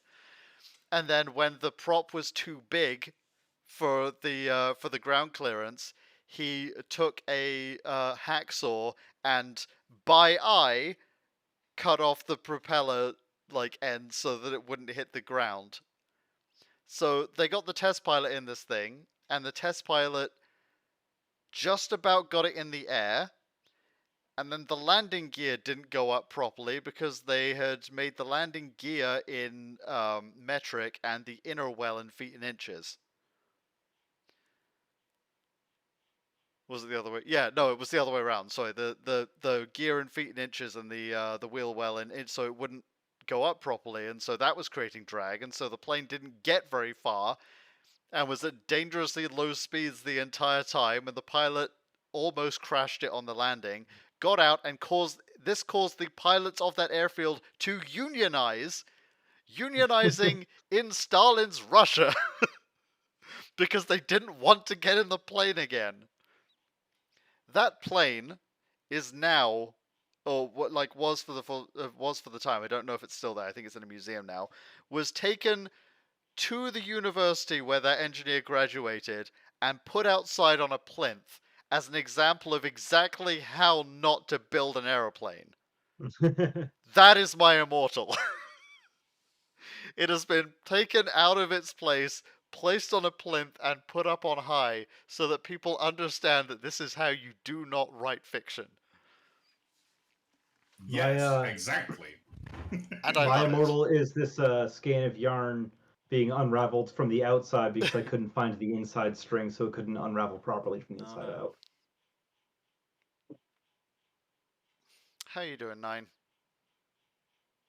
Oh, I'm good. I had to pull up my pattern real quick and make sure I wasn't about to make a terrible mistake. I looked over halfway through the story and you were just sat there, and I'm like, oh no, oh no, oh no. Oh no, it's okay. I also Oh, had my a kiddo guess. interrupting me to beg for something that it's like they always want to ask me for things that require me to put thought into whether or not I can say yes or no, like while I'm in the middle of something else, and it may not be on purpose, but part of me just thinks, well, whether they're doing it consciously or not, I know that this could possibly be the kind of thing where it's like she's distracted. If I ask her now, she'll probably say yes just to get me out of her hair, and that doesn't work on me. Mm-hmm. Hi, George. Um, I mean, as a former child myself, they know what they're doing. They know what they're doing. well, this one is very mature and very responsible. This is my middle child who is mature beyond his years, and he's asking for a Discord account, but he's not old enough for one yet. And I've explained that to him already and said, even though I trust you and I know that you understand internet safety, it's just how it is. And I didn't let your brother have a Discord account until he was already 14. So I'm sorry, but I don't think I'm going to say yes to that. If these people in this Minecraft server are saying you have to join their Discord, this is how they bait you into joining their Discord so you can stay in their Minecraft server. that way they get more people in their Discord, so then maybe they can get Discord partner. That's the only thing I can think of that would be the reason why they're requiring this. He says they say it's so that random people, quote unquote, can't join. And I'm like, you are a random person, even Yeah. if you're in their Mhm. Discord. You don't know these people in real Thank life. you, And Art I'm more Jess. worried about the random people you might meet in their Discord than I am Mhm. about your interaction with them in a Minecraft server. So I'm sorry, but I'm gonna have to explain this to him, and he's not gonna like what I have to say. Yeah. Like, Also, just because you're like, 12 and you have your wits about you and you're older than, you're more mature than most kids your age, it doesn't mean there aren't people out there looking to prey on people your age in Yeah. situations like this. also, like, there's thousands of Minecraft servers. Yeah. Mhm. Why this one? So I already have a bunch of stuff in it, Mom. How did you get a bunch of Well, stuff in there if they wanted you to have a Discord in there? Yeah, I don't know. I'll have that's to a, talk to him about it. that's a good point. Minecraft is a famously finite resource Yeah. game. Yeah, I have stuff in there. Oh, I mean, that stuff is so difficult to get. Oh yeah, they were talking about all these seeds and stuff last night that they used to start with and all this, and I'm like, yeah, you can. Everybody, there's like a million ways. I mean, you could just Google how to get blank in Minecraft, and you're gonna get like, well, you're gonna get a lot of videos that start out like this. Hey guys, it's your boy, fill in the blank. And then they're gonna go on about owned.tv for like 10 minutes or whatever. Hey, I just have to take a minute to talk about our sponsor so and so. And like I don't begrudge them. They're trying to make their Yeah, money get to that like back. whatever. But I'm like, where's the marker? Where's the marker to get to the part I need? Yeah. That's why I like AWOL for stream tutorials. He just gets like right to the point. Literally immediately tells you, okay, this is what we're doing today, and then he does it. Like, thank you. I don't, don't want to hate on people just trying to get like. And sometimes I do sponsored stuff. Yeah, But I try to make it as inobtrusive as I can. I can't imagine people just being like, here's my stuff. Here's the stuff you like to see. Be sure to like, subscribe, and send bits. By the way, please feel free to like, subscribe, and send bits. I mean, Yeah. at the end of the video is one thing, but 10 minutes worth of nonsense before they get to the point is like it's mind numbing. Hey, I'm just going to talk quickly about Raid. Yeah. Yeah. There's some people who are really good at it and they make content out of it. Yeah. And that's wonderful. If you can be creative about it, make it funny and fun and entertaining, that's a talent and a skill, and hats off to you. But That reminds me, I have a sponsor read. I promise this is a bit. Before you panic about like just shit talking what I'm about to do, this is a bit. Alright, time for the sponsor read for this week's sponsor, Invasion Gloom Myths.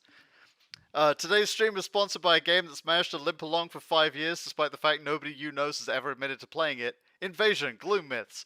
If you believe their own internal marketing numbers, almost 0.125% of the world's population has apparently had this installed on their phones at one point or another over the last 6 months, give or take a few bot accounts. It features such amazing features as designed characters, broadly playable gameplay, mechanics, equipment, and story. According to the ad copy I was handed, I managed to negotiate a great deal of a large number of in-game currency, a large amount of different in-game currency, and character with high rarity despite it being given to everyone who signs up. You don't know what these items are worth, but it must be at least a few bucks, so what are you waiting for? Be peer pressured to enter this poorly disguised Skinner box today, and I'm going to loudly proclaim that I'll see you there. excellent. Perfect. No notes. That Every According to single that time. reminds me of the there's no entries for this thing, so I don't think this game is good. Yeah, if you go on AO3 and no one's talking about it, It it's not a reminds me good of game. the guide to having a good time at the casino is you go in with only $20 and you find the biggest, dumbest slot machine that has the most lights and sounds on it for a brand that you like or recognize, and then just watch $20 disappear and watch some lights flash. And then Yeah. you had a good night at the casino. If you do more anything more than that, it's all your own fault. Anyways, that's how the guy I know got a one. What did he win? I think it was $300 off of the Sex and the City slot machine, Nice. and it was Oh. the only time he ever respected Mr. Big. We are just so to do the actual marketing, but with like zero pressure because we're doing this all week anyway. You can come and watch this for free. You don't have to pay for this. You're allowed to be here. It's cool. We love you. Thank you so much. But if you do want to donate to the subathon to help me keep my lights on and mortgage paid, we are two subs away from the next spin on the Wheel of Problems, and 2,500 bits away from the next spin on the Wheel of Problems, as well as the Elfelt cosplay at 10,000 bits, and the giveaway for an OC to be in one of the comics at 60 subs. All right, that's it. That's all the advertising I've done. Back to our regularly scheduled shit talking.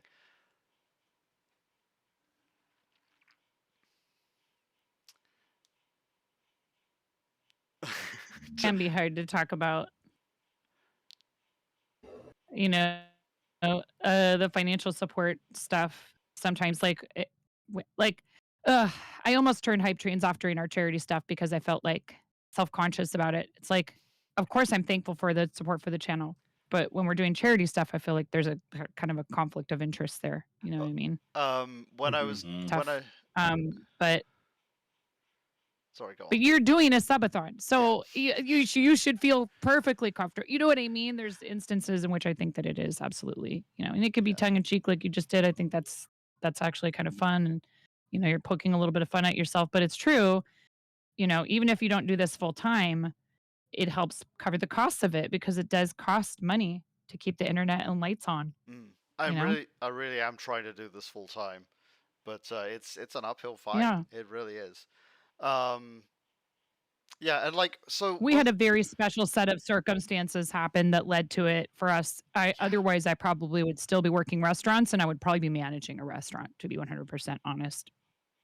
That's where the money is. So we had a very special set of circumstances that involved some stuff that was financial and some stuff that was just, pandemic and someone needing to stay home with our kids, and it would have cost a lot more money to have them in childcare even after things, eased up and we started returning back to sort of normalcy, if you can call anything normal. If it weren't for that, I don't know that I would be doing this full time. At least not at the point that I started doing it. That's Wait, what's this about characters in comics? Huh? Oh, so the goals that we have right now at 60 subs, your OC will do a giveaway for an OC to cameo in Arcana Watch USXW. 80 subs, I'll write a 1,000, 2,000 short story on any topic you like, featuring any characters you like. Yes, even that stuff.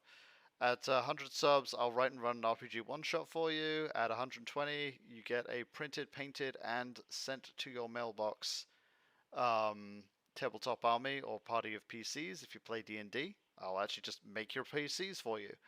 And at 140 subs, mystery box, because we haven't figured out what goes here yet. Not because this is a mystery. We just don't think we're going to get here. I cannot conceive of this happening. It could be anything. It could be anything. It could be a boat. And now on the bits goal, we're It could even be an 2,500 bits. OC cameo. It could even be an OC cameo, yeah. Every 5 subs, 5,000 bits. Or a short story. We spin the Wheel of Problems. The Wheel of Problems makes me do things that hurt. Sometimes my body, sometimes my soul. Like most recently. Yeah. Sometimes my mind. like the popsicle one is one of my favorites because it's like you have a popsicle and also a task to do.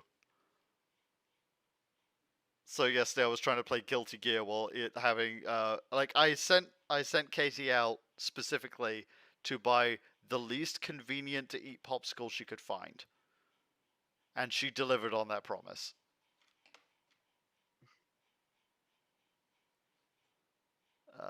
Can I get y'all to be in the same picture without effing up the thing? There we go. Good enough. Is a hat or dice bag that you're making there? 9. Now I'm trying to decide if I'm done or if I want to. Nah, I'm done. I think I'm done with. Oh my god, I finished a thing on camera. Yay! Yay! Yeah! Ooh. Woo! Hello there. Liter. I don't. Literatian 10. Thank you so much for the follow. So here's Oh, what I've. Ian is here. Yay. Fantastic. Literate Ian. Literate Ian. Literate Ian 10, yeah. You can Literate call him 20 though. Just call him 20. 20. Say 20. It's do you want to explain, Ian, or should I try to? Shush 9. Nice.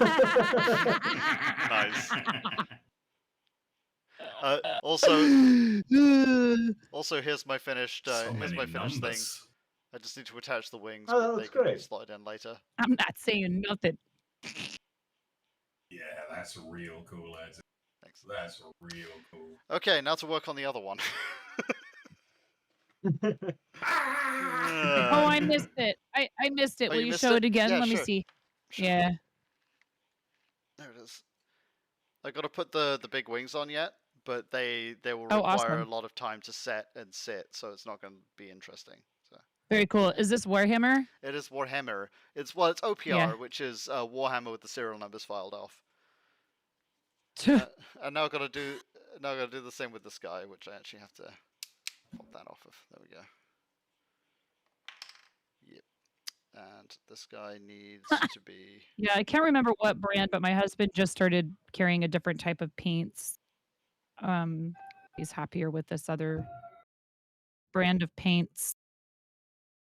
And our kiddos have done mini painting and stuff. Like I said, it's Oh, not sweet. like a lack of desire. It's just been like a thing where I'm worried that once I get into it, I'm gonna not want to do anything else. You're Too afraid many of other the projects.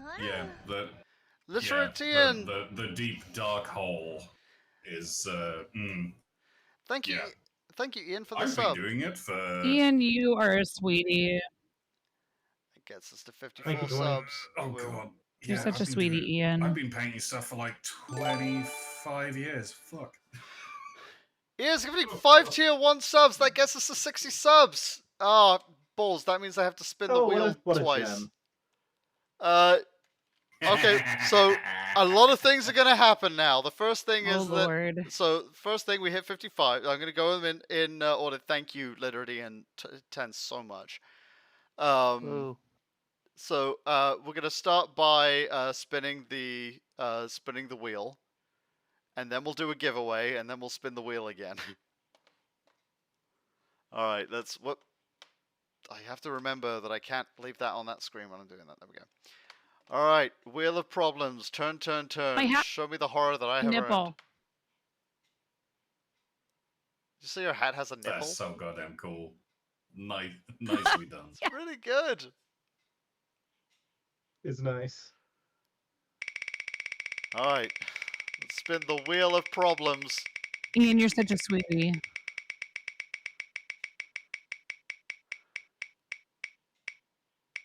Sticker! Oh, it's an easy one. Okay, I have to put a sticker on my face from this collection Oh, of that's not bad.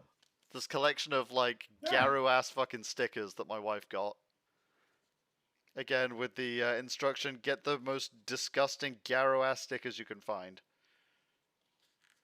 This looks good. Well, it doesn't. Nothing in here looks good, but yep. There, I have a cupcake on my forehead now.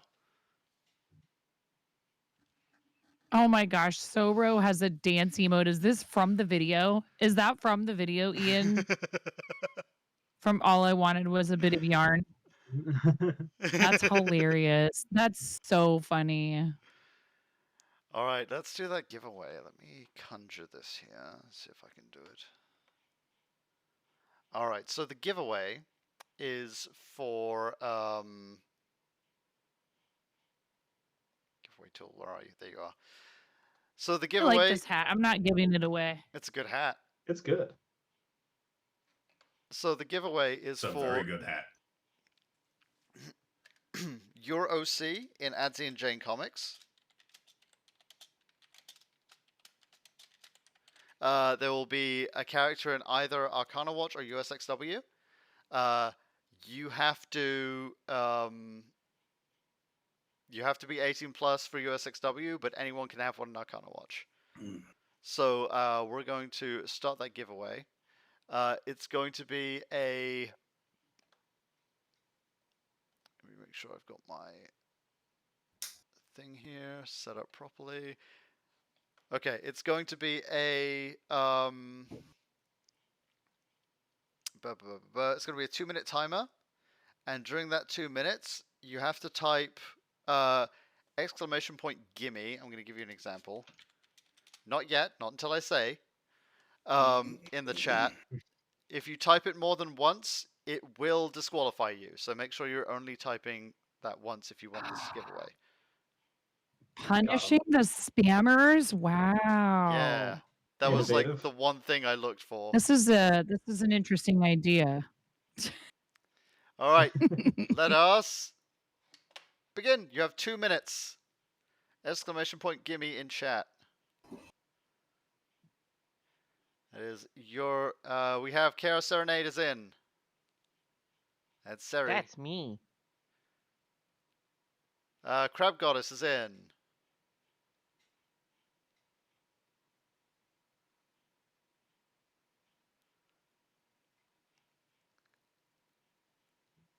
Exclamation point. No, you gotta Crab put is the out. No. The first one worked. Sorry, the second one worked, not the first one. The first one did not work. It's got to be like GIMME. Oh, I see what they did. Yeah, they put the extra I in there.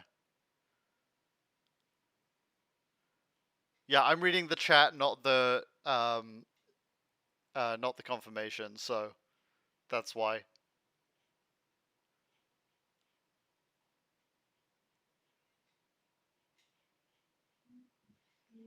If I move this to the top for a second, you can all see it. There it is. Alright, we've still got plenty of time to join. That's 45 seconds. Exclamation point gimme to get your an OC of yours into our comics. We only have like 2 entries so far, so this is right now a coin flip.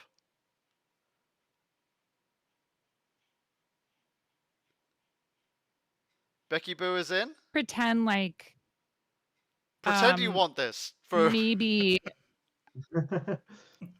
What does OC mean? Do you know? Just a character. I know, of course. character I of know your own. exactly what Character. OC means. An original character, a character that you have designed or yourself. Does it? Wait, what does it Original stand for? Original character. I couldn't tell if it was online character. I've been sitting there trying to figure this out for so long. I was too afraid to ask. All right, Online character, original character, all of that. Crab. Oh my Way. goodness. If Crab, if you don't KR, have you a were back so pocket close. OC, wait a minute, if Crab, you you don't have a back pocket OC, character. Crab, I recommend a trucking based Is Crab already got a character? Crab already Arcana has Watch? a character that's about to get a huge cameo in USXW. No, Crab, you can't enter this. Roll it again. Yeah, we're rolling it. We're rolling it that back. just sounds like this just sounds like an invitation for Crab. having that one cameo be a recurring character. Crab, Right? and like I'm gonna say this on stream. Ross, Yeah. Maya, Peony,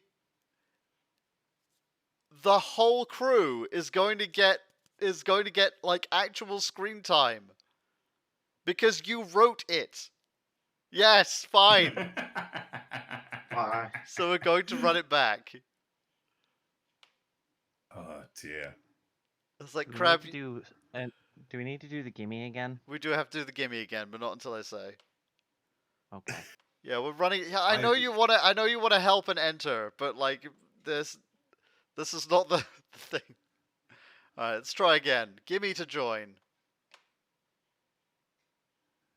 I'm going to take this opportunity, by the way, to wish you well. Alrighty. I will be back later. But yeah, I came in to see how things were going and to say hi and tell you you're doing a fantastic job with your plane and your Thank you. crocheting. And then I was going to have a nap, and now it's multiple hours later. Yeah. I've only had 4 hours of sleep. Yay! Yeah. So I'm gonna go and have the nap that I thought I was gonna have. Yeah. So have So- a good one. Yeah, Drodge, get in there. Yeah, get in there. So your original character can be you. It can also be like a character that you have created. It can be literally any original character you want to be in there. It is !gimme to enter. This is why, crap. That's why I have an interesting time playing RPGs. Interactable means I must interact with it. So yeah, Crafting Sam, if you want to get in there, it is !enter. Sorry, !gimme, not 20 enter. 20 enter will not get you in there. Oh, Sam is telling Ian to enter. 20 Oh, is Ian's nickname. 20 is Ian. Yeah, Ian, Sam you made this happen. You should enter. Goading Ian into entering. All right, Zero's in. Yeah. All right, fine. Ian really loved that sip emote. Did your gift sub to that other streamer run out, Ian? I haven't seen you cap a sip in a minute. Oh, Crafting Sam just in there under the wire. Oh my Oh. god, there it is. There No, we that's the go. worst.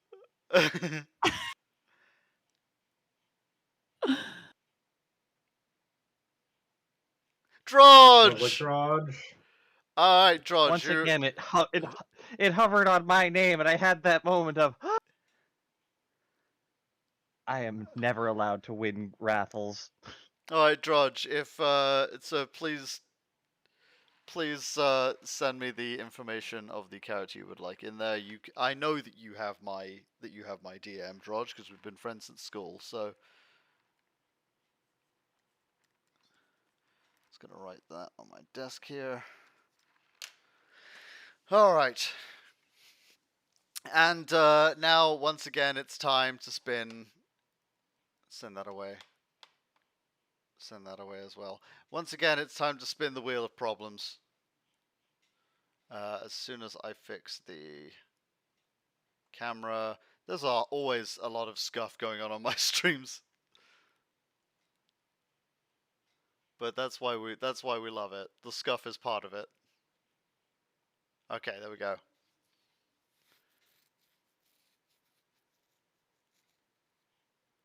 Yeah, it's like so just for reference and why I was like, no, you can't enter Crab. Crab is actually a co-writer for USXW.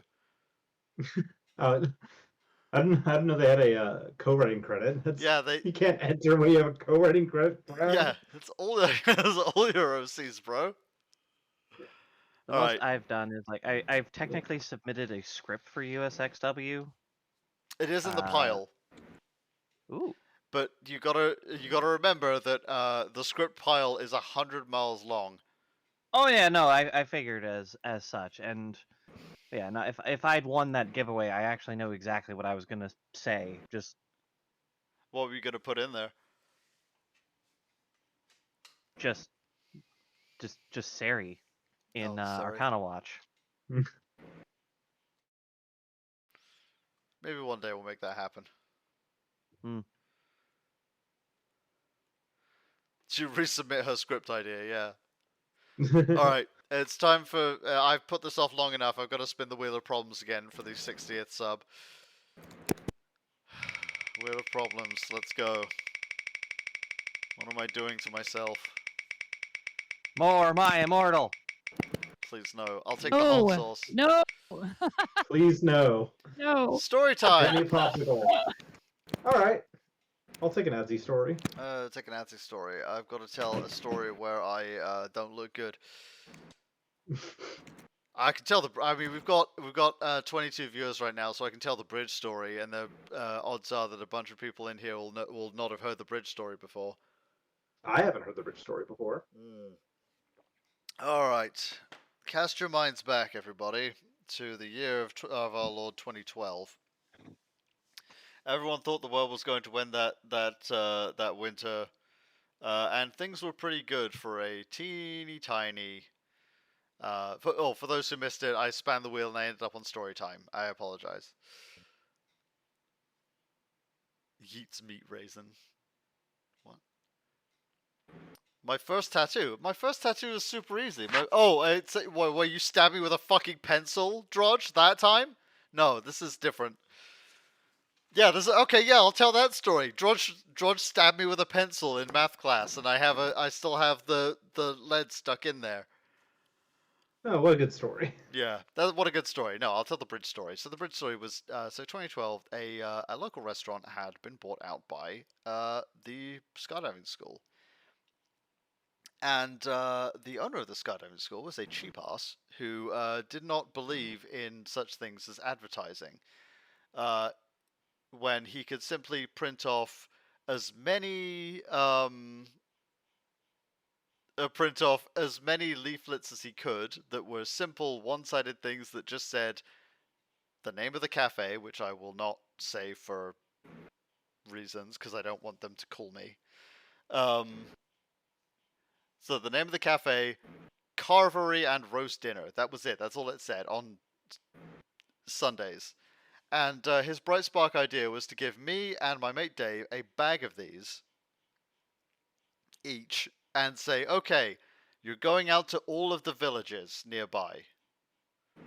And we were like, every both of them? They're like, yes, you're going to both of the nearby villages, and you're going to walk around and put these through the letterboxes. And so we ended up in this tiny backwater village named Hemyock. And Hemyock is famous for a lot of things, mostly famous for the things it's been and not the things it is. But what it's not famous for is having nearby public toilets, which I thought I'd thought about a lot that morning when I'd had 3 cups of tea before going out.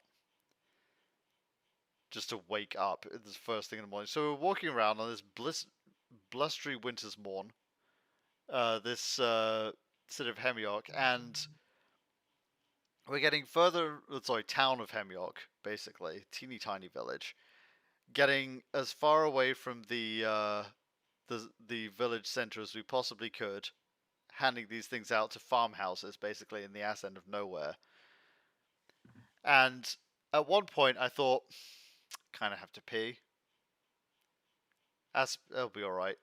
We'll get back before I have to. And then it was, I really have to pee. And then I have to piss the most. I have never needed to, I was like, my bladder is going to explode and I'm going to die.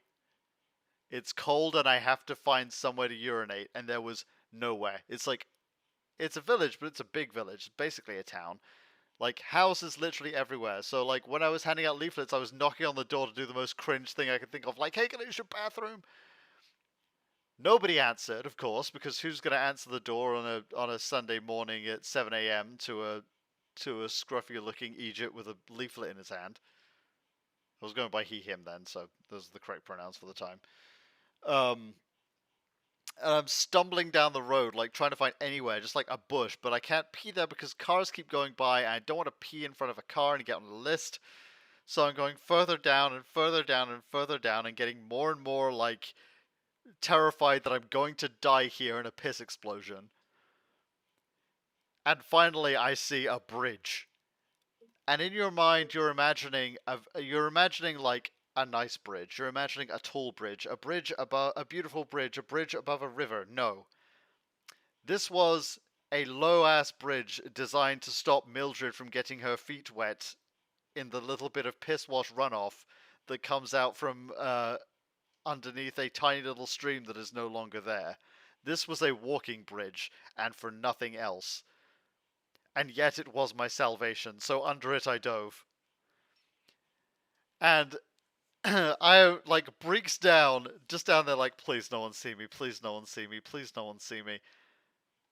And like as I'm midstream, I hear footsteps above me. And I'm just like, I'm gonna end up on a list. I'm gonna end up on a list. I'm going to jail forever. I will never be able to live in civilized society ever again. I will always be known as Adzy the Piss Troll.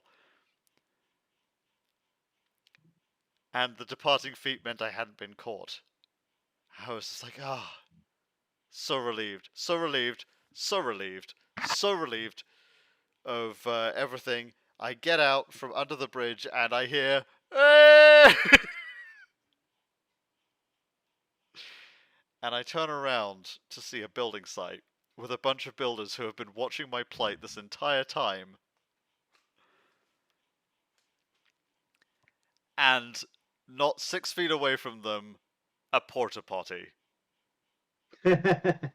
Oh my goodness. I was just like, you want a carvery? Come visit the restaurant of the Piss Troll. And that's the bridge story. You're all welcome. I was a lot more nervous when you said this. Your stories that don't paint you in the best light. Sure doesn't, man. But is there anything worse than looking a little foolish in front of construction workers? Looking a little foolish in front of perfect strangers is like the story of my life, though. The most British of sufferings. Yeah, it really is. And I've just managed to embrace it in a way that pays the bills. I was just gonna say that's pretty much what I do for a living. Yeah. Welcome to the fart zone. Uh-huh. I've wondered how many people have been scared off of my channel by the fart zone, but you know what? If they can't handle me at my fart zone, then they don't deserve me at my fart zone. So if you can't handle okay. me at my bundled up and crying over anime, you don't deserve me at my bundled up and crying over reality TV. Mm-hmm. That's funny. Yeah. Yeah, my when I first started doing theater, I got hooked by the fact that I made a whole room full of people laugh, right? Like, yes. like there's no better feeling. Really? A huge room of people, right? Like a huge room of people burst into like raucous laughter, and I was like, "Oh, that's it, I'm done." And I didn't know I had that in me. I mean, I knew I could be funny, but I didn't know I could get like a whole room of people to be laughing so hard that you couldn't hear anything else. There's no better feeling. So it was great. And the problem is then you sort of become known as a funny person, and then everybody expects you to be funny all of the time. And when you have your moments where you're like kind of feeling quiet or morose or whatever, everyone's like, "What's wrong?" And you're like, "Hey, turns out I'm not dialed up to 11 100,000% of the time." Like I am actually very like outgoing and talkative, and I like making people laugh, and I'm, like make a lot of jokes in everyday life, but I'm not always that way. And sometimes I'm quieter, and sometimes I'm, especially with people I know really well. Like if I've gotten to know somebody super well, we're talking like family and like really close friends. That's how you know I'm comfortable with you, is I'll shut up and sit there and not talk, like even when it's just, a casual, situation or whatever. Um but I wanted to be a serious actor. I wanted to like get cast in like, serious dramatic roles, which I think this is a thing a lot of people who become known for their prowess as comedians, they feel frustrated by, is like, "Hey, I have other sides. Like I'm not just a clown."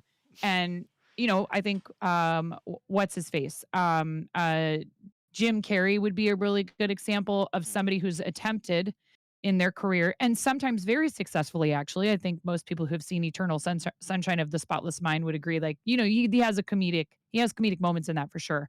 Well, Truman But Show, it's definitely. right, or Truman Show for sure. And there's been some others that have been kind of flops, but I don't know that that was his fault per se. It's really hard too because, like, for example, there's also someone like uh just sometimes people are just miscast. It's Yeah. not that they aren't good performers, they're just not right for that particular role or whatever. But it can be difficult when people who, like I said, have been they're known for being character actors or whatever, which is totally the thing that I was in school and probably still would be, is like I would be mad. I'd be like, why do I keep getting cast as old women and men? Like, and I didn't realize that was actually like a huge compliment.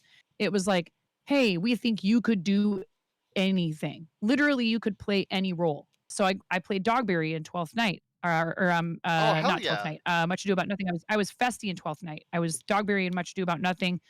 I played all these, comedic roles. I actually had a role one time where I was on stage for like 90. It's a play called The Hostage by Brendan Behan, who's an Irish playwright. And I was the like 60-year-old washed up prostitute. And I have like one line in the whole play, but I'm on stage like 90% of the time. That was the most challenging part I had because I had to find something to do and like be part of what was going on without talking, which was like a huge, huge challenge for someone like me. But it was really fun and it was a really nice way to stretch. And like, I think that I don't know, there's there's something to be said for pushing yourself outside of your boundaries, and there's also something to be said for embracing the things that you are good at and the stuff that makes you like who you are and not be ashamed of it or afraid of it. And I'm a goofball, and I don't care what other people think anymore. I can't be bothered to worry about whether or not someone likes what I'm doing. I just do what I do. And I spent enough time agonizing over that stuff, at certain points in my life. And Preach. it's like why let other people dictate what you do with especially your creative stuff, Yeah. because that's like where you're supposed to have freedom. Yeah, right? So I'm sure you would Exactly. agree, especially with like whether it's acting or art or writing or whatever. No, you gotta find your happy. You gotta find your happy and Hmm. live there and never let anyone take it from you. Yep. It's not worth it. It's not worth it to let other people um, Take your make you happy. feel like you can't be who you really are. And also, that's a thing that can evolve and change over time. That who you were when you were 16, there's parts of you that are still that person for sure. Mm. And then there's plenty of you that has changed and you've had life experience and time has passed and you've had good experiences and bad ones. Fart zone is fun though. Yeah. Fart Zone is fun though. I mean, eventually I'm sure I'll have to move on to something else to keep it fresh for myself. But for now, So, Fart Zone was one of the reasons why I raid you. I will be real. I love going into there and just hearing just like this endless cavalcade of farts that just like brings everything to a screeching halt. It's very funny. it worked. It works. Well, not only that, but it also means that people pay attention. Like from a purely marketing standpoint, people pay attention because like the streamer cannot do anything but stop. Right? Yep. There is nothing you can do but stop and hear the cavalcade. Mhm. You cannot fight the fart zone. The fart zone is love. The Nope. fart zone is life. Can't fight the fart zone. Uh, yeah, that's super helpful because it means that like people listen when I'm like, hey, I'm here. I just came off a really long stream. Check out my comic. Thank you. I need to go to bed now. Yeah, like, Well, which is but also though it gets everybody's attention regardless of the size of the raid. I don't yeah. attach it to a raiding party size. It's like if you raid with 3 people, you get fart zoned. If I get fart zoned, we all get fart zoned. You get fart zoned, I get fart zoned. But if you Peace. raid with 300 people, there's a fart zone. And this isn't. I didn't think of this until after I did it. I was like, oh, if people stick around after the fart zone, if they like what we're doing here and they're not afraid to like hang out with someone who is, as her children would say, mildly cringe, um, and embraces that fact, that's just it. Like I don't care. Should tell your Um, children I said you're based. then maybe once they've followed, it's like, well, now you have 300 fart zones because it only costs one channel point. So if someone else raids, if you're following, then you're gonna have plenty of currency to fart zone yourself. Like, and that's fine if they don't. Some people, I don't know. It's interesting. I've wondered. I'm like, well, bathroom humor isn't everybody's jam, but like clearly it's part of what we do. So I Yeah, suppose I'm maybe it's universal. desensitizing people to it. I'm like, hey, I don't take myself seriously. I don't take this seriously in in the sense that we're just trying to have a good time and to be funny and entertaining and make people feel like they don't have to be so serious. Life has enough big bad, deep problems. And there's nothing wrong with acknowledging that in the appropriate spaces and working through it. And I'm here to give you laughter because, like I said, I found that it was very powerful feeling for me to be able to know that I gave people joy. Was Yes. like, I mean, it'll make me misty talking about it, ironically enough, that I understand that life is full of enough hard stuff. Why Mm. not, if you have the gift and the desire to use it to make people happy, why If you not use it? if you Like, have the power to make a person fart at laugh at a chicken fart, then you have the power to change the world. well, and that's just it too. We do a lot of Yeah. stuff to do with charities that are very serious topics, like life-threatening illnesses and stuff, Exactly. Yeah. mental health, suicide prevention through like mental health care and having access to like, I haven't done one in a while, but I've thought about doing crisis text line again.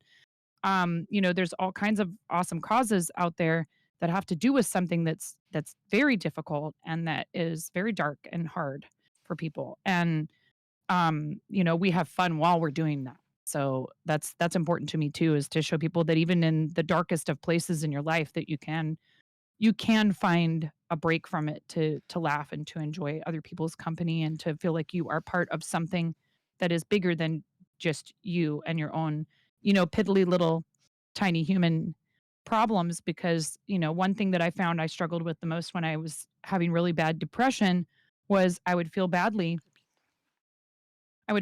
about something I did or some way I had treated myself or another person. And then that would spiral into, how dare you sit here and pity yourself like this? How Oh dare you feel God. like your problems are such, how dare you allow yourself to become this pathetic thing and you're just sitting here and wallowing. So it would double down on itself. And I realized that a lot of that was because I wasn't using my talents and I wasn't being true to myself. I wasn't allowing myself to be who I really am. And when you get to that point, which nobody can force you to, you have to come to it on your own. I think when you have that breakthrough, a lot of times there still might be work that needs to be done to get out of that space. But whatever it is that you are being your authentic self, right? Like, Yeah. it's hard. It's very hard sometimes. I feel like there's obstacles in the way. We make excuses for why we can't. You just have to do it. Here is, by the way, here is my eldest daughter. This is Maddie. Oh, what a sweetie. Oh my God, I love ginger kitties. She's my eldest idiot daughter. I love her very much. They can be very derpy. It can be. The lar Oh my the goodness. I have two cats, my eldest and my largest. So that they can both feel big and important. Right. Yeah, this is the eldest one. This is Maddie, and then Molly, the large one, which I don't see around, which is usually means that she's either asleep in a pile of stuffed toys or causing mischief. That's And funny. We had a cat named Molly who was a chonker. She was yeah, she's a big she girl. was very, very chonky. We think there must have been some sort of Maine Coon in her at some point or something like that because Oh, uh-huh. she's a big bean. And at one point we were like, is she overweight? Nah, she's just big. She's just a big Right. bean. But yeah, She's big and apparently a bully. she is a bully.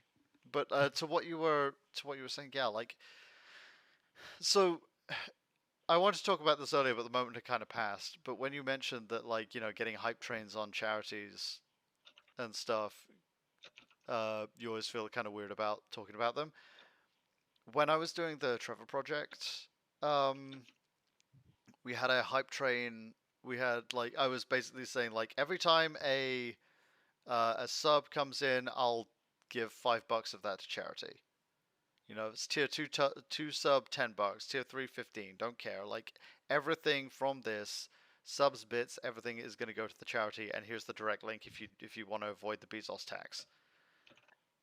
Uh, this was a few years back when I did this thing called Still Gay in September, which was basically me throwing up a middle finger, I'm sorry.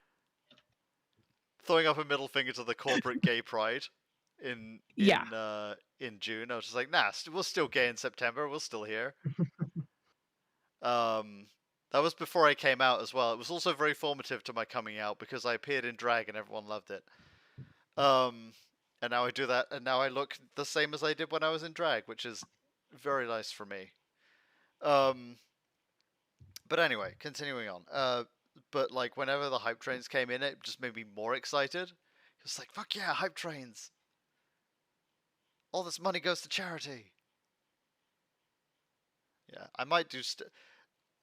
Every time I think about doing Still Gay in September, it reminds me of how much work it was. Like, even putting together the subathon was not as much work as I did for Still Gay in September. But if I do it, I'll let you know. Yeah. Well, I mean, the same thing kind of happens too with any of the months, quote unquote. Yeah. Whether it's Women's History Month, and this is one reason like why I would like if I ever get the chance to speak specifically to this topic with Twitch. I think it's great that they're doing the Unity guilds. The Unity guilds are great. The Unity guilds have been wonderful. I'm glad that they decided to open up an LGBTQIA plus, like a queer guild, because people were asking about that right from the beginning. So there's the Women's Guild, the Black Guild, the Latin Guild, and now the Queer Guild. And um, the purpose of them is specific. It's to help marginalized communities have more exposure. It doesn't mean you're getting a handout. Like you still have to work and take advantage Yeah. of it in the right way. Like, there's people who want to come in and be like, where's the fill in the blank, guild? And I'm like, well, now listen, understand, like nobody's trying to take anything away from you. Nothing is being taken away from you. We all still have to work really hard. It's, just I try to be patient and explain kindly, even though the temptation is there to be like, hush you. But because I think that sometimes it is asked from a place of innocent curiosity, and it's better to educate people unless they seem like they have trolly intent. If they're being trolls, then that's different. Yeah. But if somebody asks an honest question, I'll answer. But the whole thing of like this women's shelf, don't get me started on it being called a shelf. Um, putting us on a shelf. I mean, Only and that's a slightly better. term that Only slightly better than the wasn't invented. refrigerator. Yeah, I know, right? It wasn't invented for us either. Yeah. That term has existed, and so all it means is, right, there's this section on the front page that shows you like content of a particular type. Well, they did it for Pride Month, and now all that is just basically in the background, and you have to like pretty much type in the exact URL to get to it. So it's the same kind of treatment, and I think it would do better for community members and also for the platform if it were maybe not quite as um time, like it's not just 1 month, right? So Yeah. their promise was that we would be on front page for an entire year. But like I said, the reality is we're not really at all easy to find in the women's shelf or the pride shelf, together for pride, together for legendary women. And my experience with the guild has been way better and much more effective. So I'd rather they focus that energy on guilds and what guilds have been able to do Mm. than trying to do this other separate thing that's only through Twitch. Because the shelves, the promotion through these shelves is not through the guilds. You don't have to be in the women's guild to get on the Together for Legendary Women shelf. Is there a huge overlap? Of course, but it doesn't. It's not necessarily administered through the guilds, and I think they should just keep focusing more on what the guilds have been able to do because it's been really awesome for me personally. I've been And super afraid to join any of them because uh, it's the imposter syndrome. don't be, don't be. There's people in there of every walk of life. Now wait, one question is, I don't know if they're accepting. Do you live in the States? Mm-hmm. Okay, then you would be fine. because the one thing is they only accept God, I was so people worried from the you were going States to and say something Canada. else then. No. They only accept people from the States and Canada unless they're like already an ambassador.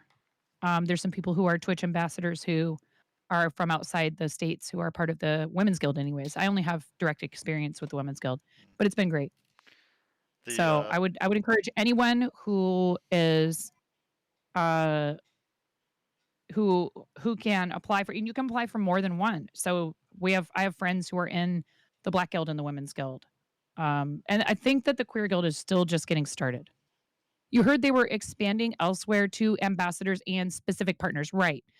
So I think that eventually they might try to, and I don't know what the reason is behind not allowing people from outside the United States and Canada, other than that Twitch is based in the United States. I'm not sure what, you know, there are some things to do with like regional stuff. But I encourage anybody. It's been an overwhelmingly positive experience for me, and that's coming from somebody who for a very long time did not feel like she belonged in groups focused on identity as a woman or a femme. I didn't feel like I fit in. I didn't feel accepted. Um, so I encourage it because it has actually helped me heal a lot when it comes to that stuff. You know, being someone who was extremely androgynous as a teenager, who identifies as a woman, but is definitely not a girly girl in a lot of yeah, ways. and Like, you know what I mean? And that's just it. We're all different in there. And it runs the gamut. And from what I've witnessed, people are just extremely supportive and positive and um helpful. You know, all looking to, yeah, get that out of here. 1 second. Be Uh gone, bot. oh my god, it's so Uh, annoying. Speaking of, I actually have a phone call. I have a meeting this oh yeah, no, afternoon. So absolutely. I have to get going, but I want to say it again. You should apply. It doesn't hurt to apply. If you don't get in right away, keep at it. And I could say that for so many things. I got broadcaster grant from 1000 Dreams Fund, who also works closely with the Women's Guild. And 1000 Dreams Fund did not accept me the first time, and they did the second time. I probably have no business applying for Twitch ambassador, but I did it anyways. You know, it's the stupid saying, you miss 100% of the shots you don't take. Mm. What if you do get in? You know what I mean? And I understand. I understand the hesitation, but I would encourage you to do it. And congratulations on having such a successful subathon so far. And So thank you yeah, very much for inviting me to be part of it. It really is very flattering. I am just a nerd, okay? I look, if you're going to appear on, if you're appearing on my stream, you're getting gassed up. I don't care, like, Aw, I don't care what you true. say and how you try and convince me otherwise. Nah, if you're appearing on my stream, you're an amazing inspiration to the community. Yeah, Oh if I hey, may interject, I was gonna say you may be a nerd, but you're like a nerd prime, or like yeah, a sparkly nerd that yeah, has a much lower drop chance. yeah. Here you go. Hi Jane. Jane, you're Hi. just in time for Hi, Jane. Bye, Jane. I'm sorry. I have to go. the No other. worries. Thank you so much for keeping Adzy company. Oh, This is absolutely. My Jane. pleasure. This is the hardworking half of Adzy and Jane. Um, Hardworking. I literally just got off my job, and the first thing I did is sit down at my tablet and load up the next comic that I need to drop. yeah, we're like the joke is that we're both the hardworking members of Adzy and Jane, but we each say the other person works harder. And by this, we maintain we maintain the illusion that we both do not have imposter syndrome, that we're not working hard enough. You have imposter syndrome. No, you. No, you. No, you. one of the funniest things I ever heard somebody say was when Kathleen DeVere was making fun of it, and she was just like, "Remember, kids, you got to think to yourself: Are you really good enough to have imposter syndrome?" Oh my It's goodness. so funny. Well, that's just it, right? It's Yeah, the same thing. It's like telling yourself, like, oh, you don't even deserve to feel like you have imposter syndrome. And yeah, that's that which in that itself is negative imposter voice syndrome. inside your head going, who do you think you are? Um, seriously though, thank you. I appreciate you asking me to be be here, and it's been fun getting to know you better. And I've had a blast. So thank you so much. No problem. We're And here. how long are you? How long is your subathon for? Till the 25th? You said. Yeah, till Sunday. Like we're here all Cool. week. In fact, like we're basically kind of cheating a little bit because we're subathoning in my normal times on stream. We're just having guests on and doing big events. There's Rather nothing than wrong with that. I wish more yeah. people would do it like that. Honestly, like I'm not trying to talk smack against anyone who does, these crazy long streams per se. I really am not. I have friends who do it. My life, I can't. I Yeah. literally cannot. So, as much as I would like to occasionally maybe do something like that, it takes a lot of coordination for me to be able to do something like that. And then also, people will jokingly, and I know it's a joke, but they'll be like Yeah. 24 hours, and I'm like, I'm not putting my mods through Absolutely that. not. I'm putting my That's body through that. ridiculous. Yeah, or myself, because I'll suffer. I'm too old for it now. Yeah. It's the facts. I can't. Look at you, Ian. Ian, you are literally less than half my age, okay? So good for you, homie. All right. On that note, no, I love Ian. He's great. Yeah, 24-hour stream. No, thank you. No. I'll pass. Hard pass. Unless it would take, it takes a lot.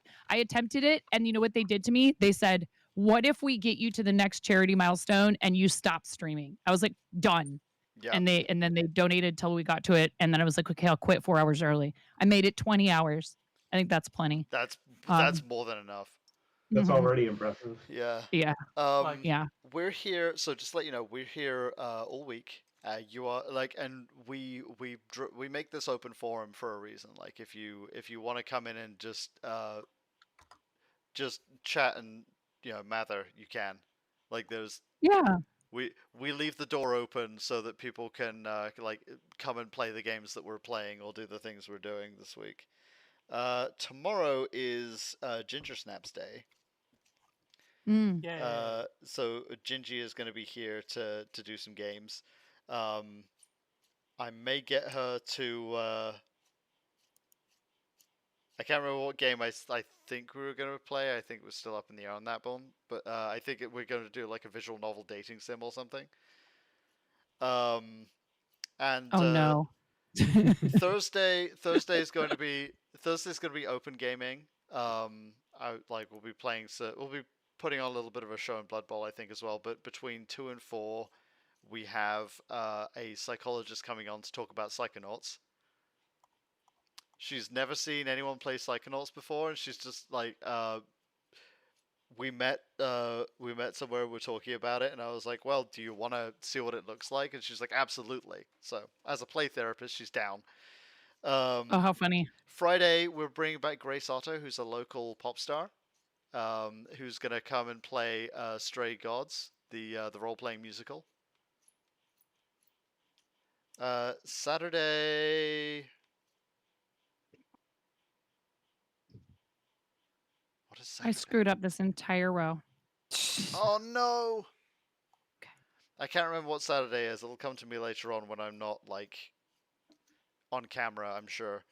But Sunday is the Blood Bowl tournament. So if you or anyone you know likes playing Blood Bowl, please bring them in. Never heard of it. Sounds Football. delightful. Fantasy football, where the fantasy is orcs and goblins. Oh my goodness, how funny. It's so good. Yeah, we're having a mini, like a beginners tournament. One of the things that's but it's so far there are only 3 entries. Blood Bowl is the only tabletop game that's ever made me cry laughing. Oh my goodness. Like, bust a freaking gut. Skulls and ones. Yes, like yesterday, we were playing. I think was it like a halfling game? What was the play that like almost killed you? So halflings have Ents basically that can team up with them, and Ents can basically throw a halfling to get them further down the field. But there's a chance for that to go wrong. And this specific can they punt instance, them? Yes. In this specific instance, the Ent threw a halfling into another one of his halflings, I think killing them both Yeah. or knocking them both out at least. Killed one, injured the other. Like, and it wasn't Yeah. even Oh, no. it wasn't even like a near shot. They were so far away from each other. What a travesty. Yeah, like so Yeah. some players have the skill called the right stuff. Which means you can throw them, and the right stuff. It says in the actual paper rulebook for the tabletop version of the game. It says in the rulebook like the right stuff does not have anything to do with courage or tenacity or anything like that. It is a simple statement of aerodynamics. Oh my Yeah. goodness. See, what would be funny is if somehow you could play it on a frozen lake and then it would just be like curling with the Oh, halflings. wait until I tell you about Winter Bowl, Oh, where no. that's actually a thing that happens. Unfortunately, they haven't put Winter Bowl in the video games yet. But man, I would love a mod that introduces or Dungeon Bowl, where there's like walls everywhere and Oh my occasionally goodness. wandering monsters. Well, on that note, I am Yeah. going to excuse myself. You Have a have been lovely evening. lovely. Oh, thank you. I absolutely will. This was a pleasure. Thank you very much for having me. Have a great rest of your stream. Bye, everyone. It was lovely to meet you Bye. all. Bye. Bye-bye. Bye. Bye. Have a great one. What an absolute class act. Oh man. Lovely to have her here. Yeah, That was such a gem. 9.5, everybody. Thank you for joining us, Thank you 9.5. for joining us. Man, I had a thought, and it was going to be a deep and insightful one, and it's gone. Oh yeah, That thought has. Oh, because we talked because we about started Blood talking Bowl. about Blood Bowl, and Oh, man. immediately it was like, Blood Bowl sure does remove all rational thought from your brain and replace it with more Blood Bowl. oh god. I think it had something to do with creating and like the Oop. Hold on, I'm flooping, I'm nooping, I'm zooping, I'm duping, I'm crouping. I've got the stream on my other monitor. Oh god, no. So I can see the preview. Ah, mouth. Oh dear. Hold on. Stand by. I can fix No, this. I'm tiny. It's not broken forever. I can fix this. I can't fix this. It's broken. It's destroyed. It's damaged. Hell is opened, and all the devils are here. There we go. Hi, I'm one of the devils. Hell is empty, and all the devils are here. Alright. Also, hi Tavi. I saw you pop in, but I didn't want to like call you out earlier because I couldn't see whose name that was.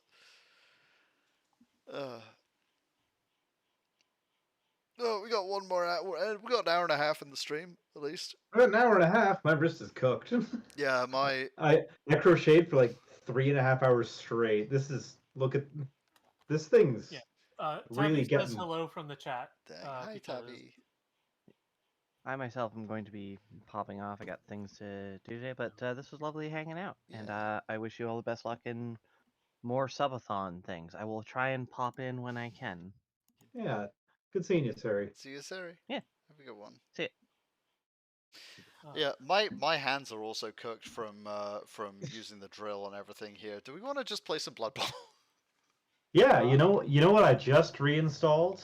Blood Bowl 2? Blood Bowl 2. Hell yeah. Alright, let me get Oh, right. I remember a thought I had earlier, which is I know what game we should play. I should play for the horror goal that we met. Oh, yes. Alien Isolation. That's a rough one. Are you sure? I feel like it's Like hell yeah, but also are you sure? But also hell yeah. But also are you sure? If I'm going to play a horror game, I want it to be like a good one, but like a well constructed horror game. I don't want to like go in for something that's like, oh yeah, this is mid. Monsters for Construction Man. Alien Isolation is. I will be very scared, and it's going to suck. but like that's sort of the goal here, right? Yep. The Oh, goal hell is to yeah. scare the Jane. The goal is to scare the Jane. This is true. The Jane will be scared.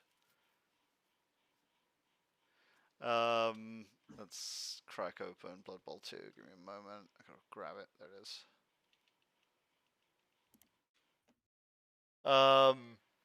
Have you studied the rules for team building, Ash? It's you have to have a points level of 1,000. So for the I think we're calling it the Bunny Bowl. Mhm. At least that's what the trophy will look like. It'll look like a big cup with a pair of bunny ears on it. I'm currently working on it.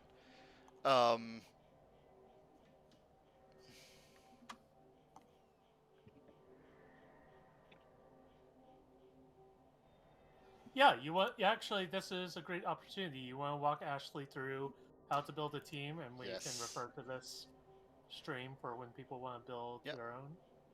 Alright, so first thing you have to do, team value is exactly 1.3 million gold. So you will, but that will include a bunch of skills. So you build a team value of 1,200 points. That is everything you have for rerolls and players. So I'm going to Alright. do that right now. So I'm going to create a team. Yep. What do you think? Oh, what would I recommend? Yeah. What do you I was like? thinking of doing Norse because that's the first one I ever did. Norse are fun. It's- Yeah, they're super straightforward. So Yeah, I'm gonna make a halfling team because I want to, because I love halflings.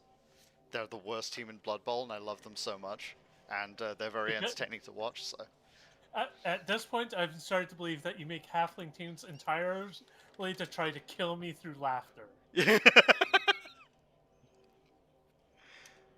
perhaps. All right, so I'll call them the big finger lads. Big nostrils though.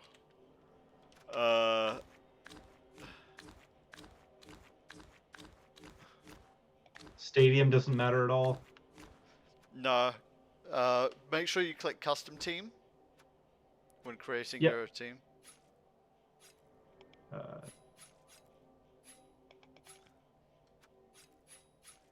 Oh yeah, Dungeon Bowl. Alright, next. Yeah, stadium doesn't matter. Crumpus Lane, whatever. Great. Alright, and then you want to make sure you pick no on automatic roster. Alright, you have 1,200 points to spend.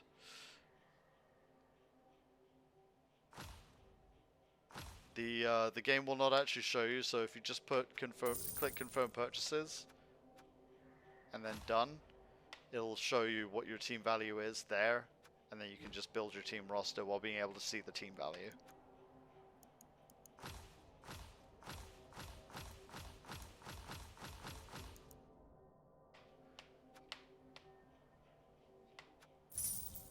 Maximum of 3 rerolls, I believe, is the other rule I made.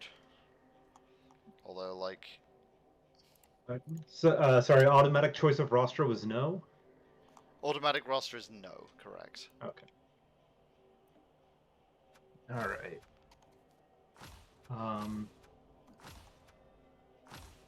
Yeah, maximum 4 rerolls with the exception of Halfling, Goblin, and Ogre teams who need all the help they can get. Yeah. And how much? What's the gold budget? The goal budget is 1,200. 1,200. That's So, Two- 1.2 million. okay. Yeah, I was gonna say I can I get lost some 2 zeros. linemen and 2 linemen and a bag of chips. yeah. I don't think 1,200 could buy 2 linemen. 50K for a lineman. Yeah, no. Oh yeah, I'm thinking 100,000. Yeah, team value of Listen, 1,200. Okay. Yeah, Blood Bowl players are expensive because there is a good chance they will die on the pitch, and they need to feed their families. Yeah, for the rest of their lives. Alright, I gotta pull up a calculator. So you actually, if you go to, like, if you click through and just hit confirm with an empty roster,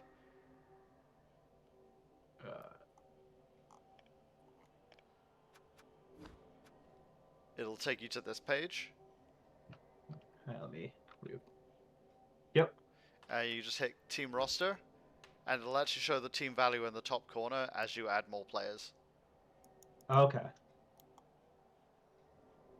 Alright, let me know when you got done that bit, and we'll move on to the next part. So I'm okay to just hit confirm with without recruiting any individual guys. Yeah. Okay. Are cheerleaders, apothecary, rerolls, any of that worth it? Yeah, you want it. You can have a maximum of 4 rerolls. I would definitely recommend you take some rerolls. All right. I'll do 3. Yeah, 3 is a good number. All right, and 1 apothecary.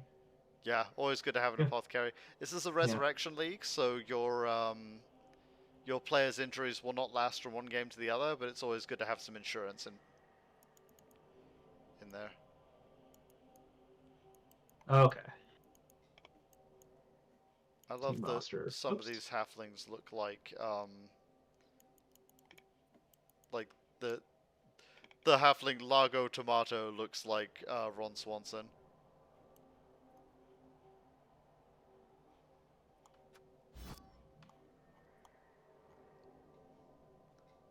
All right. So that's 1,000 team value.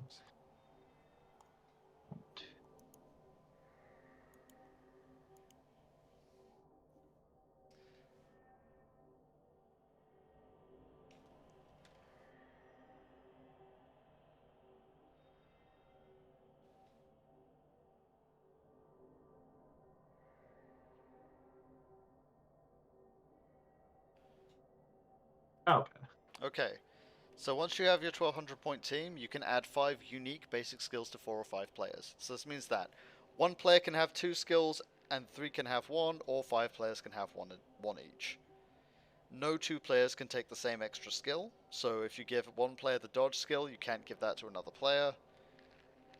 Basic skill is one that's not a characteristic upgrade and does not require a doubles roll. So, to illustrate that point, rather than just giving you a bunch of verbiage there. Yeah. So, let me grab Lotho Potato here. So, you grab a player and click level up. If it has, so characteristics can't be upgraded, and if it has a double die on there, if you look at my screen, you can't select that either. So the only skill I can take is agility, and I can give them any of these skills. God, sure feet, if only. And then you do that for 4 or 5 players. Okay. And you can't give any player any 2 players the same skill.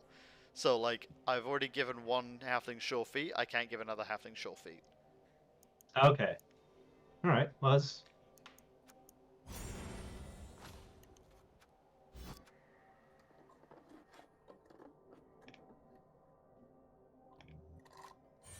Okay, and leveling them also makes their value go up, so I have to cut somebody. No. Leveling makes the value go up to a cap of 1,300. Like this is baked in. Okay. Yeah. So your team should be 1,300 at the end. Okay. I'll rise that lineman from the dead. What did I get you?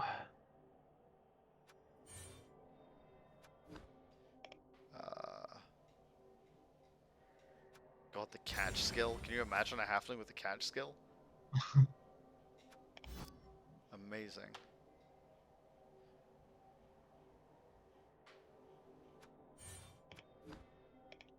And I'll give him the...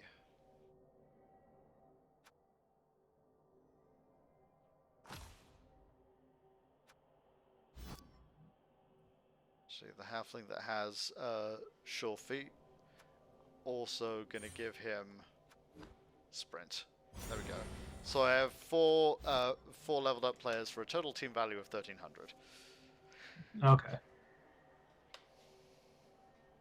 Alright, now the big finger lads are ready to play. Also, for funsies, go to club 1 second.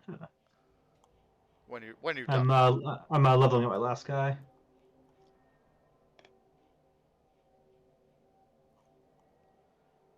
All right.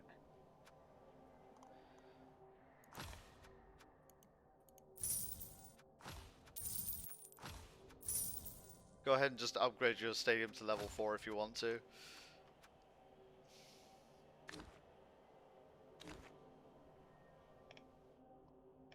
I don't know what the skill wrestle does, but I feel like I have to.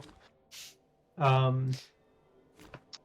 me switch back to your preview. Where's the Oh. All right, I got all the guys figured out. In club, Yep. click buy upgrade. Yep. And just upgrade it to level 4. Don't buy any enhancements or sign any sponsors, but just upgrade it to level 4. Okay. Also, make sure your choice of cheerleader is thematic.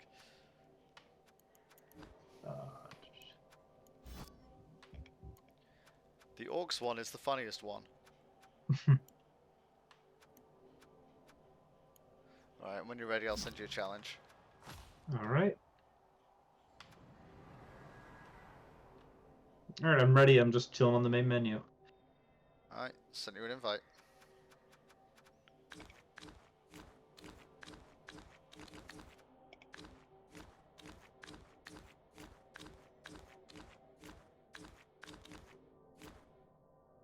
Oh, I forgot my name was Grab Scram.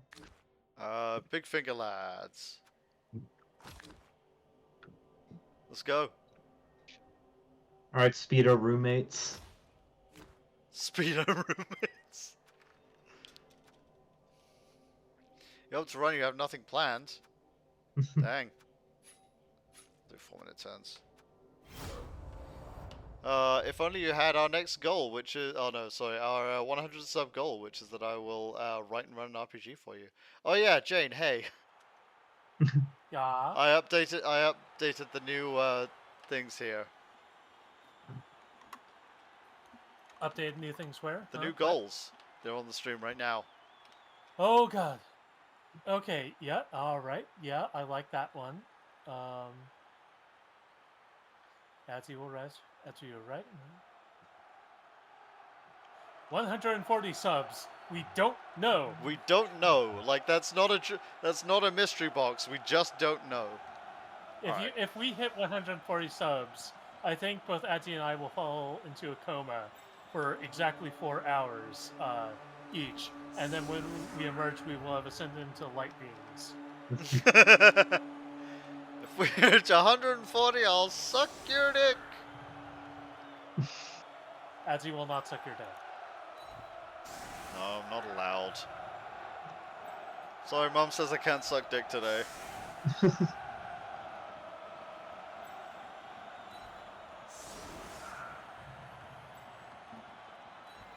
I know I must have 3 players on the line of scrimmage. I'm ready the sacrificial halfling. There we go. Oh no, they have frenzy. Back we go. Nothing but Alright. frenzy. Yeah, good old frenzy. Nothing beats that. All right. The fucking Vuvuzela's going off.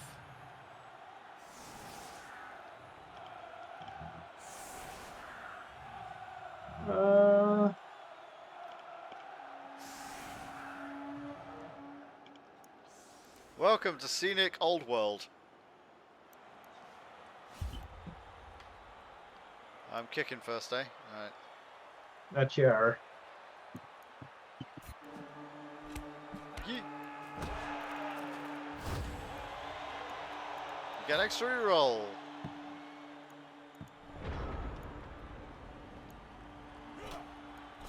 Oh yeah, the ball is the referee's head. Nice. Okay. No. No. Yes. End turn will end turn. How do I finish an action? You click on the space they're going to end up in. Oh, okay. It's all coming back. Yep. Oh. Alright, that's enough from you. You get in there. You defend.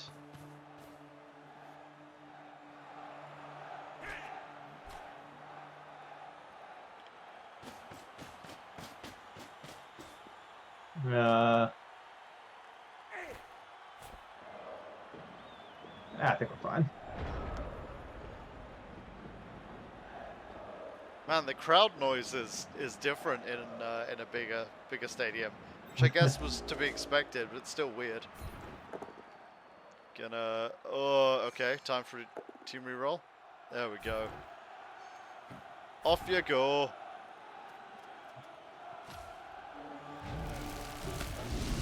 Ow, my ass. Oh, I got him.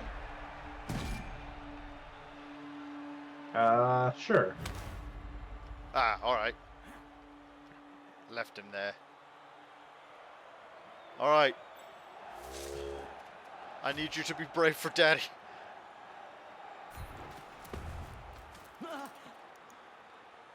Don't be brave. Your dad doesn't love you. God damn it. Can't buy a father's love.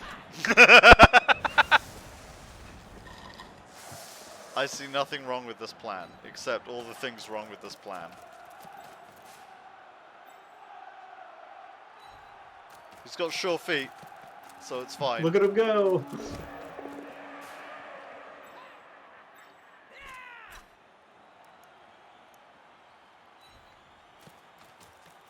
He's gonna go for it twice, it's fine.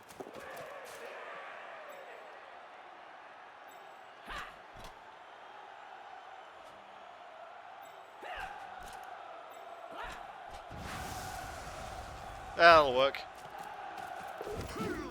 Get him! No, stunty. Ah, beans. Well, you get to choose the die. The skull will knock me down.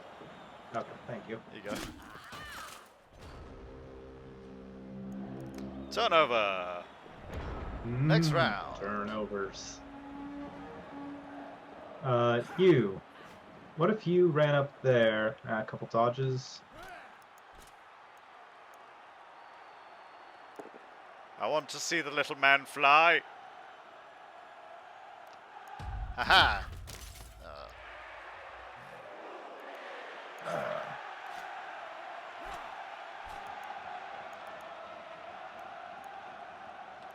Two dodges.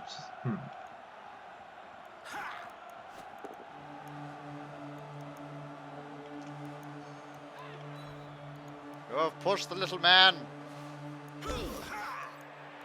Good old shoving little guys. Nothing beats that. I've had up to here with these tiny men.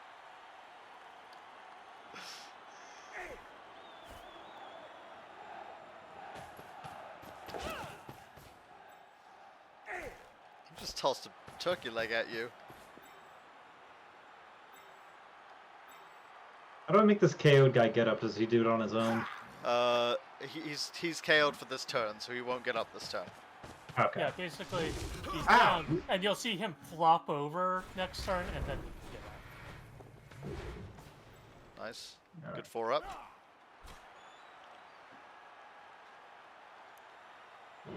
You. Don't think I forgot about you. Yeah, just get with your guy.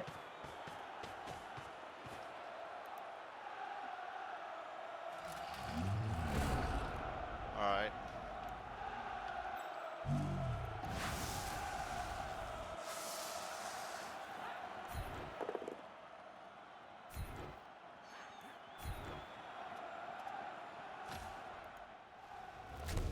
Ow! Get rooted. Welcome to Large Man.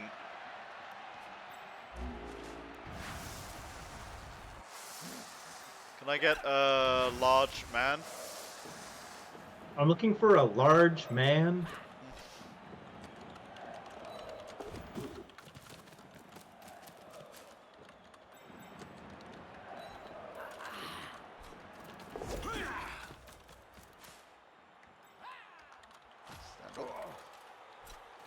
Rise up.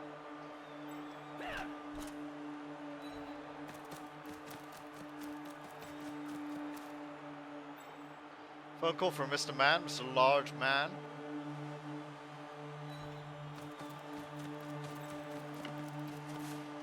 Oh, the Vuvuzelas. The bees! 5-up dodge. I haven't used my reroll this turn, let's do it. Your tree fell down. 5-up dodge, I haven't used my reroll this turn, let's do it. Your tree fell down. He fell over!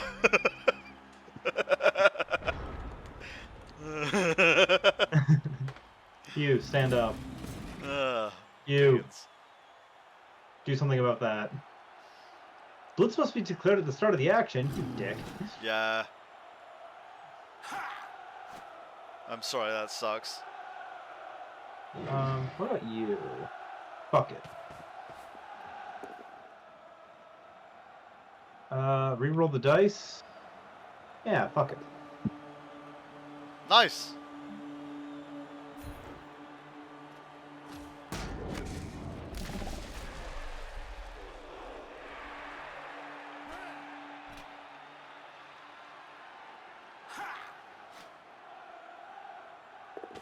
Is there a way for me to play against Ashley and for you to spectate that? Yes. One of you shares your screen, and I put it up on the jumbotron. Okay. I would like to have a chance. Yes. After this game, you can play against Ashley. Yeah, if you're down, Ashley. Yeah, I'll give it a shot. I will, The stream will go a I'll little long. I'll bear the humiliation. The stream will go a little long, but I got nothing planned today. Ah, my ass. Ah, your favorite ass.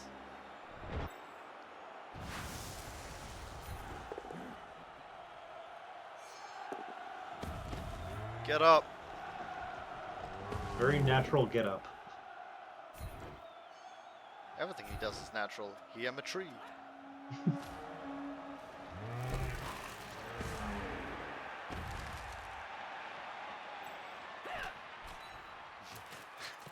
Bunch of fucking big wheels pull up. You came to the wrong neighborhood.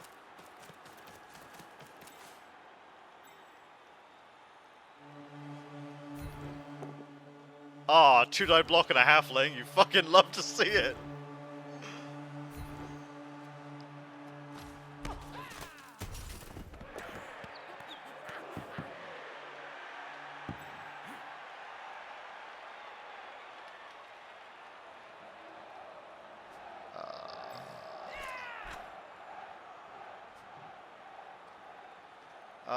None of these players have sure hands. Look, sometimes you just need somebody to try to pick up the ball. Yeah. And then they die trying to pick up the ball. Oh, Like, it's unlikely, but Blood Bowl is a game where you can tell a guy to go one extra space, and there is a 1 in 6 chance they'll slip during that, and then there's a significantly more unlikely but still exit chance they will die. yeah, they just fucking die from it. Yeah.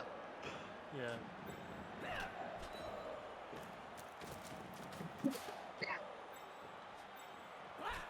I've never played tactically with halflings, so I'm not going to begin now. Tripped over the tree and got injured. Very well. Nice work, Hob Peason. I've got to stand the treatment up. No, fuck shit. Ah. You, stand up. You, stand up. You, stand up. I could take a werewolf.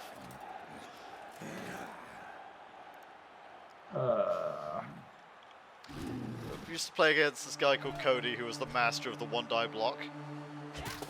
Ow! Oh! Rerolling that. Ow. Well, that was worth it. I'm not going to score this turn because halflings can't run that fast. But boy oh boy, we're going to get close. Oh, my team is too hot. They can't play sports. Wait. It's a 3-up. Can you just give him the ball? Okay. You need to not fall over on two 2-ups.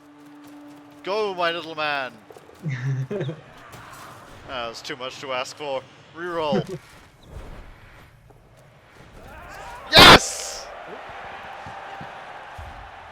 Got there. Halfling touchdown! Hey. I've not had a touchdown with a halfling team in 5 ever.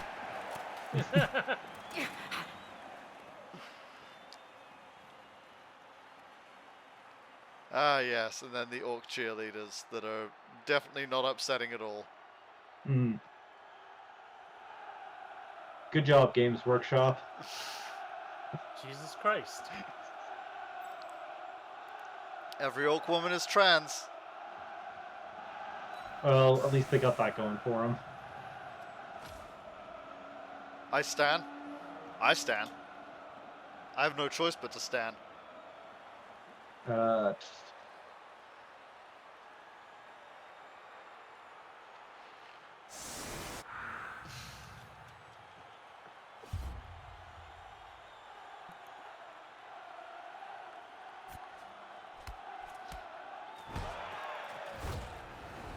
Oh, for fuck!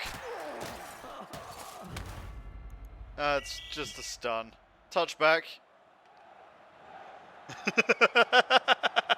A fan sitting in the stands. You know what? Time for a rock. Time to rock this little man's jaw.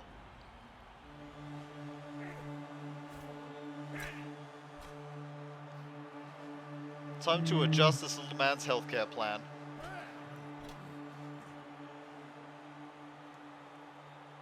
Do I want to roll a die this early in the match?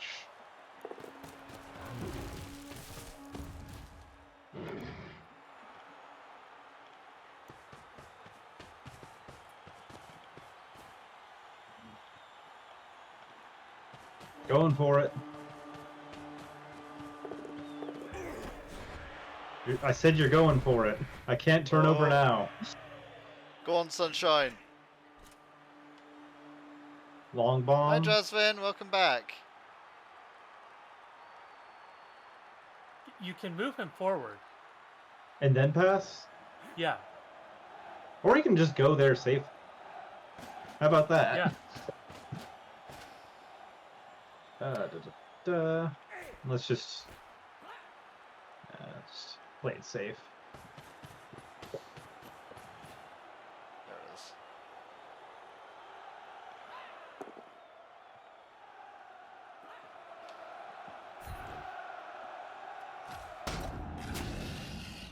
No, this tree is rooted to the ground.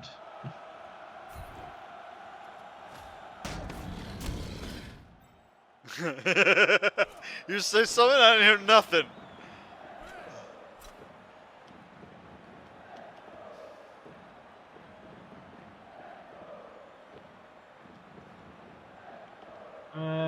Let's bring you up the field a little bit.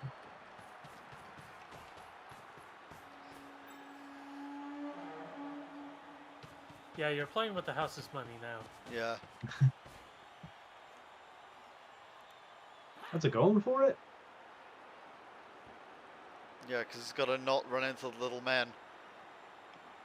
Boy, do we hate these little men. Boy, do we hate these tiny men. Alright, good work, team.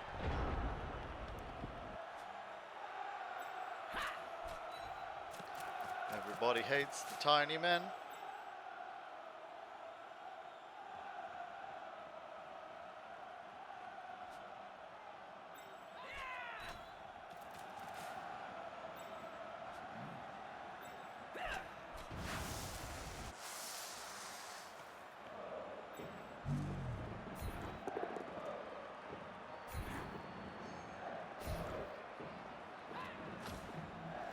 Sit down.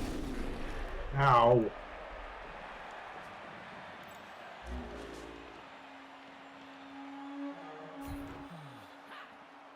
Nah, you can take root. It's fine. He lives there now. Sit down. Alright. Hey, he pushed me. Is this true? Did this man push you?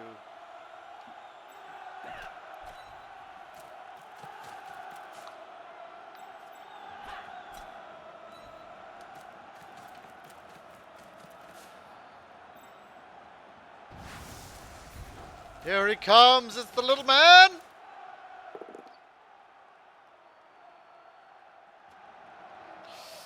I'm not gonna be greedy.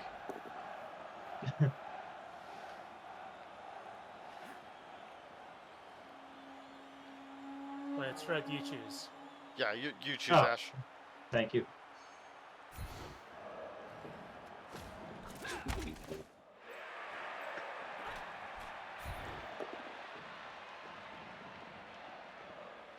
That... Good enough. Stop pushing me! We'll follow you. Okay.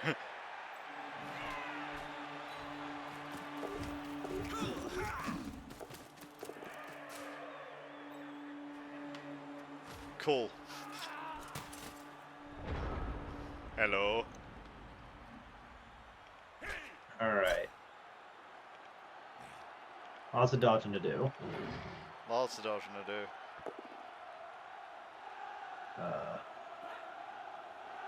If you attack with the ball carrier, you can't. Oh. I was about to say, she's not going to choose block. Oh. She's not going to choose both down because that character doesn't have block. Oh. I thought he had block. I thought all of the Vikings had block. Nope. Well,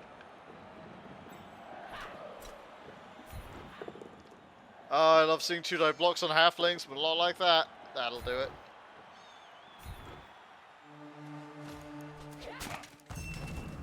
Oh!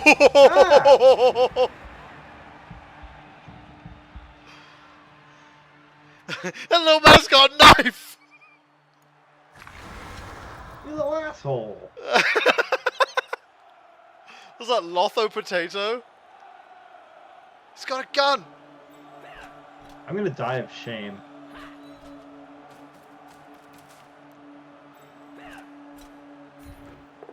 Hear his funeral horns. Yeah. I may actually renege on the desire to play a Blood Bowl game today. Oh yeah. That's fair. I'm basically just realizing I'm kind of tired. Like, I don't want to perform. Yeah, no, I feel that. It's like 50 minutes till the usual plan. Oh! Ow. Oh, you hate to see it. I mean, I thought Milo Tomato was just going to die then. Yeah, so did I. That is the thing that halflings do. It is not lost on me that this is a little bit payback for never missing a Potemkin Buster. Yeah. I hadn't thought about it, but yeah, you're right. Correct. Look, we all have different strengths in different games.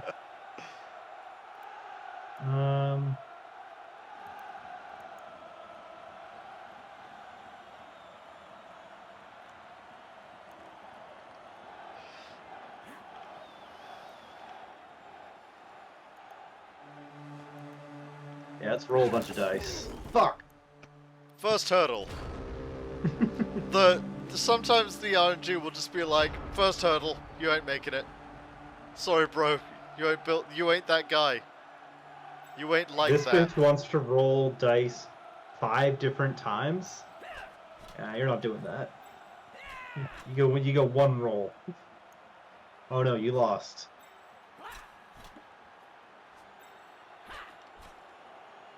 Okay, if I go for it, he can make it. What a reroll. Oh yes! Yes, run, little man!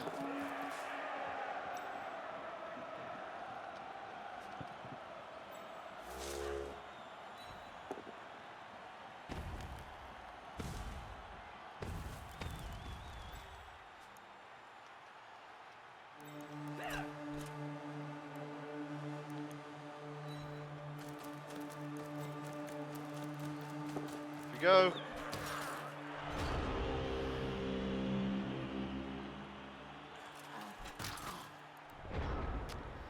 Yeah, you just saw a man Alright. die. A man died on the pitch a minute ago. How do I unfuck this pig? Nice. Oh, that's good. Oh. Defender stumbles, both down, or He- shove. He does not have block. He doesn't have block. So I want defender stumbles. Yes. I picked push because it took more than 1 second for you to answer. It would have been a push either way. Okay. And you can't use frenzy because it takes you out of movement. You're too far away. If everything goes right, that halfling can still score. Yeah. Alright. You, make a defensive line. You dumbass. It's like, okay, I just need this one guy to roll a 2 up. No. Yes! Alright. Everyone's getting spanked at halftime. Everybody line up against the wall. It's power wash time. Yes, everyone loves it when I score because you get to see the orcs and the palm squigs.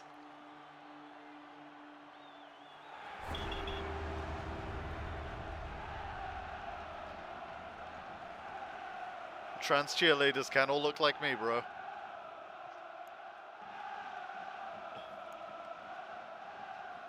Alright. Defending once again, huh? Treacherous Fjord? I like the sound of that. Alright. Let's put...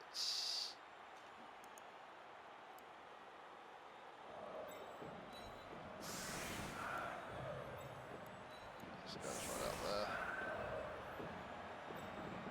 Have a halfling. Actually, we want them out here. That's the guy who can run.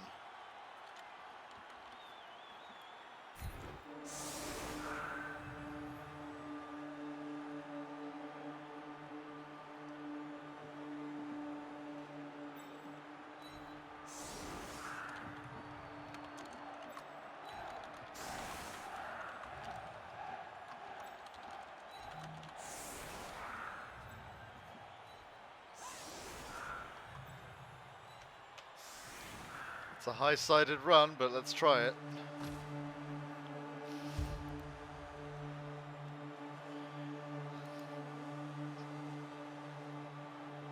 Alright.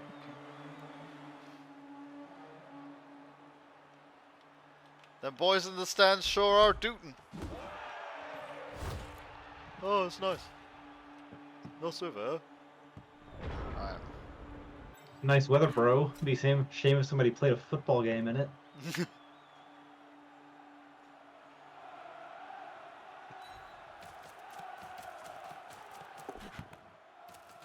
Oh, good lad, good lad.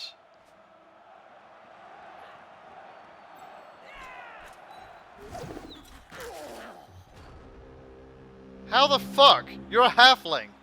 That was a 3 up at best. Hey kid, you just blown from Stupid Town? I've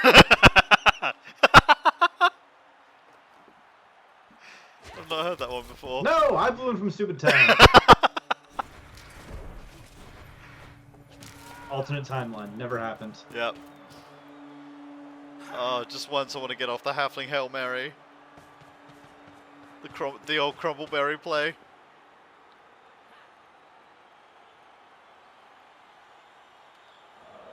Yeah, I'll roll 2. 2 of these.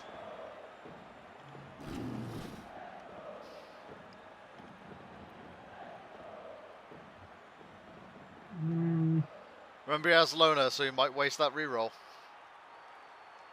What's loner? It means on a 4+ they don't pay attention to the reroll.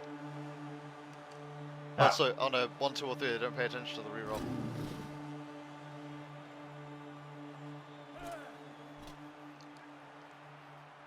Hello. Hello? Oh, I'm sorry, girl. A baby who I have disturbed because The baby. Baby. Rock the baby. Meet the baby.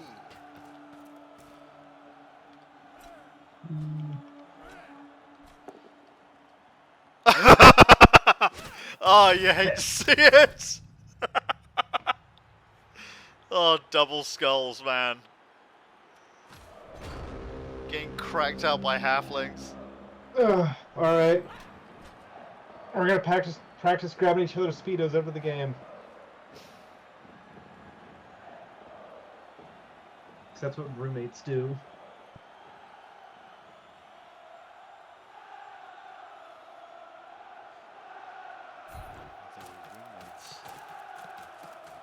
Oh my god, they were roommates. No. That didn't happen. Ah, his disturbing Sick. presence goozled us all. That man, he's got a presence that I find disturbing. Ooh. Try again. Yeah, you were also... Well, I That'll feel like do I it. just kind of... I think I just skipped some steps that were going to happen anyway. Time. Alright, time for the Crumbleberry. Go on, little man!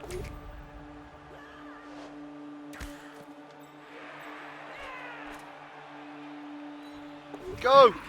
Go!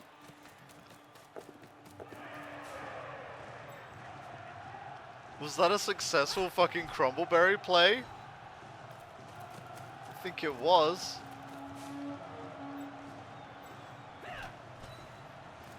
By the way, just so we're clear, this is not a lack of skill on your part. The AI, the RNG is just fucking mugging you. I appreciate You're it. getting worked over for loose change in an alley behind the fucking Wawa. Well, I've got the rerolls, might as well spend it. Alright. Alright. Come on. Fuck you, game. I'm staying.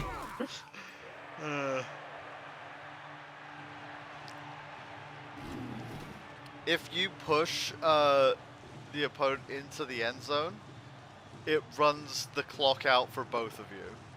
Because it's like, everyone's like, what?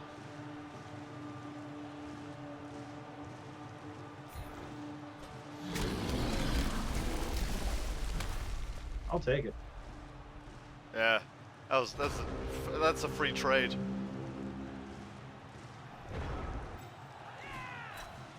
Time to leave.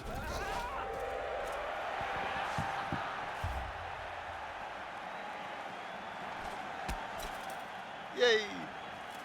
My team's looking over at me at the benches.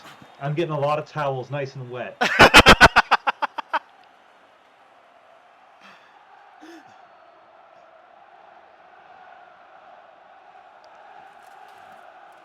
If you don't think the Orcs are hot, you're a transphobe. It's not true. That's not true. You're allowed to not think the Orcs are hot. I will not hold anyone to that.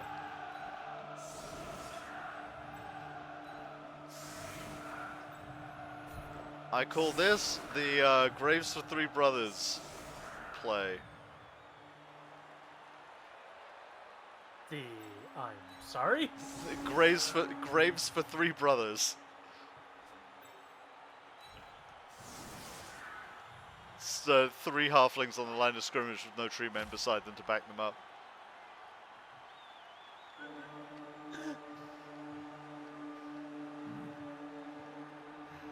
Alright. This is called the last setup, and that sounds appropriate.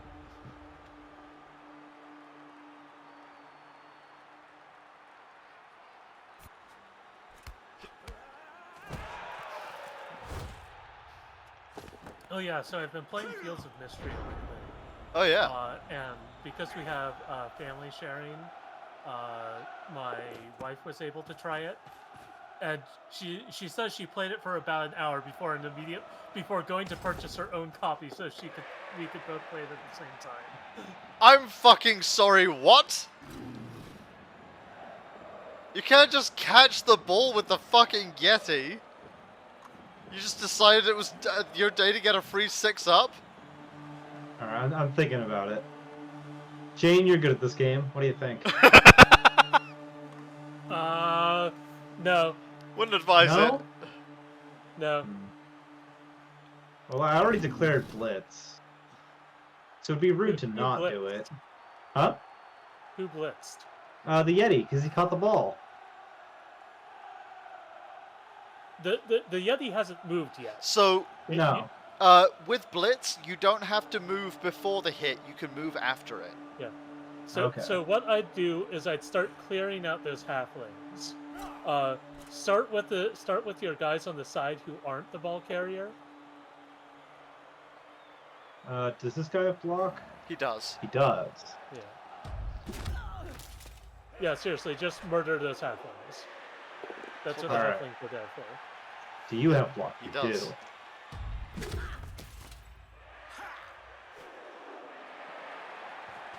There you go. Okay. There you go. He That's does what have we're talking block. about. Alright, now we're cooking with oysters. Now we're burning diesel outright. So unfortunately, unfortunately, your Yeti can't just step over those players. Yeah, I still have to go around. Yeah. I can live with that. If you blitz, it. Already blitzed. Oh wait, you already blitzed. So Yeah. The only problem with your Yeti carrying the ball is that there's a 1 in 2 chance that they will ignore you when you tell them to do something that isn't mauling something to death. Okay. So, but that won't result in a turnover, so you can sort of shape the rest of your turn around that. Alright. So if you can move him forward, you can move other players to support him. And if you can't move him forward, then you can still move other players to support him. You'll just know where you need to move. Well, at the very least, get these clowns off the field. Oh, that guy. Oh, you just shoved that dude in Yeah. the way.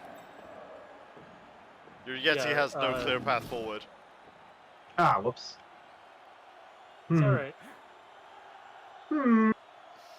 Yeah. Oh. I'd say just move him a step Oh. to the right and move someone else Oh. there. Oh, I got you. The thing is, you're already sort of building a cage, which is what you want to do around your ball carrier. So No! I clicked on you, you asshole. You go back to where you were. yeah, there's no takebacks for movement. Yeah. So Yeah, definitely.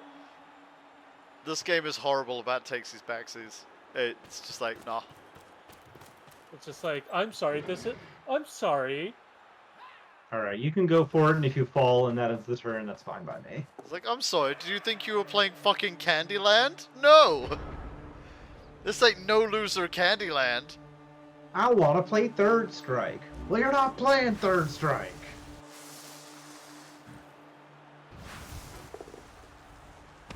Large man has come.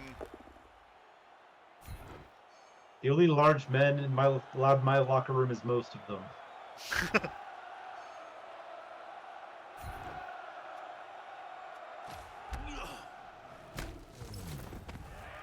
Large man is All right. here.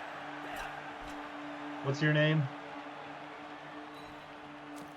Frey Harrelson. You're first on the spanking table. There's the ritual spanking table. It looks very similar to just the wooden bench that's between the lockers.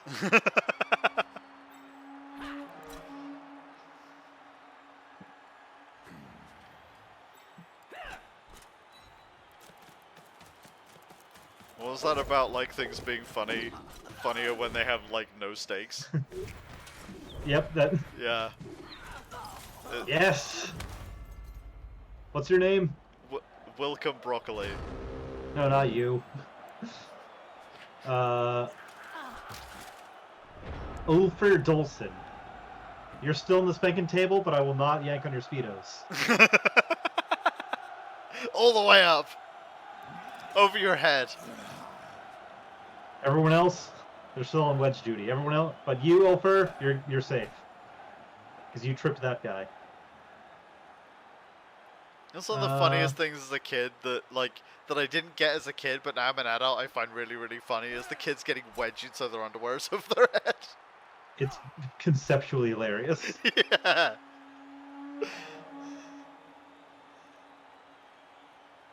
The atomic wedgie.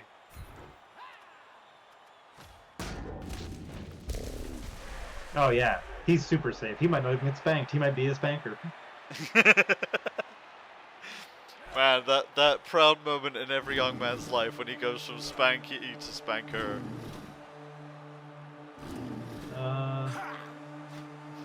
Knock you back down. Defender down. The bees!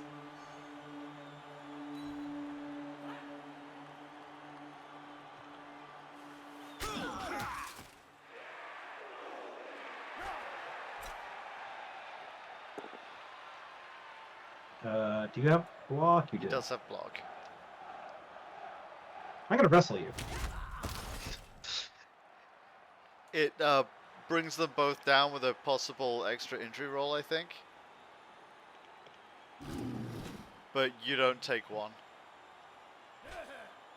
That's probably a bad idea.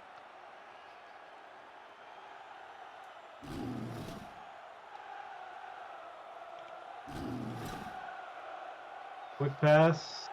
Catch. Are there any live dudes? Let's roll. Oh no, he's an animal. Yeah, he's decided not to. It's like, oh right, yeah, that's a Yeti. All right, men, surround the Yeti and take this guy out. You want the starburst? Yeah, it's the animal icon is over it. Ah. Dead. All right, game of inches. It's a game of inches, Alex. Played over many minutes on a field that happens to be full of holes.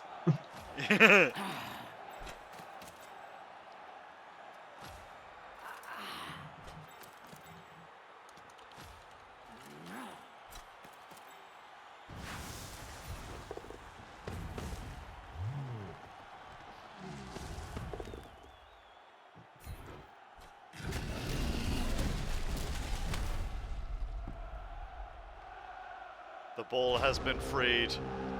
Much All like right. the Speedo situation. Much like the Speedo situation, the ball has been freed and not everyone is happy about it. Dodge and pick up. All right, pick it up. Nice, good job. You?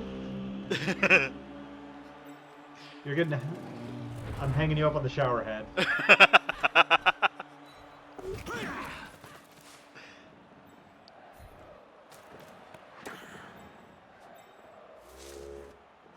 Well, I think I know where this is going. It's time for a Crumbleberry. Crumbleberry! Oh, I need to re-roll that. I need to just stick the landing by a little. Crumbleberry! No! Yeah!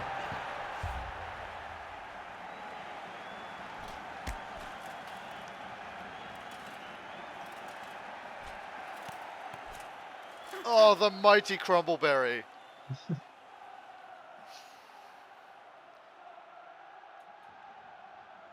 He thickens, he quickens. Ah, Bisto.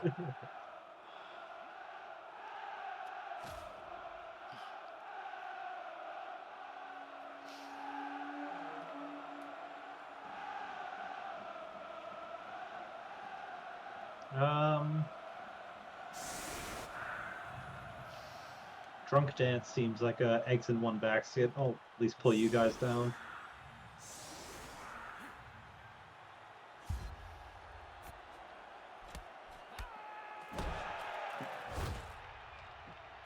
Oh, All right. I've seen worse ideas. yep. Sick. Why is that a Alright. turnover? You caught the ball. Alright, it's the final turn of the game. For the great ancestors. Oh my god, it worked. You pick.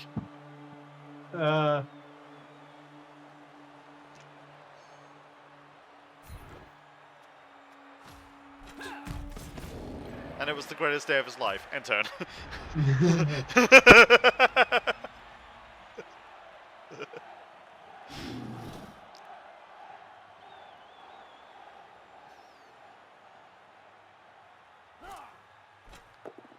Alright. Deja Mustard.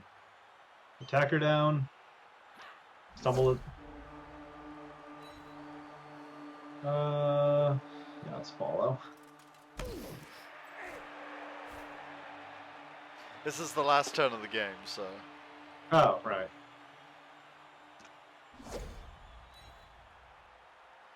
Stay.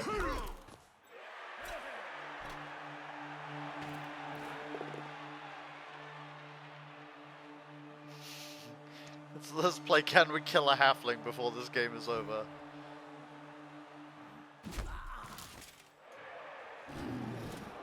I don't think I've had to change out a single halfling sub either, so God this has damn been it. an uncommonly good game for me.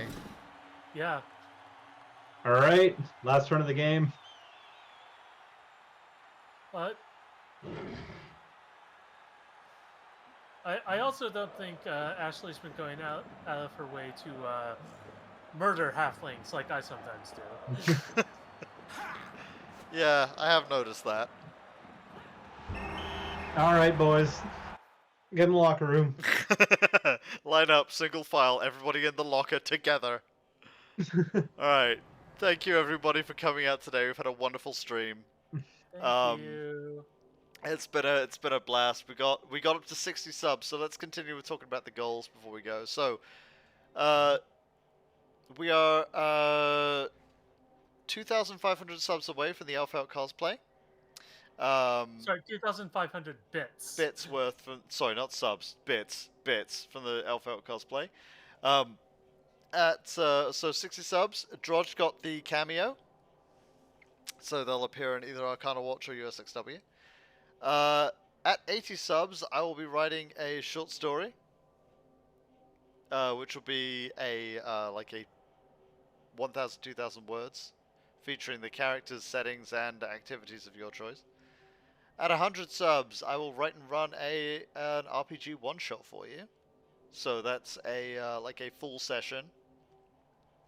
At 120 subs, I will print, paint, and mail out a 1,000-point army for you, or a full party of my show quality painting player characters for your D&D party. These are all giveaways, by the way. 140 subs, I don't know, maybe? We'll figure out what 140 subs is if we ever get to 120. In fact, if we get to 100, we'll figure out what 140 is. Because at that point, it's scarily close. So, alright. Tomorrow, we shall be here with our lovely friend Ginger Snaps. And of course, returning... That's not us. That's not us either. There we go. And of course, returning fan favorites. At the close of the stream, I have set the beginning and end of stream. And for every raid...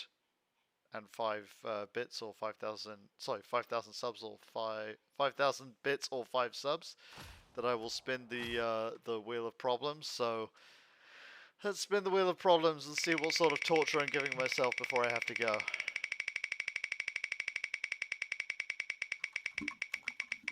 Wheel of problems. Turn, turn, turn. Show us the lesson that Adzy will learn. Oh, popsicle! I get to leave with a popsicle. Okay, well that's Yay! nice at least. I'll go. Hang on. I like when Adzy gets to have a popsicle. Nice treat.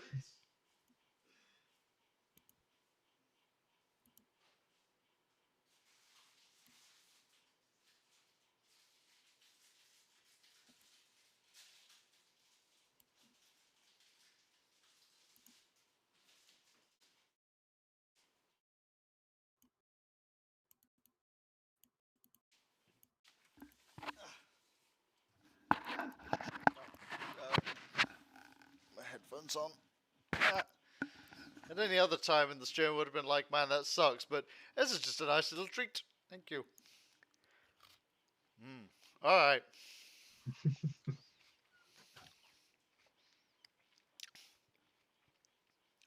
Let's raid someone. They're getting raided today. Raids. Ginger Snap, who will be here tomorrow. So let's go see Ginger Snap. Alright, let us raid. Goodbye for now. Well, and by goodbye for now, I mean in like 10 seconds, because I always forget that it takes 10 seconds for the raid to start. Woo! Delicious. Alright.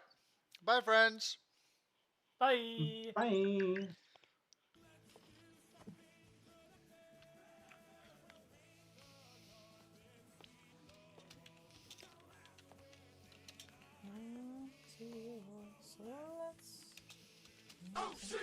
Adzy. Adzy and Jane Comics just rated with 10